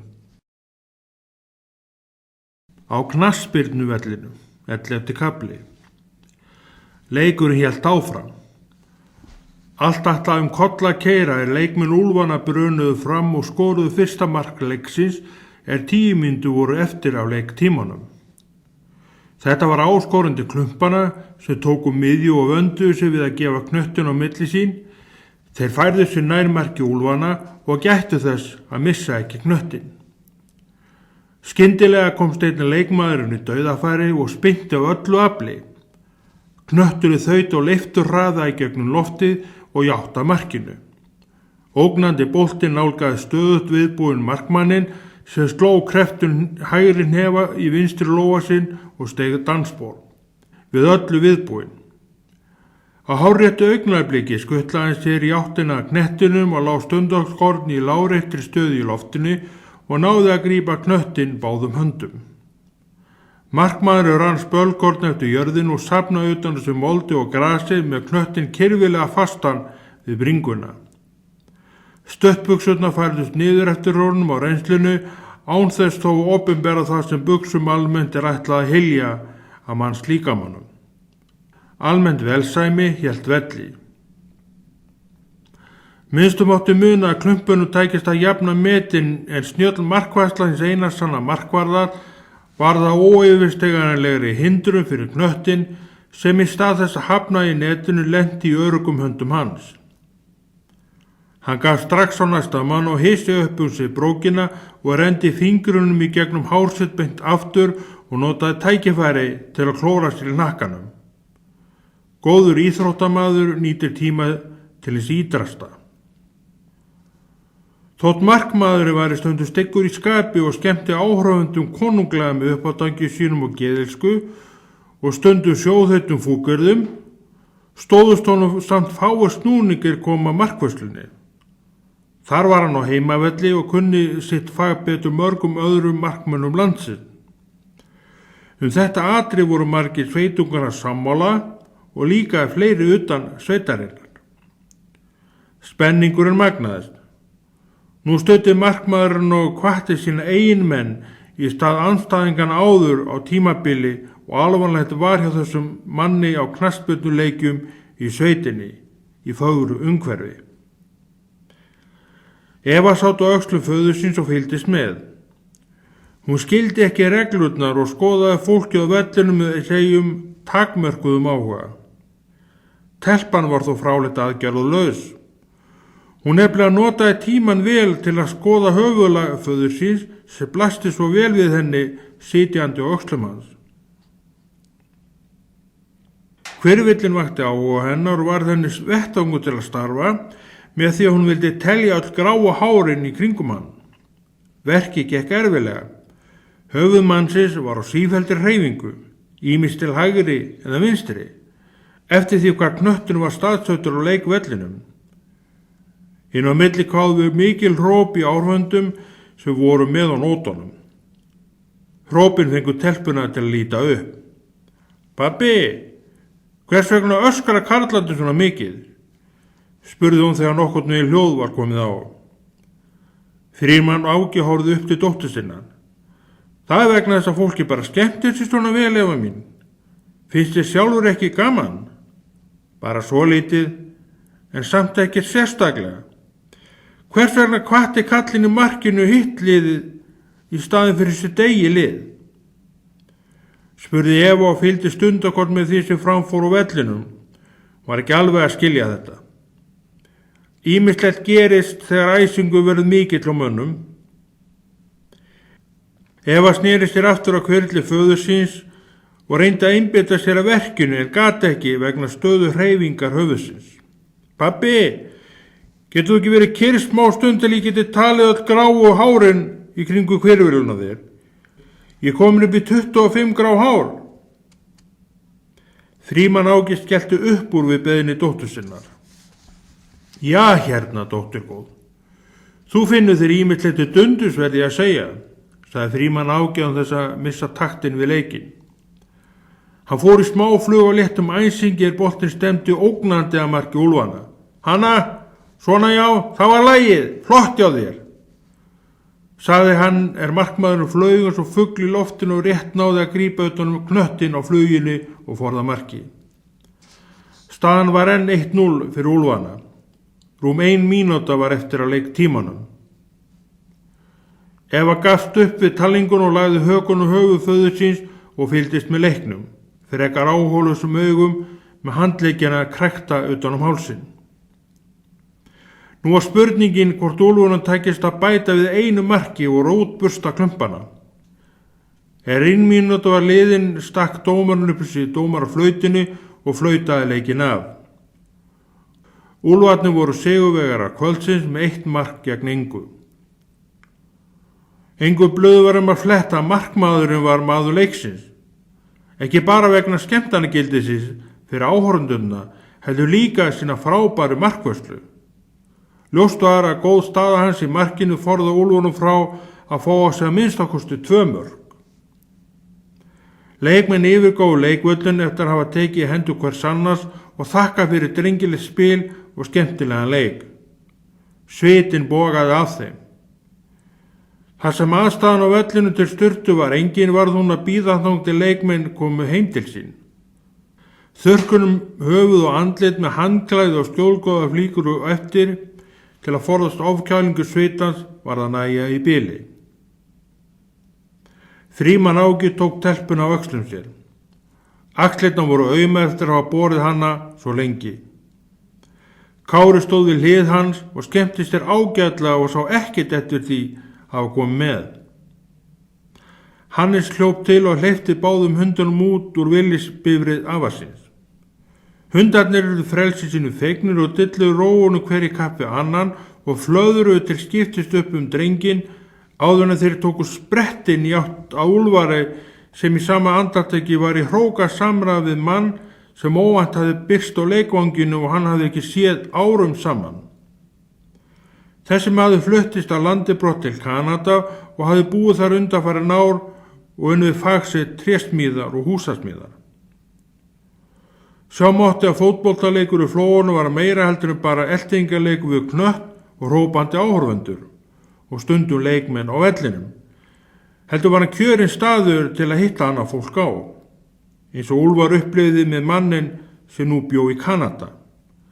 Líklegt var að þeir hefðu farið á miskornu annan ef ekki hefði verið efnt til þessa kappleiks. Úlfari var nefnilega ekki kunnundum að maðurinn var í staddur á landinu bláa í norðri. En maðurinn kom fyrir hálfum mánuð til lands og átti eftir vikutíma áður en hann héldi aftur til þess heima í Kanada. En hér voru þeir og ræddu liðna tíð eins og vill verða hjá gömlum vinum. Strákurinn úr borginni sem Kári og Eva sá klöngrast yfir girðingun og hlaupa sem fætur tók í átt að ánni, stóð þarna með hendur í vösum og bar þessu öll merki að þekkja fáa á staðnum. Hann stóð við hlið Kela bónda og börnunum hans 2 sem voru yngri en borgarstrákurinn. Kári, þarna strákurinn sem við sáum áðan og báðum Guða að senda á leikinn, sagði Eva við bróður sinn og benti fingri. Kári kláraði að reyma annar strigaskóun sinn áður en hann rétti sig upp og horfði þangað, og mikið rétt. Þarna stóð drengurinn horaður og langur og íklæddur yfirflík sem ekki vildi vaksa með honum. Það sást á ermönnum sem náðu honum nokkra sentimetra upp fyrir úlneiði. Úlfar sá að telpan benti í ákveðin átt og horfði fyrir forvitnistakið þangað. Hann benti þumalfingri sínum upp í loft var þess áskynna hvað hafði vakið henni áhuga, ef að brosti. Hún hafði skilið bendingu afa síns og var glöði hjarta sinni yfir því að Guð heyrði bæn hennar. Hún og Kári litu svo á að borgarstrákurinn væri bænasvar, já, þeirra persónulega bænasvar. Kári fylgdist með manninum og afa sínum sem spjölluðu saman og reyfiðu gömul kynni og fengu fréttur hagi hvors annars eftir öll þessi árum. Hundarnir flöðru upp Úlfar og kepptust við hann á athygli hans. Kári horfði á mannin frá Kanada teygja hendi sín í áttina að Sámi og líka hann kippti henni eldsnöggt að sér aftur. Sámur hafði greinilega urrað og manninu brugðið. Enginn kæri sig heldur að vera bitin af hundi. Skammastu þín! Barst frá Úlfari á háværum nótum. Hann hastaði á þennan óróasama hund sinn sem ekki vildi láta af að urra á fólk sem hans áliti kom of nálægt honum með hönd sína. Hundurinn hrökklaðist eins og vanalega frá og lagði sármóðgáður í grasið og horfði ásangandi augum á húsbónda sinn. Glóru brá líka og vissi ekki hvort hún ætti að taka þetta til sín og fannst öruggast að leggjast líka niður. Frímann Áki leit í sömu andrótu föður síns og sá hundinn hrökklast frá og leggjast niður. Nú hefur Sámi látið til sín taka, sagði hann við dóttur sína, stjankaði með höfuðhreyfingu. Hann er alltaf örra, samt stríði honum aldrei, sagði telpan og setti upp sæklislegan svip. Er það nú alveg rétt hjá þér, Eva mín? Spurði Frímann Áki. Alveg satt. En hvað var það annað en stríðni hjá þér að taka frá honum beinið og fela svo vandlega að blessu skepna gat hvergi fundið sitt bein þótt hún snuðraði allt í leita þessu beini og þú dróst bróðinn með þér í þessa stríðni og þeir fylgdust með og hlóðuð eins og vill. Hlóðuð ykkur máttleysa yfir viðbröðum og vandræðagangi skepnuna. Frímann vildi minna hana á og horfði leið á Kára sem í þessu klóraði sér í bringunni, leit til himins og þóttist ekkert heyra. Mistið þú heyrnina, Kára minn, sagði faðir hans. Nei, ég bara klæja svo í bringunni. Ég ætla að skreppa yfir til hans afa, sagði Kára og gekk blístrandi í burtu. Satt að segja þá hann lítinn á þessar umræðu. Annað en var á meðan hrekkurinn var upphugsaðar, undirbúin og framkvæmdin þaulskipulögð hjá þeim systkinum. Sámur hafði fært sig til og lá nú við fætur húsbónda síns. Hann vildi ekki fladra meira upp hann, glóra svo einum það. Og hún meira að segja sneri sér að gestunum í sama tilgangi sem strauk hvolpinum eftir bakinu og tók svo höfuð hans báðum höndum og nuddað og kreisti loðna kinnarnar eins og ullarvettlingar eru þæfðir ofan í sápuvatni. Dráttavél með kerru tengda við beisli vélarinnar var gangsett. Keli sat í egilsætinu og borgarstrákurinn og börn bóndar sátu í kerrinu og héldu sér í hliðarnar og hossuðust á holóttum veginum sem kerran dróst eftir. Eva fylgdist með vélin hvarfi yfir hæðina. Menn voru byrjaðir að tínast af vellinum á þeim tækjum sem þeir höfðu komið á. Þeir sem voru ríðandi stigu á bak klárum sínum slógu í og héldu sömu leið og þeir komu. Einhverju bjuggu búi í Vellingaholtshreppi og í fleiri hreppum Árnessýslu. Ekki var gott að segja. Ljóst var að menn fylgdust með hverju hjá öðrum og notuðu oft tækifæri til að gera sér eilítinn dagamönn þótt í öðrum hreppi væri. Enda fátt í boði í sveitinni og að gera að grípa gæsina hún gafst þegar koma dagar að styttingu. Úlfar kvaddi manninn og tók á honum lofurðum að kíkja við í Hrafnakoti áður en að færi yfir hafið og hitti frú og fjölskyldu. Maðurinn átti pant að fara með einum af fossum Eimskipafélagsins, skipi sem sigldi yfir hafið til Montreal í Kanada með vöru. Þaðan gat hann svo flogið til síns heima. Sjálfur sagðist að njóta þess að fara með fraktskipi, enda fraktskipa sjómennirnir margt fróðir menn með töluverða reynsla af átökum og glímu lífsins sem hann hafði gaman af að hlusta á og margt líka fróðlegt. Skóti markmannsins, svo kallaður blöðruskoti, stóð eitthvað á sér og vildi startarinn ekki snúa vélinni. Eina sem heyrðist undir húddinu var klikk, lykli var snúið. Hann steig út úr skótunum með hamar í hendi, gekk fram fyrir bílinn, opnaði húddið og sló hamrun létt í startaran og reyndi aftur. Þetta nægði. Eftir nokkra hæga og kraftlausa snúninga gekk vélin eðlilega. Maðurinn skrúaði niður hliðarúfu bifreiðarinnar og sagði við Úlfar sem í þetta mund gekk hjá. Skótin klikkar ekki. Eina sem þarf að banka svolítið í eitt og annað þegar við á og á réttum stöðum fram í húddi til að allt virki rétt. Já, eru tekkarnir sleipir í framleiðslu bifreiða? Úlfar talaði glettnum tón við manninn og tók í hönd hans sem stóð framrétt út gluggann. Voru þeir málkunnugir og sveitungar og báðir fættir og uppaldir í flóanum. Skótin flottur maður og svo umboðið svo gott. Sama hversu litla skrúfumanni vantar, hún fæst í umboðinu. Hvernig fannst þér leikurinn? Ágætur og sigurinn sætur. Úlfarnir voru betra liðið, eins og ævinlega þá sigrar betra liðið. Úlfar stakk höndunum í buxna vasan. Já, fannst þér hann góður? Klumparnir komu á óvart og voru mun betri heldur en ég átti von á. Þeir hafa greinlega stíft og undirbúið sér vel fyrir leikinn. Markmaður varð hugsandasvip og bætti svo við. Kannski að úlfarnir taki hlutverk sitt ekki lengur nægilega alvarlega og við sem íþróttadómar ekki heldur. Þá var bara að biðja karlminn til Guðs og hann mun sjá til þess að þið haldist vakandi og séð við hlutverk ykkar bundnir. Já, Úlfar, endilega byttu fyrir þessu. Byttu sjálfur mig, kæri bró. Heyri Guð mína bænir, leggur hann einnig við eyrun þú biður. Guð hjálpi þér maður, ég að biðja, ég kann ekki að biðja, sagði Karl markmaður. Eva var komin til afa síns og stóð við hlið Kára. Allir kunna að biðja, hélt telpan áfram. Sko, svona skaltu gera, ég skal kenna þér bæn, heyrðu bara. Telpan fór hún hén, spendi greipur og bað. Kæri Guð, ég bið að sýna mér hvernig ég fæ bætlið mitt úlfana og gert þá betri. Svona getur þú beðið, manni minn.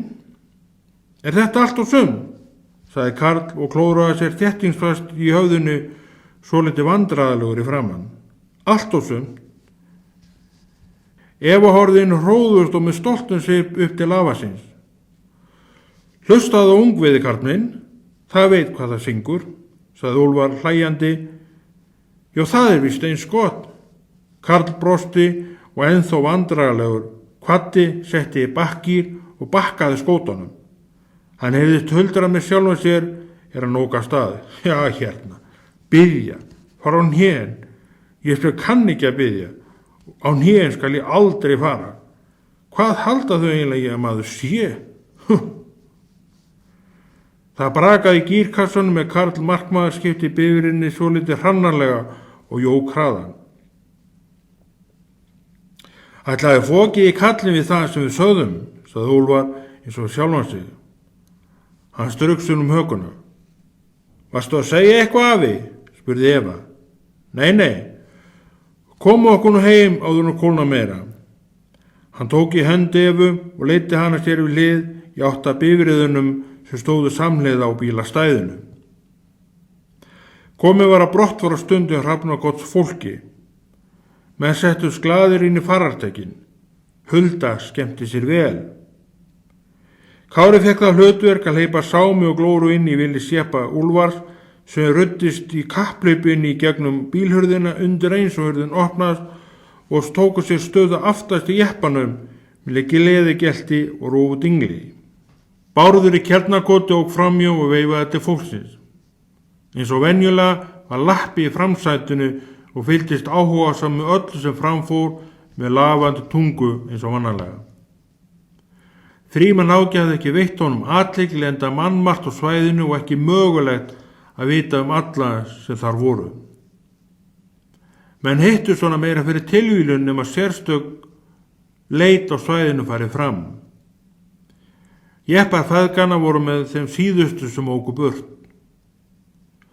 Á leiðin út á aðalveginu fóru þeir fram með mörgum af þeim sem ýmist voru ríðandi eða akandi og dráttarvélum. Sumarstrákurinn og borginni satt og hossaðist á kerrunni og með honum börn bóndans. Eva og Kári notuðu tækifæri Jeppi rann hjá og veifuðu til þeirra og fengu á móti svari sem mynd og brosi kaupati. Hrafnagott blasti við á hægri hönd og var ákveðin friður við bæjarstæðinu í kvöldsólinni. Féð var á beit á túninu og dreift út allt tún. Lömbin í með sögumæðu sínar hlupi í leikjum eða lágu á jörðunni á samt fullorðnum fé sem hafði etið nægi sína þann daginn. Til kúnna sást og voru þær komnir í ró á sínu svæði. Var enda komið kvöld og allt sem lífsand í það bil að taka á sig náðir og safna kröftum til átaka nýs dags. Jepparnir fóru á sína staði á hlaðinu og þreyttar mannesku stigu út úr þessum bifruðum og teygðu úr styrðum limum. Fólkið var fegið að vera komið heim en samt ánægt með að hafa farið og gert sér svolítinn dag á munn. Dallar hundana stóðu við dyrnar og í þeim fóður sem skepnurnar hlupu strax í og gleyptu í sig látum. Í forstofunni tók fólkið af sér yfirhafnirnar og kom sér fyrir við eldhúsborðið. Stuttlöng stutt hringing hvað við úr símtækinu. Droplaug fór fram, halló, já andartak, Frímann Áki, síminn til þín. Droplaug kom aftur inn. Halló, já komdu blessaður, á morgun, jú það ætti að vera í lagi. Hverju menn að velta fyrir sér? Já svoleiðis. Hittust á morgun tvöleytið, blessaður. Frímann lagði tækið á og gekk inn í eldhúsið. Eva var augu og forvitnin uppmáluð. Hver var í símanum, pabbi? Bara formaður Akurflokksins sem vildi halda stuttan fund með þingmönnum flokksins á morgun. Má ég koma með? Hrópaði Kári með fullan munnun á kökum. Og ég líka, hrópaði Eva bróður sínum til samlætis. Hvað allir vil ég hafa ykkur með? Alltaf grenjandi, sagði Hannes og heldi sér mjólk í glasið, stakk upp í smáköku og setti aðra fyrir fram að sig á borðinu. Þið verið hér hjá mömmu ykkur og afa og ömmu. Svona fundir eru ekkert skemmtilegir og ykkur myndi bara leiðast. Frímann Áki afgreiddi málið með snarræði. Kvöld var komið.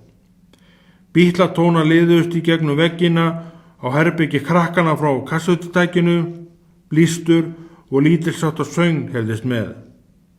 Svo datt allt inni í dúnalogn. Kyrrðin ein fyllti andrúmið og yfirtók stund og stað. Jarmi kindu barst yfir túnið og tilheyri lífinu í sveitinni. Líf hvers sem litið og guð yfir og allt kring. Fundur framundan, 12. kafli. Morgundagur rann upp. Dropar féllu úr skýjum til jarðar. Dálítill vindur og útlit fyrir vætu og vinda saman dag. Veðrið ýmist svona eða hinsegin. Þar gilda breytingar og það margar. Engin regla sem fara mátti eftir og hægt að stóla á. Allt breytingum undirorpið sem viðkom íslenskri veðráttu.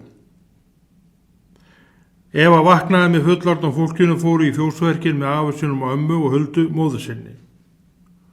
Frímann Áki varð eftir inni. Hann þurfti að fara yfir skjöl og pappira fyrir fundinn í Reykjavík með flokkssystkinu sínum í Akurflokknum. Kári og Hannes sváfu áfram. Þeir yrðu restir eftir mjaltirnar.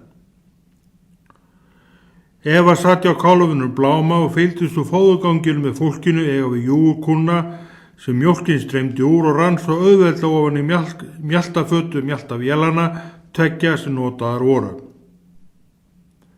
Taktföst sólhljóð vélana tilheyrði verun í fjósinu á mjaltatímum. Amma satt á mjaltastól og tuttlaði dreitili sem eftir varð í einni kúnni. Hreyturnar runni í mjólkur fötu. Hali kýrinna var bundin upp til að hún næði ekki að slá honum beint í andlit mjalta manneskjunnar. Blámi var orðin telpunni vanur og kippti sér ekkert upp við það þótt hún settist hjá sér og hrúaði saman móðun og gólfinu fyrir framan sig og lekið sér með það og jafnvel talaði við. Kálfurinn lét sér brölt telpunar í létturúmi liggja og lá bara og jórtraði, horfandi stórum tómum augum ekki neitt í svona sofandi ástandi að því virtist. Stórlóðin eyrun hreyfðust fram og tilbaka og námu minnsta hljóð. Eyrun voru vel vakandi og á stöðuri hreyfingu fram og tilbaka. Allt sem skepna þekkti ekki fekk dýrið til að horfa í átt að óvæntu hljóðinu athugulugum augum. Kannski notaði dýrið eyrun meira þegar augun virtust ekki sjá neitt en sáu þó. Hver veit hvað framfyrir í hausnum á kálfi? All kendi ekki Eva sem var bara 6 ára og ekki ennþá orðin sæmilega læs og kunni bara að skrifa nafni sitt stórum barnslegum stöfum. Inn í íbúðarhúsinu var allt með kyrrum kjörum. Ró var yfir og ekki hljóð barst inn til Frímanns stráka sem settist við eldhúsborðið. Hann tók skjalatöskun upp á gólfinu og lét hann upp á borðið. Áður en skjalaskoðurinn fór fram gaf hann sér þó tíma til að rölta yfir að útvarpstækinu við gluggann í eldhúsinu og kveikja á því. 10 fréttirnar voru það bil að hefjast og ágætt fyrir kjörin þingmann að hlusta á fréttirnar og vera svona í takti við það sem var að gerast heima og heiman. Dimm og velþekkt karlmannsrödd barst úr hátalarunum. Útvarp Reykjavík klukkan 10. Nú verða sagðar fréttir. Ég fréttum með þetta helst. Heyrðist í viðtækinu. Í fréttatímanu kom fram að ný flugvél í loftleiða myndi lenda á Keflavíkurflugvelli klukkan 14 í dag og að vélin var í stærsta flugvél Íslendinga og mikið bákn. Vænghafi 43 metrar og lengdin svipuð og hæðin 11 metrar. Tómvægi hún 49 tonn en fullhæðin 95 tonn.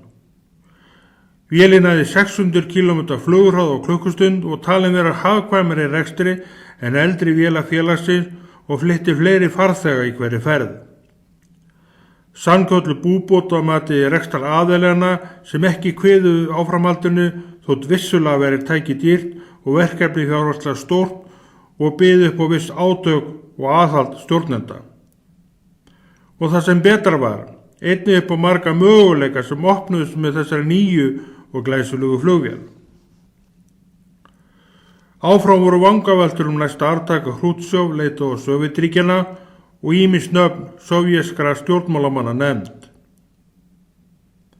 Frímann Áki saup á rjúkandi kaffibollunum og fór yfir skýrslur og skjöl og strikaði yfir og bætti inn orðum. Hann horfði út eldhúsgluggann. Rektorópunum á rúðunni hafði fjölgað og runnu þeir niður glerið í smá hlykkjum, einn á eftir öðrum og stöðvust á í listanum sem eldur var niður með pinnum og hélti rúðunni þétt uppi karminn. Allt eita niður og smígur þanga sem það kemst. Bassaröddin í útvarpstækinu hélt áfram. Fram kom að pólska kirkjan nyti enn mikilla áhrifa í bæði andlegum málum og jafnvel stjórnmálum og á samanborði við önnur kommunistaríki ákveðina sérréttinda. Í fréttinu kom fram að pólsk stjórnvöld forðuðust að ofsækja hana beint þrátt fyrir að vera opinberlega andvíg trúarbrögðum. Frímann Áki heyrði alla þessa fréttir. Þær voru svona hluti af þingmannsstarfinu hjá alvöru stjórnmálamanni sem tók sig alvarlega og vildi vera með á nótunum. Fréttatíma Ríkisútvarpsins lauk. Við tók ljúf kvenmannsrödd sem hóf upptalning og ýmsum dagskrárliðum sem í boði voru yfir daginn. Þar kenndi ýmsra grasa og margt áhugavert í boði. Næsta sem heyrðist var ljúfu tóna frá breskri strengjasveit sem lék þekkt verk eftir Mozart. Skrjáfi blöðum barst frá eldhúsborðinu. Þingmaðurinn heyrðist svona með öðru eyranu þar sem fram fór í hátalara viðtækisins. Hún þótti merkilegt hve vald kirkjunnar í Póllandi væri enn mikið þótt honum væri velkunnugt að ýmsar steinar hefðu verið lagðir í götu hennar á umliðnum árum í tíð kommunistana og að kirkjunni þrengt bæði fjárhagslega og með ýmsu öðru móti. Eitt sem pólsk stjórnvöld gerðu var að taka starfandi nunnur út úr sjúkrahúsunum og kalla guðfræðinema í herinn. Allt til þess að minnka áhrif kristninnar á fólk í öllum geirum samfélagsins. Í fjósinu voru hugðarefnin önnur heldur en gerðist hjá háttvirtum þingmanninum sem satt yfir skjölum við eldhúsborðu og dreifti á milli á rjúkandi kaffibolla og átt smurða brauðsneið með alíslenskri og heimagerði kindakefu. Fjósverkin voru enn í gangi. Blámi var staðinn á fætur og gerðist Eva gekk fram í mjólkurhúsi til að fá mjólk í flöskuna sem ætluð var sárþaustum og svöngum kálfinum sem skynjaði hvað var að vera frammi og gerðist órólegur og strekkti í bandið sem var háls hans svo fast stundum að greitdýrið náði ekki andanum og var að bakka til að súrefni kemist aftur ofan í lungun. Óþreyjan var til staðar og halinn fór hreyfingu. Umlegt og hlægilegt kálspöl heyrðist sem að mörguleiti minnti á mann sem remdist kinnar og andlitur rauðar af áreynslunni. Eva tók við 1 lítra glerflösku hjá móður sinni. Hún gekk fram sá hún að gúmituttuna og stútin vantaði. Telpan gerði athugasemdir og eftir dálætla leit í hillum mjólkurbúhússins og bak við mjólkurfötur og mjólkurbrúsa var niðurstaðan sú að gefa kálfunum mjólkina án túttunar sem virtist hafa gufað upp og fannst hvergi. Síðar kom í ljós að Úlfar hafði stungið þessari kálstúttu í buxnavasa sinn og gleymt henni þar í síðustu mjöltum. Allt yfir sínar skýringar sé eftir þeim leitað. Kálfurinn spenntist allur upp og æstist fram í fjósu og baulaði sínu ámátlega bauli sem hann vildi segja, drífa sig og hlaupa svo. Telpan birtist í fóðuganginu með hvíta laugin í flöskunni sem Kálsi þekkti orðið svo vel. Gjöfin gekk vel þó túttan væri ekki á sínum stað á flöskunni. Smá vandræðagangur fyrst og svo sálgaraði kálfurinn í sig mjólkinni með venjubundum gleipugangi, mikilli áfergju og galopnu gini. Hausinn vísaði upp á við og tók við innihaldi glerflöskunnar sem helltist úr að fullu afli og rann á hún í kokið og skepnunni. Þegar því var lokið heimtaði hann meira en varð ekki að óssinni í þetta sinn frekar en í önnur skipti. Skammtur þessara mjalta var kominn og hann var að láta sér hann að nægja fram að næsta gjafatíma kvöldið. Matur kvölds og morgna og ekkert þar á milli nema einstaka strá sem hægt var að japla á. Með aldrinum sleppti flöskunni og full fata og mjólk tók við. Fatan jók skammt bláma stórum, en það myndi gera síðar og kannski haustið. Eva kom fram í mjólkurhúsið með tóma glerflöskuna. Konurnar voru þar báðar og gengu frá eftir fjósverkin. Mjólkurbrúsa voru dregnir eftir stiltu gólfinni með viðeigandi ískri og skarkala. Kælibúnaður var færður yfir í annan brúsa og þann síðasta í röðinni. Afi losaði kýrnar og kom þeim út. Blámi var nú lagstur og nýjanleik. Hann erði líklega eitt síns liðs hjörðin kemur tilbaka að kveldi að springa þrýsting mjólkurinnar í úrunum sem vildi leita út. Eva fylgdi afa sínum og gengu þau saman leið sem kýrnar höfðu gengið í árun og rás til hagans neðan við bæinn. Afi, hvað væna mín? Blámi alltaf svo gráðugur þegar ég kem til hans með mjólkina, sagði Eva og horfði á klaufir kýrinnar sem aftast gekk og fannst myrkilegt hvernig þær glentust út á göngunni. Svona nú dýrin þegar fæðan annars vegar. Afi tók vasaklút upp á vasasínum og snýtti sér með háum hvelli. Verið ekki á lengi, þið vitið að Frímann áger að fara til borgarinnar, hrópaði amma sem í sama mund gekk í átt að íbúðarhúsinu ásamt Höldu. Engar áhyggjur, við verðum snögg, blessaði. Telpan gerði sig líklega til að taka sprettinn heim. Hún hefði gleymt að þingmaðurinn faðir hennar væri á förum í bæinn en sneri svo hugur hélt áfram sömu leið. Faðir hennar myndi ekki fara nema kveðja hana fyrst. Málið var ekki alvarlegt.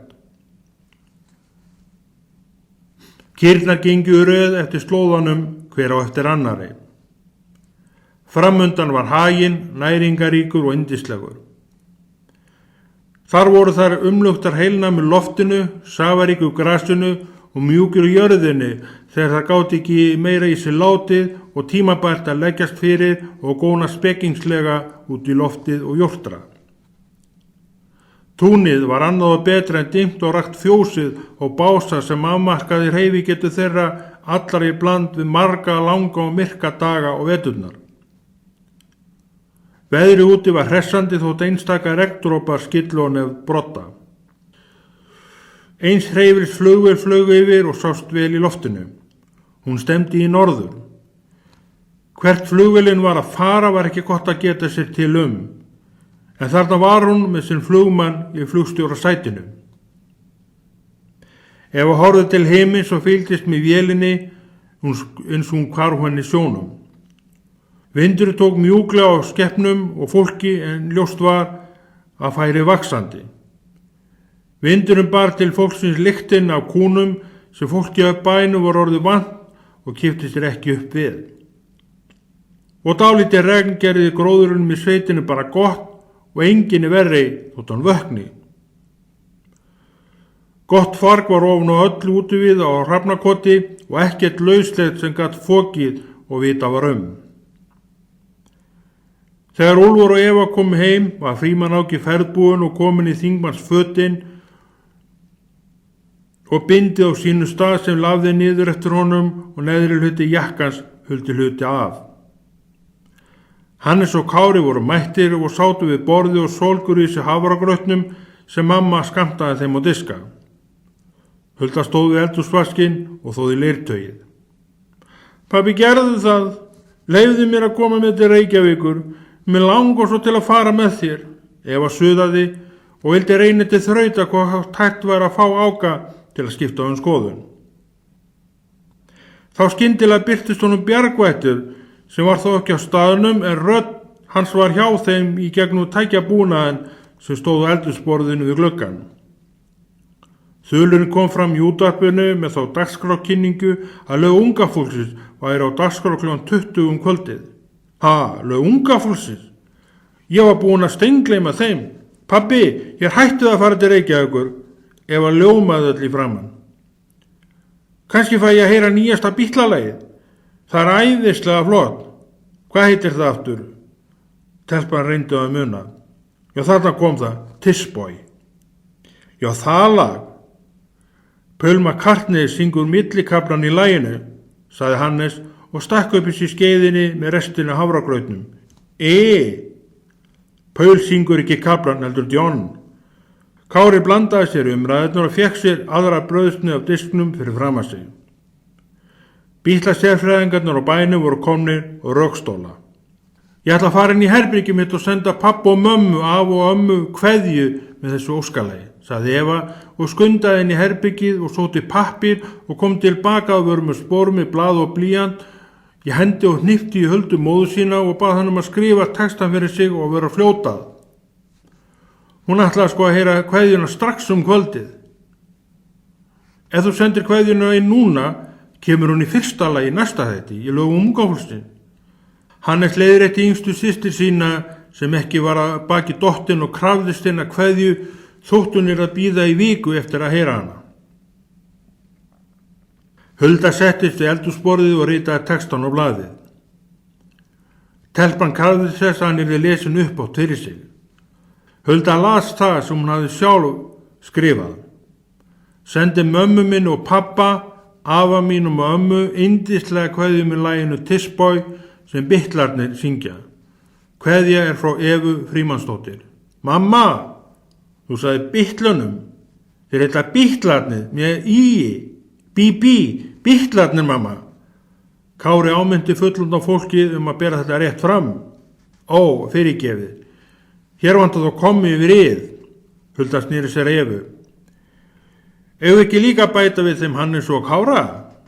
Hulda tók fram blýantinn og leiðrétti villuna sem vakti þessi viðbrögð í unga fólkinu og bætti við nöfnunum 2 sem urðu eftir í byrjun og telpan samþykkti að yrði með. Amma hafði farið inn í stofu meðan og sótt umslag ofan í skúfu sem orðsendingun á eftir var komið fyrir í og allt límt aftur samkvæmt kúnstarinnar reglum með frímerki á. Frímann tók við merktu umslaginu og gaf loforð að póstleggja það undir eins og hann kæmi í bæinn. Hún mátt ekki gleyma að setja byrju við póst, sagði Eva ábúðamikil á svip. Þingmanninu var ekki lengur til setunar boðið ætti hann að ná fundunum í Reykjavík í tæka tíð. Fyrir framan biðu hundarnir og dilluðu rófum sínum. Ef Frímann opnaði framhurð gasjeppans vildi Glóra ólmriðjast inn og fara með en var samstundi snúið við. Hún yrði eftir heima ásamt öðrum á bænum. Allt fólki var á hlaðinu og Hulda kyssti mann sinn kveðjukossi með árnaðaróskum gott gengi í borginni og góðan fund. Eva var í örmum föður síns og Kári hélt í hönd hans og saknaði hans pínulítið. Hannes bar sig kallmannlegar enda orðin eldri og þroskaðri en yngri systkini sín. Eftir venjubundna 2 til 3 sprengingar í vélinni fór rússin í gang og malaði hljóður og öruggur. Svo liti braka í gírkassanum ef Frímann setti í bakki og hjól rússan tók að snúast aftur á bak. Undir eins og jeppin fór á hreyfingu fram á við, byrjuðu Sámur og Glóra að gelta en var samstundi skipað að hætta þessu geltu og góli.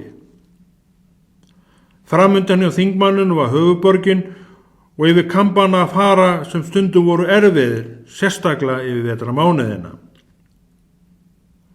Hundarnir sperrtu eyrun og risu á fætur jeppinn ók eftir imriðinni, albúnir í spretthlaup en lögðu svo aftur á sinn gamla stað og dæstu. Þeir máttu þetta víst ekki. Svipriðin og Úlfari gáfu þeim það skýrt til kynna. Bless pabbi og mundi eftir bréfinu, hrópaði Eva og eftir bifreiðinni. Kári tók undir með systur sinni, hönd kom út hliðarúðu jeppans og veifaði glaðlega til fólksins á hlaðinu sem veifaði á móti.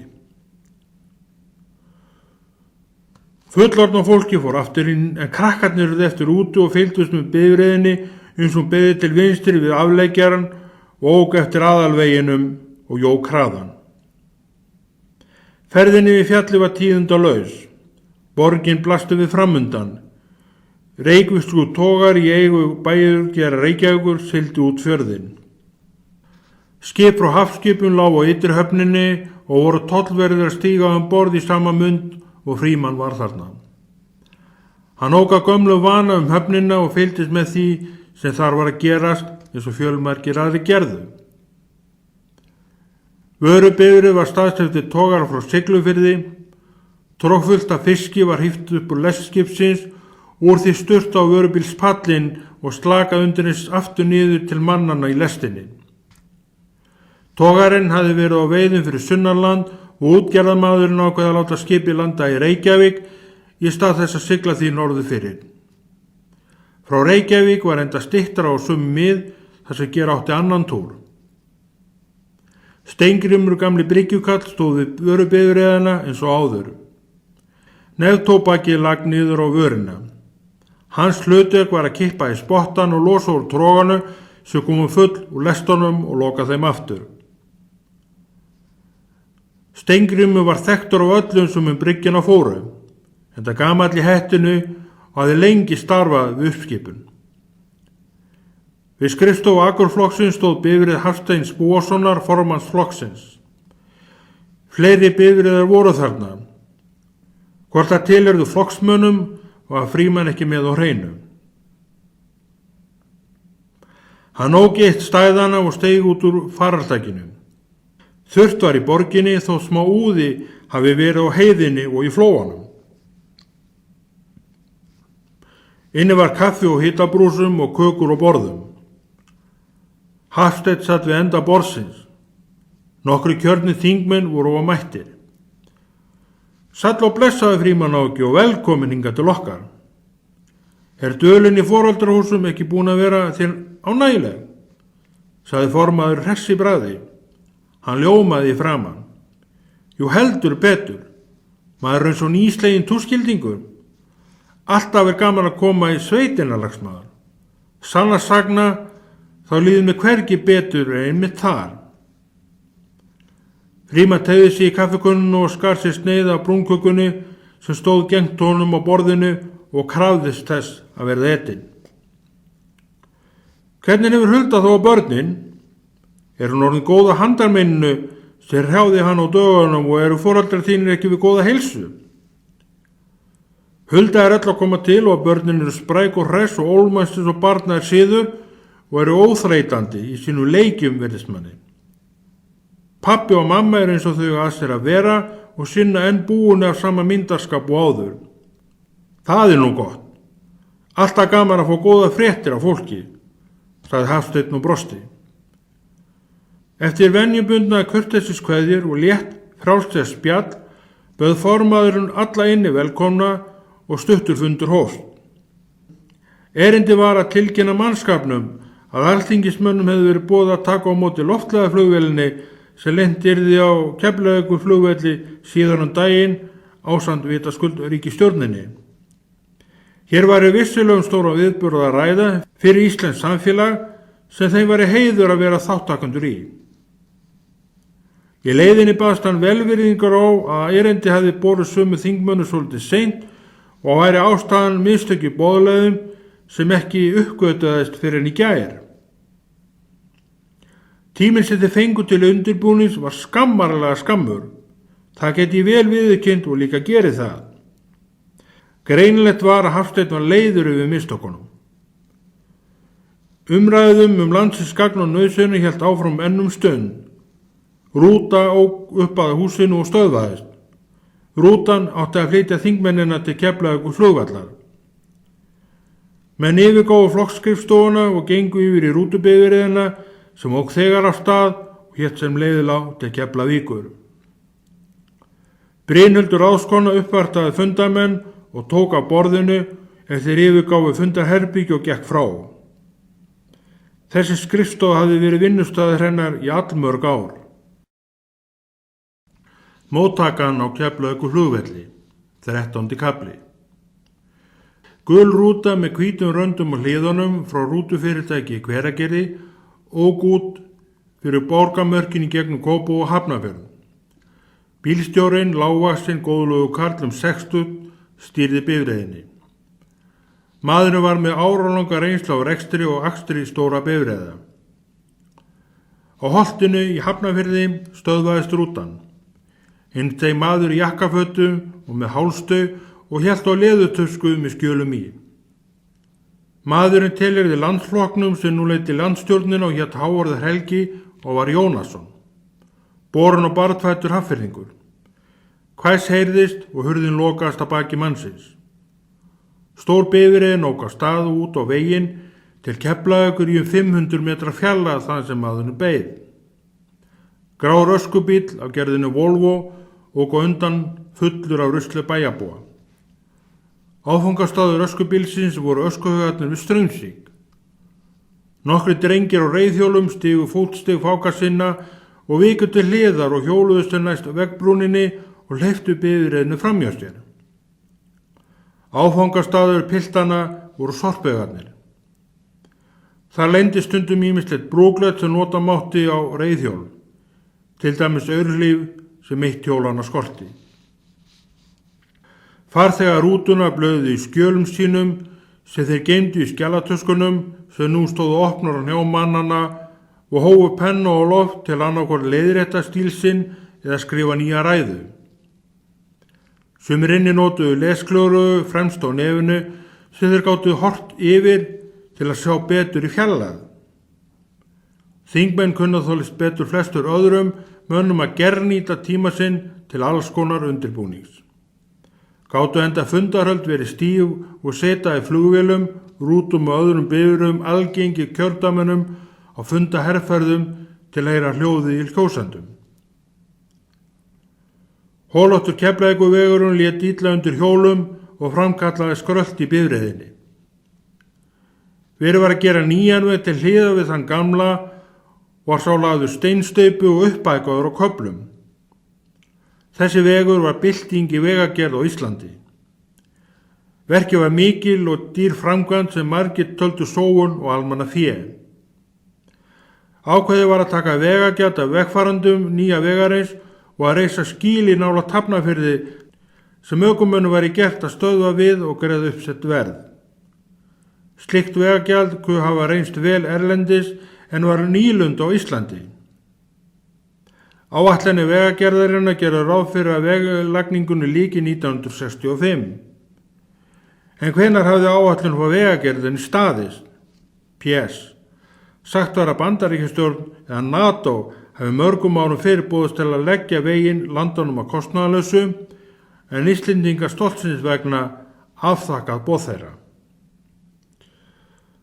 Hávarður Helgi satt í sætinu til hliða við Frímann Áka hinum megin gangvegarins og spjölluðu þeir til að byrja með allt á milli himins og jarðar. Líða tók á samtal mannanna kom í ljós að Hávarður hafði sendt einn svona sinna eftir skólan í sveit vorið í Flóan á bæ sem stóð gegnt við samkomu staðnum. En því miður, þá bara mundi hann ekki nær bæjarins, en mundi þó að bóndinn væri kallaður Keli og á bænu væri kýr og kindur og að Keli þessi var mikill ágætis maður, hress og glaðsinna, karl sem ætti engar auðvelt með að hlæja. Frímann Áki horfði snöggt á manninn og sagði, ekki vissi ég þetta, svo þú ert faðir stráksins sem hjá hún Kela. Bærinn heitir Bleikjukot. Ég sá syni þínum einmitt bregða fyrir á knattspyrnuleik sem framfór á dögunum og árlegu viðburður Flóa sveit. Frímanni fannst eitt augnablik landið sitt skreppa saman og verða agnar smátt. Þetta minnir mig á vísukort sem strákurinn sagði mér síndali, held ég bara í fyrradag. Vísan er svona. Hávarður Helgi fór með vísuna fyrir þingmann Agluflokksins. Beljurnar í Bleikjukoti baula ekki núna. Þar eru allar rólegar því enga vantar kúna. Hann hefur aðeins umborðað þetta, heyri ég, sagði Frímann við stoltan faðirinn og strauk fingrunum í gegnum hár sitt frá vinstri til hægri. Herðu, atvik reiðast upp fyrir Frímanni sem við það rak aftur upp stóru augu og horfði aftur beint á manninn við hliðstér. Margt óvæntar á fjöru þingmannsins á ferðinni til Keflavíkurflugvallar. Ekki voru það þið sem áðu í sjoppinu við Hveragerði við afleikjarinn til Þorlákshafnar og þömbuðu kók fyrir svona 10 dögum. Fegna hafði á peru í höfði Frímann. Hávarður Helgi nuttaði stundakolln á sér hökuna, hugsandi svip og reyndi að muna. Jú, það getur vel passað, hví spyrðu? Ég var þarna á ferð á sama tíma á rússajeppanum með krakkana. Áfangastaðu voru fóðurhúsin í Hrafnakoti. Frímanni raki í Rogastans. Varst þetta þú og þitt fólk? Ég man vel eftir rússajeppanum sem framjó fór og gónandi telpuandliti sem horfði okkur út hliðargluggann hjá sér með furðusvip á andlitinu og eitt spurningamerki framan. Þá þá verið hún Eva mín, hún blessuninn er svo eftirtektarsöm. Ekkert kvikt fer fram hjá henni, skal ég segja þeir. Eftir langa ferði kóki gott og svo skemmir prins Pólo heldur ekki, að þessi fekk mér eina pilsu með öllu, eða voru það 2, ég man ekki hvort heldur var, eða kannski 3, skaut Frímann inn í og hló og horfði á maga mannsins sem stóð örlítið út í skyrtuna. Tilviljarnir riðu auðsjónlega ekki við eintemming í dag. Rútan hægði ferðinu og stöðvast alveg á milli og rétt lullaði áfram á milli. Rauða bílum var fyrir framan þá. Stífla hafði myndast einhver stað framan við rútuna sem hindraði eða alltaf hægði verulega á allri umferð til Keflavíkur. Stöðu umferðin og móti hindraði bílstjóra á veginum í að taka fram úr. Og ástæðan kom í ljós. Lítil fólksbifreið Fiat-gerð hafði lent utan vegar og var lögreglan mætt á svæðið og sjúkrarleiðir að bera mannesku á börum í átt að blikkandi sjúkrabifreið sem lagt hafði verið í vegkantinum í samamund og rúta þingmannanna og kjá. Maður var hreyfingalaus á börunum og meðvindunda lítill. Verkmannanna voru fumlaus og innan tíðar og sjúkrabifurinn á stað með blikkandi ljós og sírununa á og flutti særða manneskjunu sem hraðast á sjúkrahúsi í Reykjavík til aðhlýningan. Í ljós kom í fréttum næsta dag að þarna hefði orðið minniháttar slys. Nokkra skrámur og skurfur á högginum. Orsök slysin var að hjólbarði að framan sprakk og ungur maður nýkominn með bílpróf missti stjórn á bifreiðinni. Heppni þótti að maðurinn sem bifreiðin lenti á utanvega var grasbali en ekki grjót eða gjóta sem þarna eru tvist og bast í hrauninu.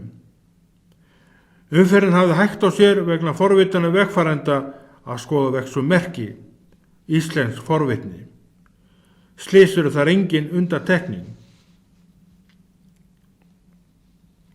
Stór síldarbátur smíðaður úr trésíld en Faxaflóa var hann lágur á sjónum og bar fullfermi af silfri hafsins. Þarna siglir Ingvar Guðjónsson, sagði Hávarður Helgi og horfði út á flóan og á bátinn og tók skrifblokk upp úr tösku sinni. Sósíalistinn og þingmaðurinn Þorbjörn Einarsson verður þó ekki með okkur við móttöku loftleiða vélarinnar á eftir. Nema hann sé hættur á bátnum, sagði Frímann Áki og fylgdist með ferð skipsins.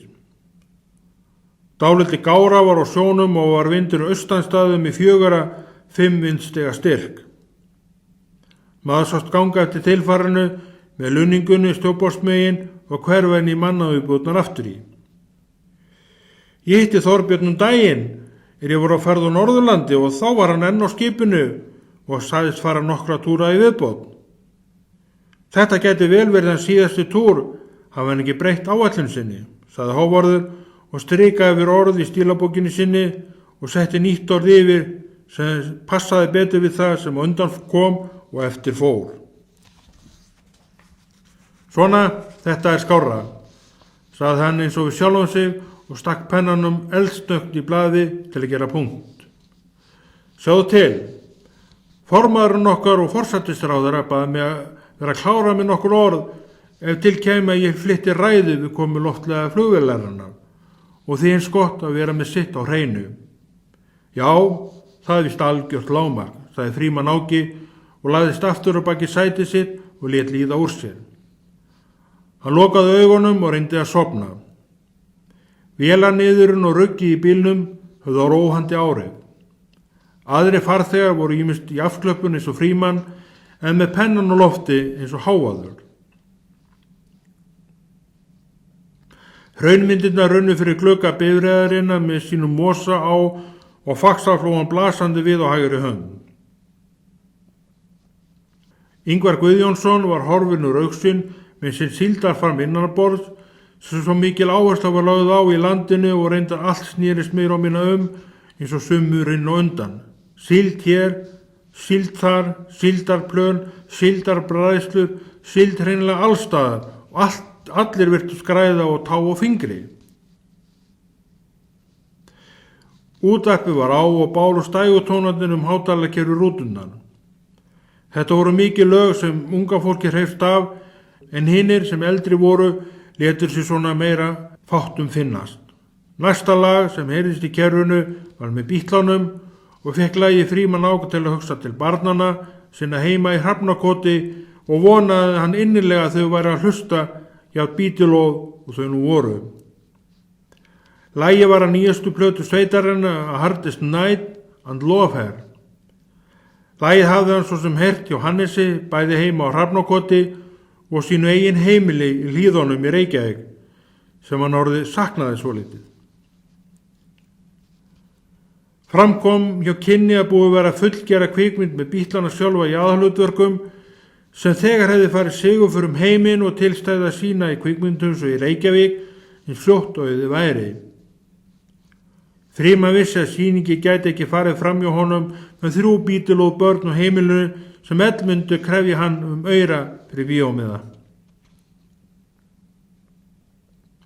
Hann heyrði Hávarð Helga blístra lágt með laginu meðfram því sem hann lagfærði stílinn og gat ekki annað en brosað við tilhugsunina að við hlið sér sæti enn eitt bítlóður en nú í svolítið eldri kantinum sem var þægileg tilbreyting. Hún rann í brjóst og gleymdi sér stundakorn en vaknaði við hvæs í hemlunum og leit út gluggann. Rútan var kyrstað við varðskýlið inn á sjálfan flugvöllinn.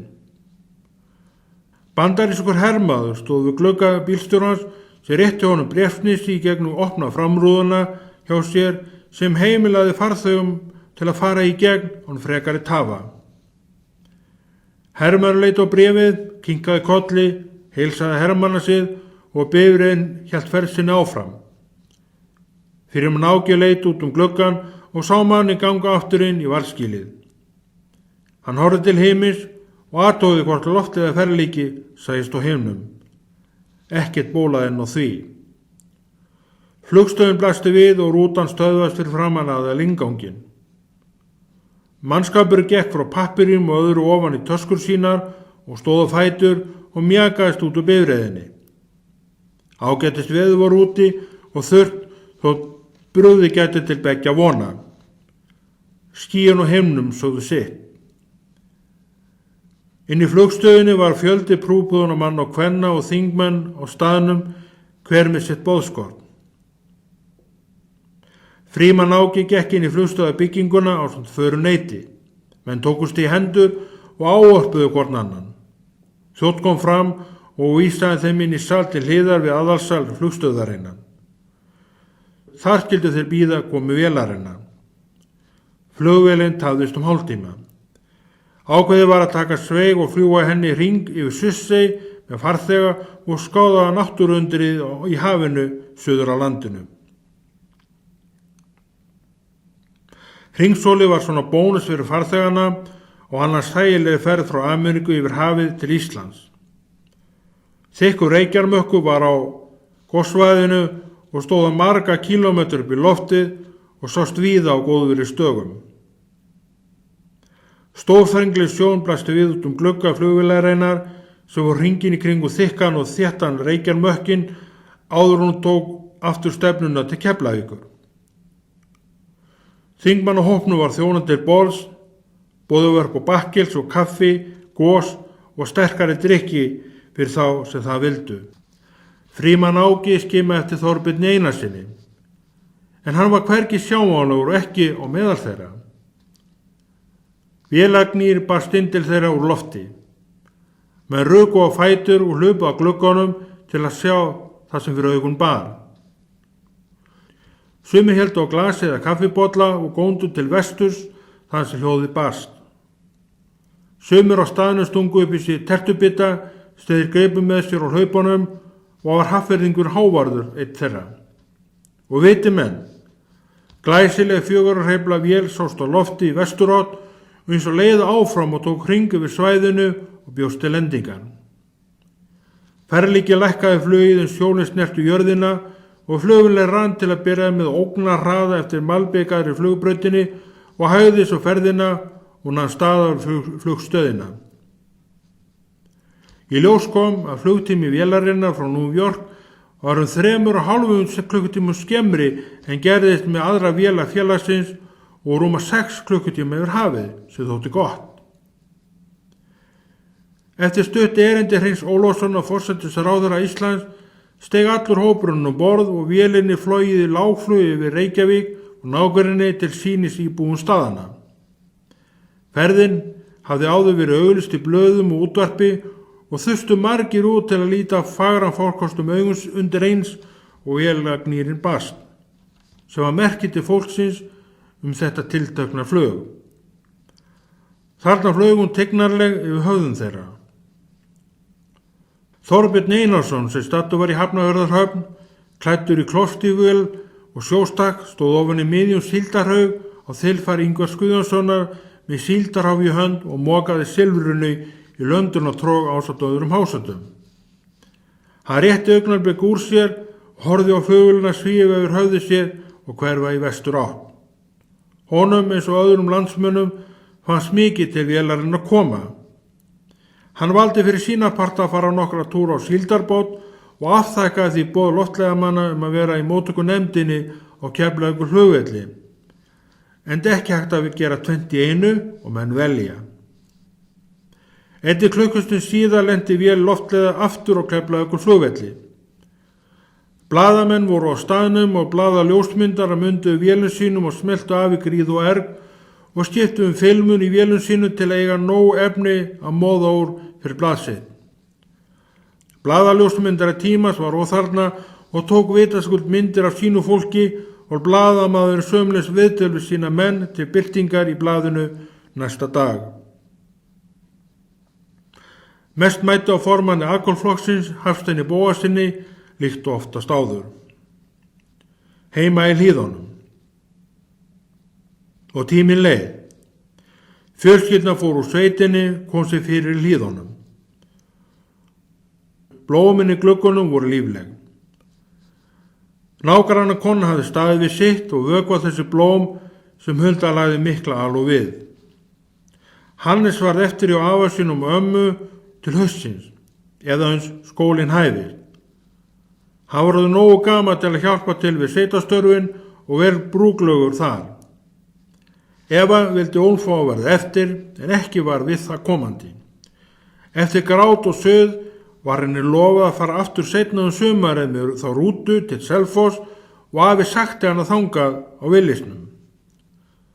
Þetta mildaði málið og sættir tókust.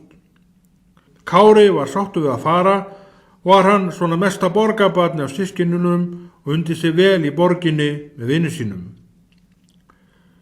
Fjölskyldan stóð að hlaði Hrafnakots ásamt heimilisfólki og þau það bil af aka og brott, kom dökkgræn sendibifrið akandi eftir heimriðinni og stansaði á hlaðinu hjá fólkinu. Útsteg brósandi maður. Hér var komið Jóhannes Jensson, Jói sölumaður, á venjubundinni söluferð sveiti landsins.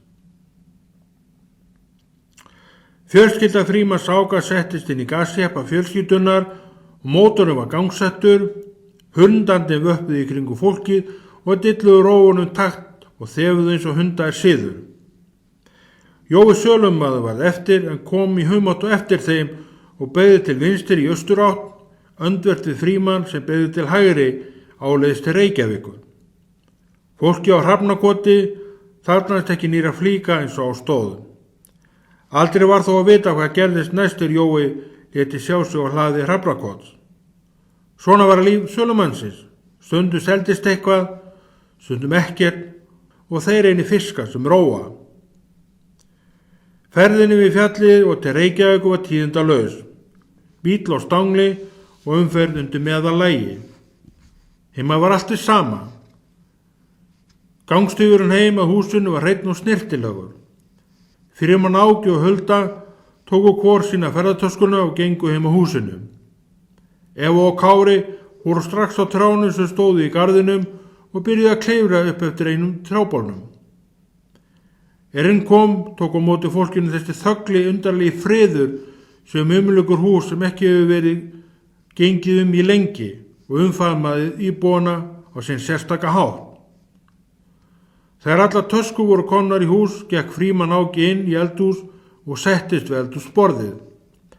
Dagblaði Tíminn lá í stafla á eldhúsborðinu. Frúin sem sá blómin hafði haldið blöðunum til haga og komið þeim fyrir á öðrum enda borðsins. Hulda setti ketilinn undir vaskranana og lét ískalt vatn buna á hún í belginn í kaffi. Frímann tók nýjasta dagblaði og fletti í blaðinu. Kári og Eva komu inn, rjóði kinnum og fóru inn í sín herbyggi og innan tíða barst tónlist fram til fullorðna fólksins. Ægar eigi minn lækki þetta garg. Frímann Áki vildi fá andartaksfrið frá þessari endalausu tónlist. Tónlistin inn í herbyggjunum lækkaði en náði aftur sömu hæðum og áður og meðan lagið Please Please Me með Bítlunum rann í gegn. Fyrsta sem mætti augum Frímanns úr tímanum var fréttum að Búr væri búin að leggja taumum á togunum sínum og ákveðin tíma. Togararnir höfðu verið að veiðum fram til þessa og landa afla sínum heima og skaffa fólkinu vinnu. En núna horfði öðruvísi við, með ákvörðuninu að binda þessi miklu skip og jafnvel selja úr landi. Þetta snýst orðið allt þessa síld og ekki nokkur leið að manna togarana og þeim barasta lagt, sagði Frímann við Huldu konu sína sem taldi nokkra skeiðar af kaffi út í kaffipokan og meðan vatni í kallinum hamaðist við að ná upp suðu og setti með hálfa köku á exporti, kaffibætir, til að drýja með kaffið. Í sama blaði kom á fram að Gullfoss var á leið heim til Íslands með forsetahjónunum borð að lokinni 3 daga opinbera heimsókn þeirra til Kaupmannahafnar. Miðjan júlí fór faðir Evu með hana í rútuna og sendi aftur í sveitina eins og lofa var og myndi hún vera hjá afa sínum og ömmu í vikutíma og koma sér tilbaka með rútu. Að senda svo barn eitt var í lagi. Bílstjórinn lofaði að gæta hennar og eins komið væri á áfangastað þar sem Úlfar tæki við henni.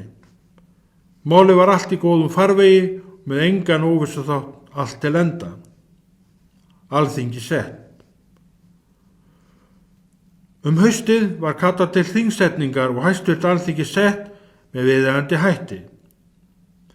Kjörnir þingmenn mættu á svæðið og var þeim úthlutað embættum bæði í efri og neðri deildum þingsins. Þorbjörn Einarsson var á þarna í sínu fínasta pússi og síldveiðarnar ekki lengur hans hlutskipti heldur störf Alþingis. Að veita ríkisstjórninni sitt aðhald var að mál stjórnarandstæðingsins á hinu háa Alþingi Íslendinga. Forseti Alþingi setti þetta þing með stuttir ræðu. Fréttamenn og þeir sem tilheyra fjölmiðlum á Íslandi létu sig ekki vanta og fjöldi ljósmynda teknar sem á viðtöl við kjörna fulltrúa. Margt lá fyrir þinginu þetta haust og margt sem þurfti að afgreiða. Vegur Bítlan og annarra hljómsveita af svipuðum toga óx jafnt og þétt í heiminum og heima. Kvikmyndin sem gerð var sveitina áttu í sinn þátt í þessum öra vexti. Að kvöldi dags kom þreyttur þingmaður heim í Hlíðarnar í Reykjavík eftir erilsaman dag og fjöldan allan af viðtölum bæði við fréttamenn og aðra sem vildu eiga við hann tal og spyrja spjörunum úr. Og sjaldan þessu vant ríkti þögn í húsinu og ekkert bitlagarg mætti honum. Endir.